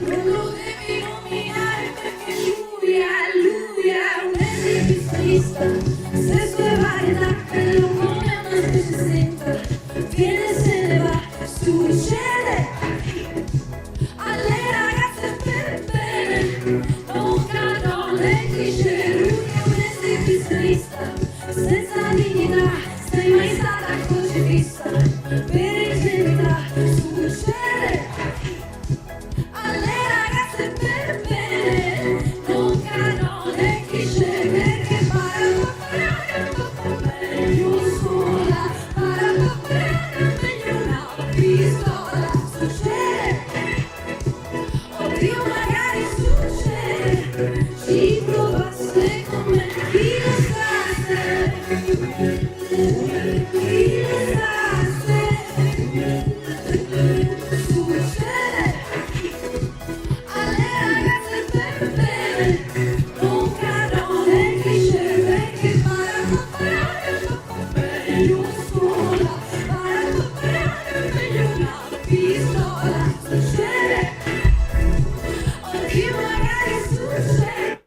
song is a banger. If she makes a video that's like Sinceramente, then I really want this song to enter Sanremo. That will be my dream. Because this song is perfect for Sanremo. And if Sanremo is already fully booked and there's no place for Annalisa or she's too busy, because I know she's really busy, then she can always do San Marino.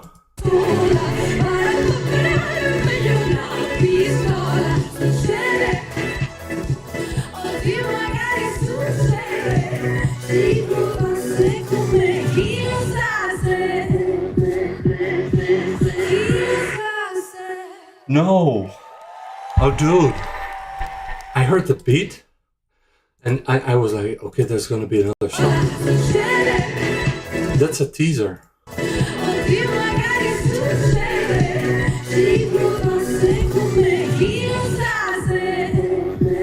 remix, maybe? Maybe a remix with like Tommy Cash or... I don't know. Oh, that's the girl from Sanremo. Oh, what's her name? I love her music so much. She really looks like Famke Janssen, which is like... I don't know if you guys know Famke Janssen, but she's like one of the most famous people ever from Holland. The only actress I think who really made it in the US already in the 90s. And she started with James Bond, by the way. She started with James Bond with like that movie with Pierce Brosnan, where she was like choking Pierce Brosnan with her legs, you know, this like femme fatale. I think she was playing a Russian woman, but she's most famous from X-Men, and she started as a model. She's from Amsterdam. Now she's doing a Dutch series for the first time in her life, which I was like, do you still speak Dutch? Like, because she lives in the US for 30 years or something. So when she was speaking in Dutch, I was like, do you still speak Dutch? Because I mean, she looks really, she doesn't look Dutch. She looks like more like Italian, or I don't know what are her origins, but she doesn't look so Dutch. Except like the fact that she's very tall, and when she speaks Dutch, you can hear it like, but definitely more Swedish or Italian or something like that. Not Swedish, yeah, more Italian, I would say. So when she was the Bond girl, she was like this. And she definitely changed a little bit. Now, this is like her, like normal. But like when she's like posing, she's like this. So yeah, that's really cool. I don't know what is that thing that... okay, I can make it bigger. So yeah, that's Famke Janssen. She's like the most famous person ever coming out of Holland. I mean, Carice van Houten as well, and I mean, like, there are a lot of famous Dutch people, the DJs, and but like for actresses, yeah, Carice van Houten, and because she did Game of Thrones as well, and Famke Janssen are the two biggest and the two most famous Dutch actresses. And Duitse Kroes as well is starting to do some acting, and she's like the most famous model in the world, Victoria's Secret, etc. So yeah, Rico Verhoeven as well is starting some acting. So we're gonna have a lot of actors coming from the Netherlands, and that's really cool. I think it's about time, because we need some guy actors from Holland as well. Like we had some in the past, but not a lot of guys are going to the US to act anymore. I know now because the movie industry is very big also in like other parts of the world. But yeah, I still think it's really cool if like movies like become really like important again, that like, you know, but yeah, that's the hope, right? That movies will become important again. I don't know if that will happen. I can't predict the future. So, yeah, I hope you enjoyed this little live stream. And I can definitely say thank you guys for watching. I love you guys. Have a great day. And yeah, just see you guys next time. And oh yeah, Famke Janssen, this is Famke Janssen. So yeah, like I said, she's beautiful. I thought maybe she would like get you guys to watch me some more. And then you have this is definitely one of my longest live streams, so this is very funny because I didn't live stream for long. Immediately I'm doing like 4 hours. Okay, that's way too long. I have to stop. Duitse Kroes. Oh, when you put Duitse, it's already finding it right away. So this is Duitse. I would definitely, she's from Friesland, so that's really like famous in Holland. Yeah, so she was in what was that movie she was in? She was playing one of those. Well, I can just look her up, but she's like typical Dutch. This is how the Dutch girls look like. What's her bio like? Her. That's a close. I want to see her movie. She played, yeah, Victoria's Secret is what she's most famous from. Wait. Oh, she was born the same year as me. That's funny, I didn't know. Okay, so she's blonde, blue hairs, blue eyes, blue hairs. Blue hairs. And started her career as a model in Holland, then went to L'Oreal in 2006, then became a Victoria's Secret. And I don't know, she's married to some kind of famous guy. I don't know who that is, but apparently she's married to a famous person. What else? Why does it stop in 2010? Oh, because you have to press it. Okay. 2011, debut cinema. Okay, you see, she started doing cinema. Nova Zembla. Oh, that's a Dutch film, yes. Then 2014, she was the magazine form. I think she was one of the richest models in the world. Maybe even the richest, the best paid. Yeah, she's Giselle Bündchen, 47 million. Oh, Giselle Bündchen was way more, but then she was like second with Andrea Lima. I think she's from Brazil. Is she not from Brazil? Yeah, Brazilian, yes. And I think the other one is from Brazil as well. Giselle Bündchen. From Argentina or from Brazil? Also from Brazil, yes. So yeah, so she's a very famous, very, very famous Duitse Kroes.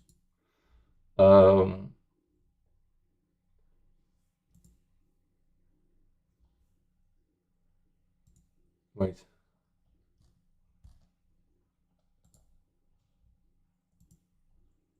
Oh, it doesn't go there anymore. Okay, doesn't matter.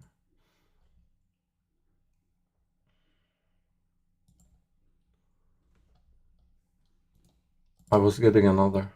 Oh, it was this side. Okay, Express. Okay, wait. So yeah, Famke Jans, Duitse Kroes, and then do we have some others? No, but my favorite of Duitse Kroes is definitely 100%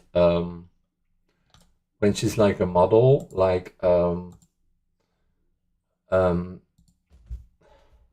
by the way, how many Junior Eurovision songs are out? Well, I'm gonna look at that after, but like if you look at her as like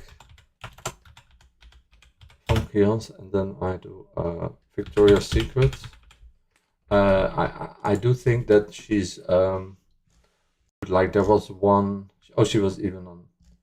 No, this is Famke Jans now. Deutsche Kroes. I did Famke Jans. Oh yeah, this one, Runway. Oh, somebody made a video of her from 2005 to 2014. Yeah, so she did like some years. I remember she was like the top Victoria's Secret. Yeah, 2014, for example, and she was like the biggest one, 2013 to 2015 or something like that. And yeah, that fashion show. I don't know if she did the last fashion show now. Transformation. Oh, there's somebody made a video, transformation video.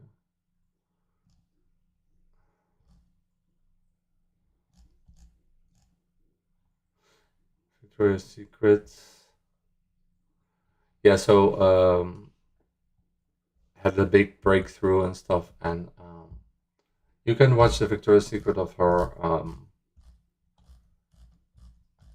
on YouTube, and she's a legend. And in Holland, we all admire her, and we're like, yes, she's like. But I want to see her biography again. It was not on this. No, here, chronology. Yeah, this one. So then 2006, also annonce comme porte-parole. What does that mean? Porte-parole of what? Oh, for Hunkermuller, 2016, she started working for Hunkermuller. 2017, Wonder Woman. She's in that movie, Wonder Woman, and she's one of the Amazonian girls.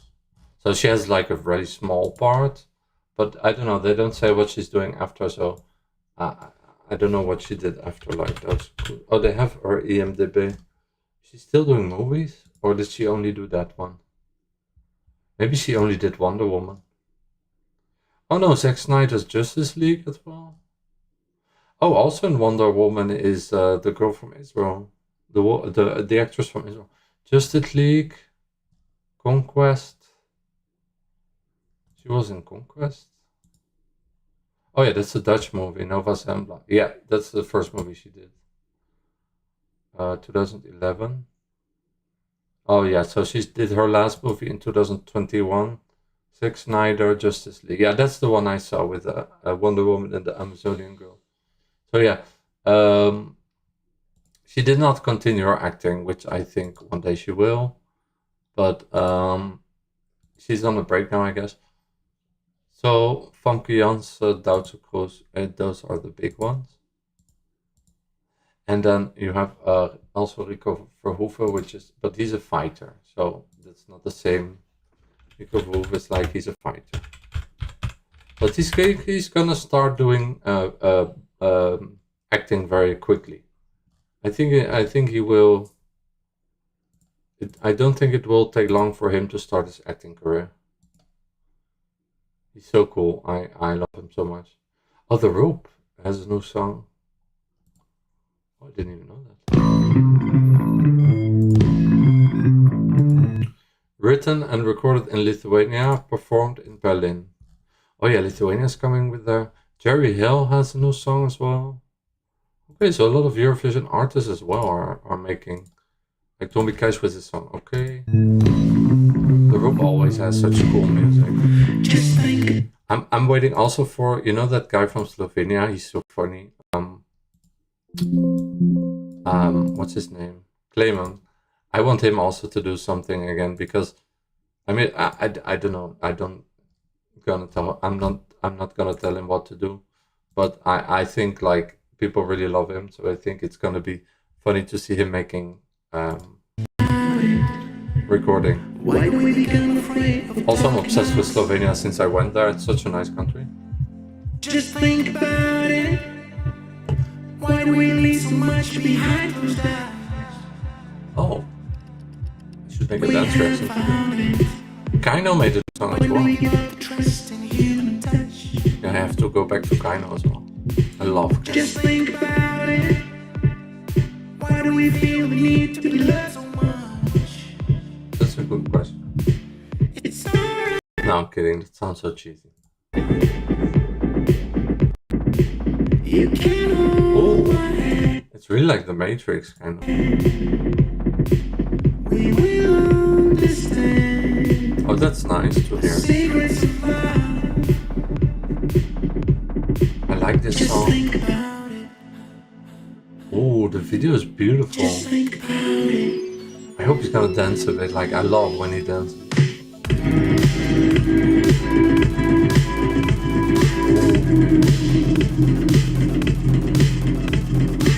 To be honest, like,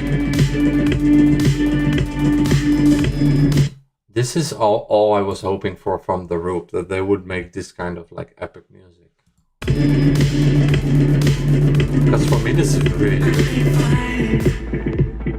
Why do we tend to see in black and white? Just think about it. it's very, very good. Forget dreams with a bottom line. I love when artists make something like, It's alright. you know, that girl from Serbia as well, she made like a video in Berlin as well. What's her name? Zoria. And I just love when they record stuff in like Berlin or Germany. It's so cool to watch.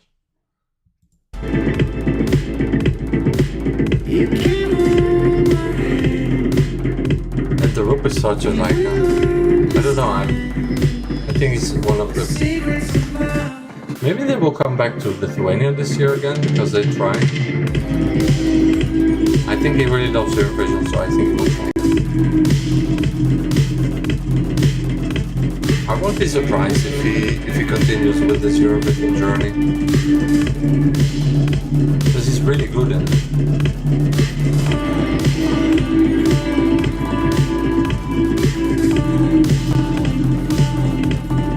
Oh yeah, I like this song. I like the video as well.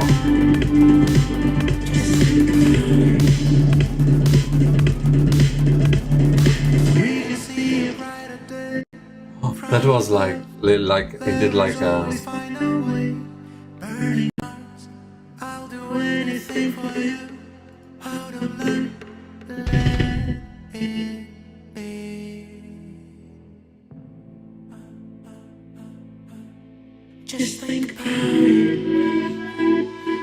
I've been there.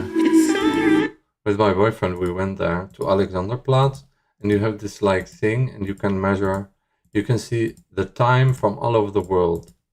And we went to the Christmas market. Berlin is really nice. I had so much fun. I'm trying to pause it there, but it doesn't pause there, but it's difficult to pause that. Let's see. Let me see, here, oh. This thing here. Oh yeah, I remember. But I cannot show it because it doesn't really stop there. But yeah, here. Oh yeah, here you see all the time, everybody.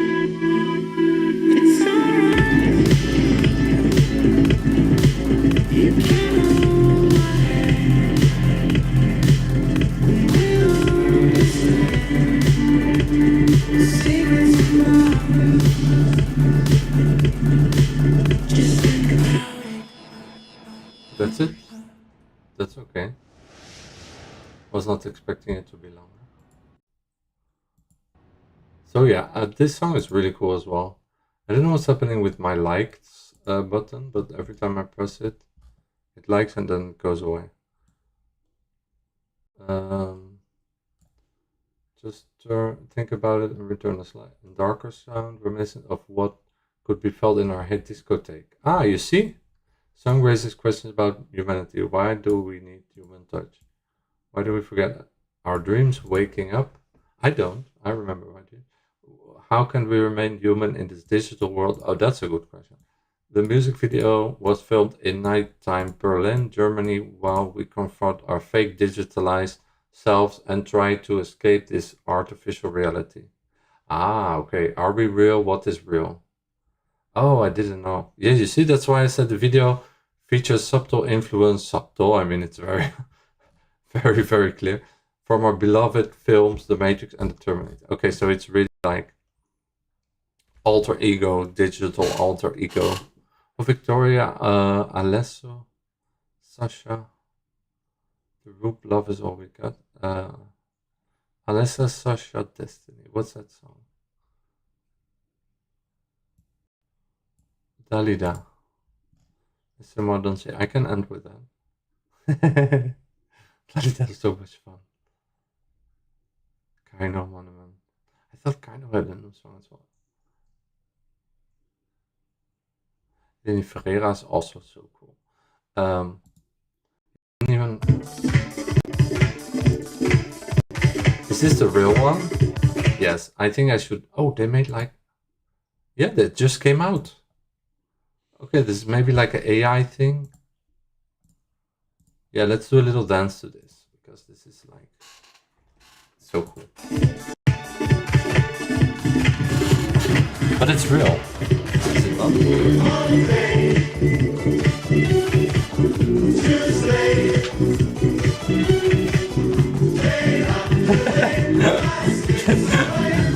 Wait, what is this version? I'm a bit confused. I'm not confused like I'm just confused like why is it like this? Is this like special version they made, I think.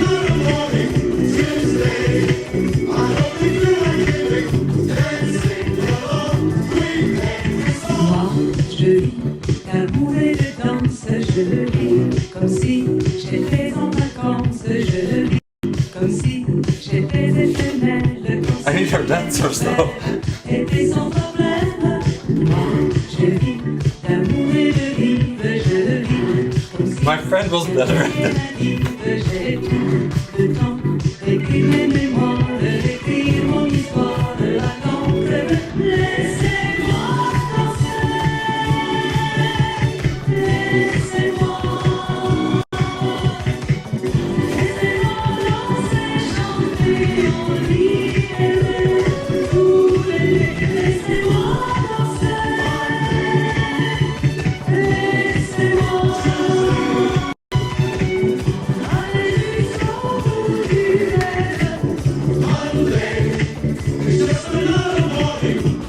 rêve.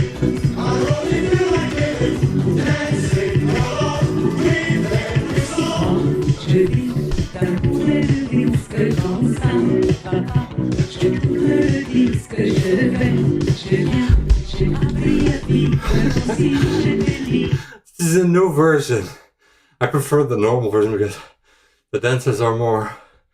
But this is AI, it's pretty cool. Et en équilibre, je vis d'amour et de vivre, je vis comme s'il y avait rien à vivre. J'ai le temps d'écrire mes mémoires, d'écrire mon histoire à l'ombre.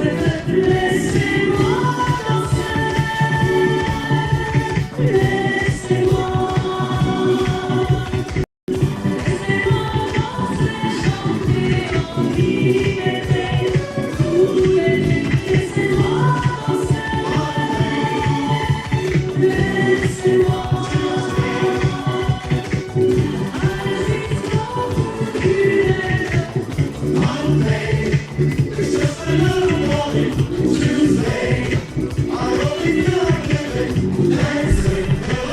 Love this so much. This is the first time I dance to this kind of music though.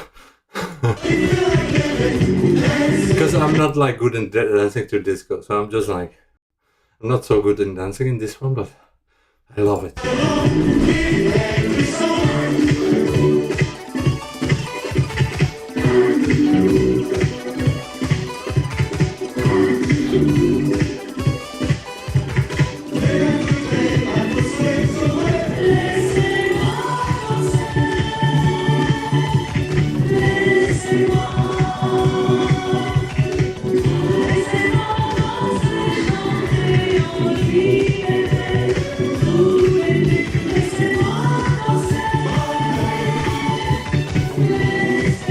Wait, she did something there that I want to learn.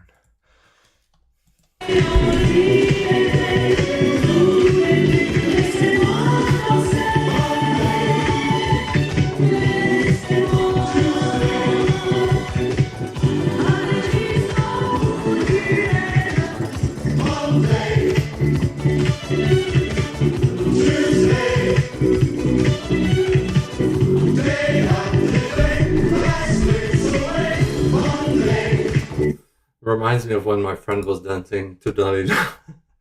Like, it was so funny. Oh, I hope she's doing well.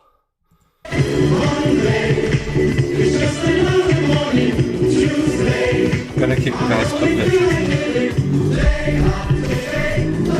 Because like, I don't remember which live stream that was, but yeah, my friend Valerie, she was like dancing to like the real version of Dalida. I think this one. I don't remember exactly which one it was, but she danced to it, and she was a bit sick, well, quite sick, and she had a big surgery, so I hope that she's doing better. Yeah, I really hope she's doing better. And yeah, you guys can, all of you guys who saw her dancing to this song, Hope you guys. Oh, she made a new song. 7 months. Is that like?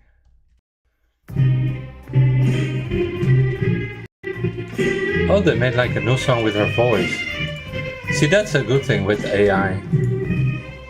But I mean, they used to do that already with artists, but that's a good thing with like the technology.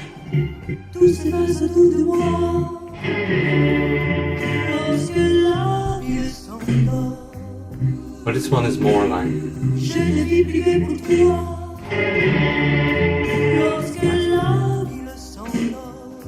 I like this song.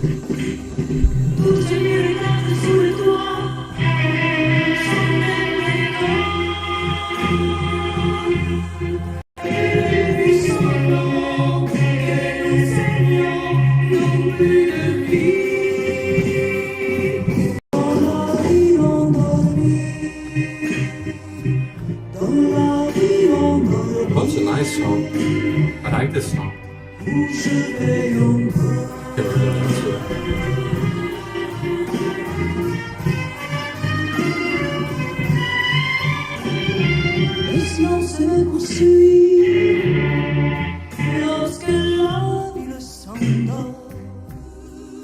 It's also a good song to end the stream with because it's very like slow. Yeah,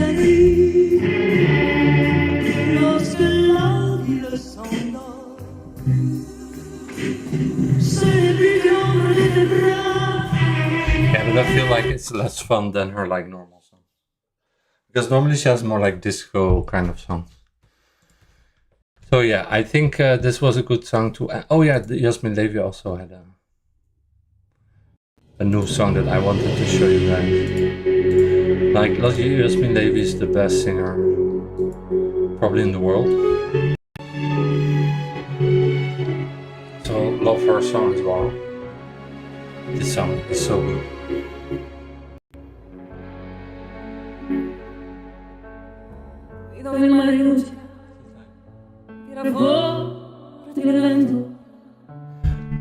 So yeah, I want to make a reaction to this song as well because it's like one of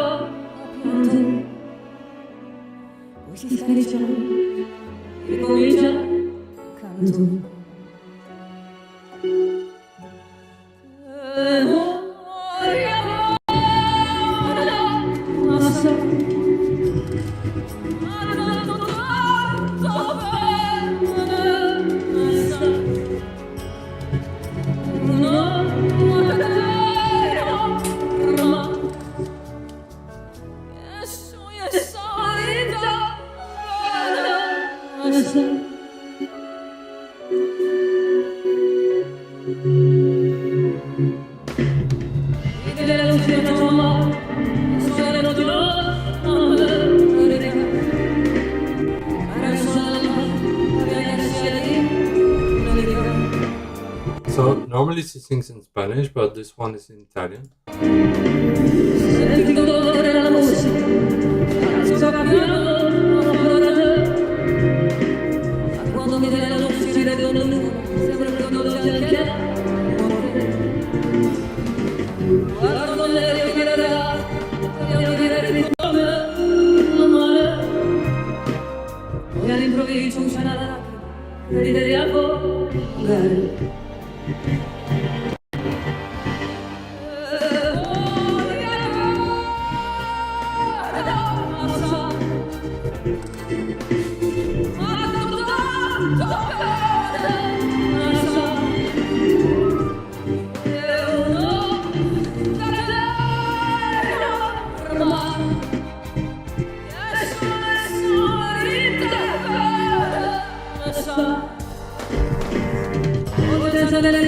Nice video.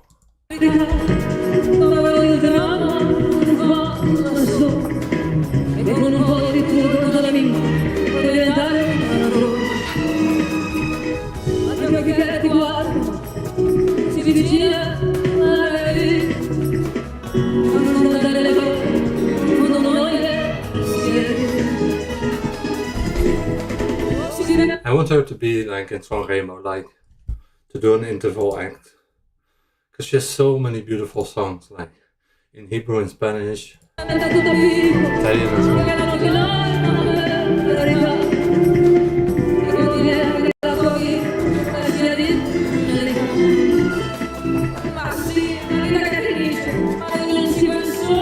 So yeah.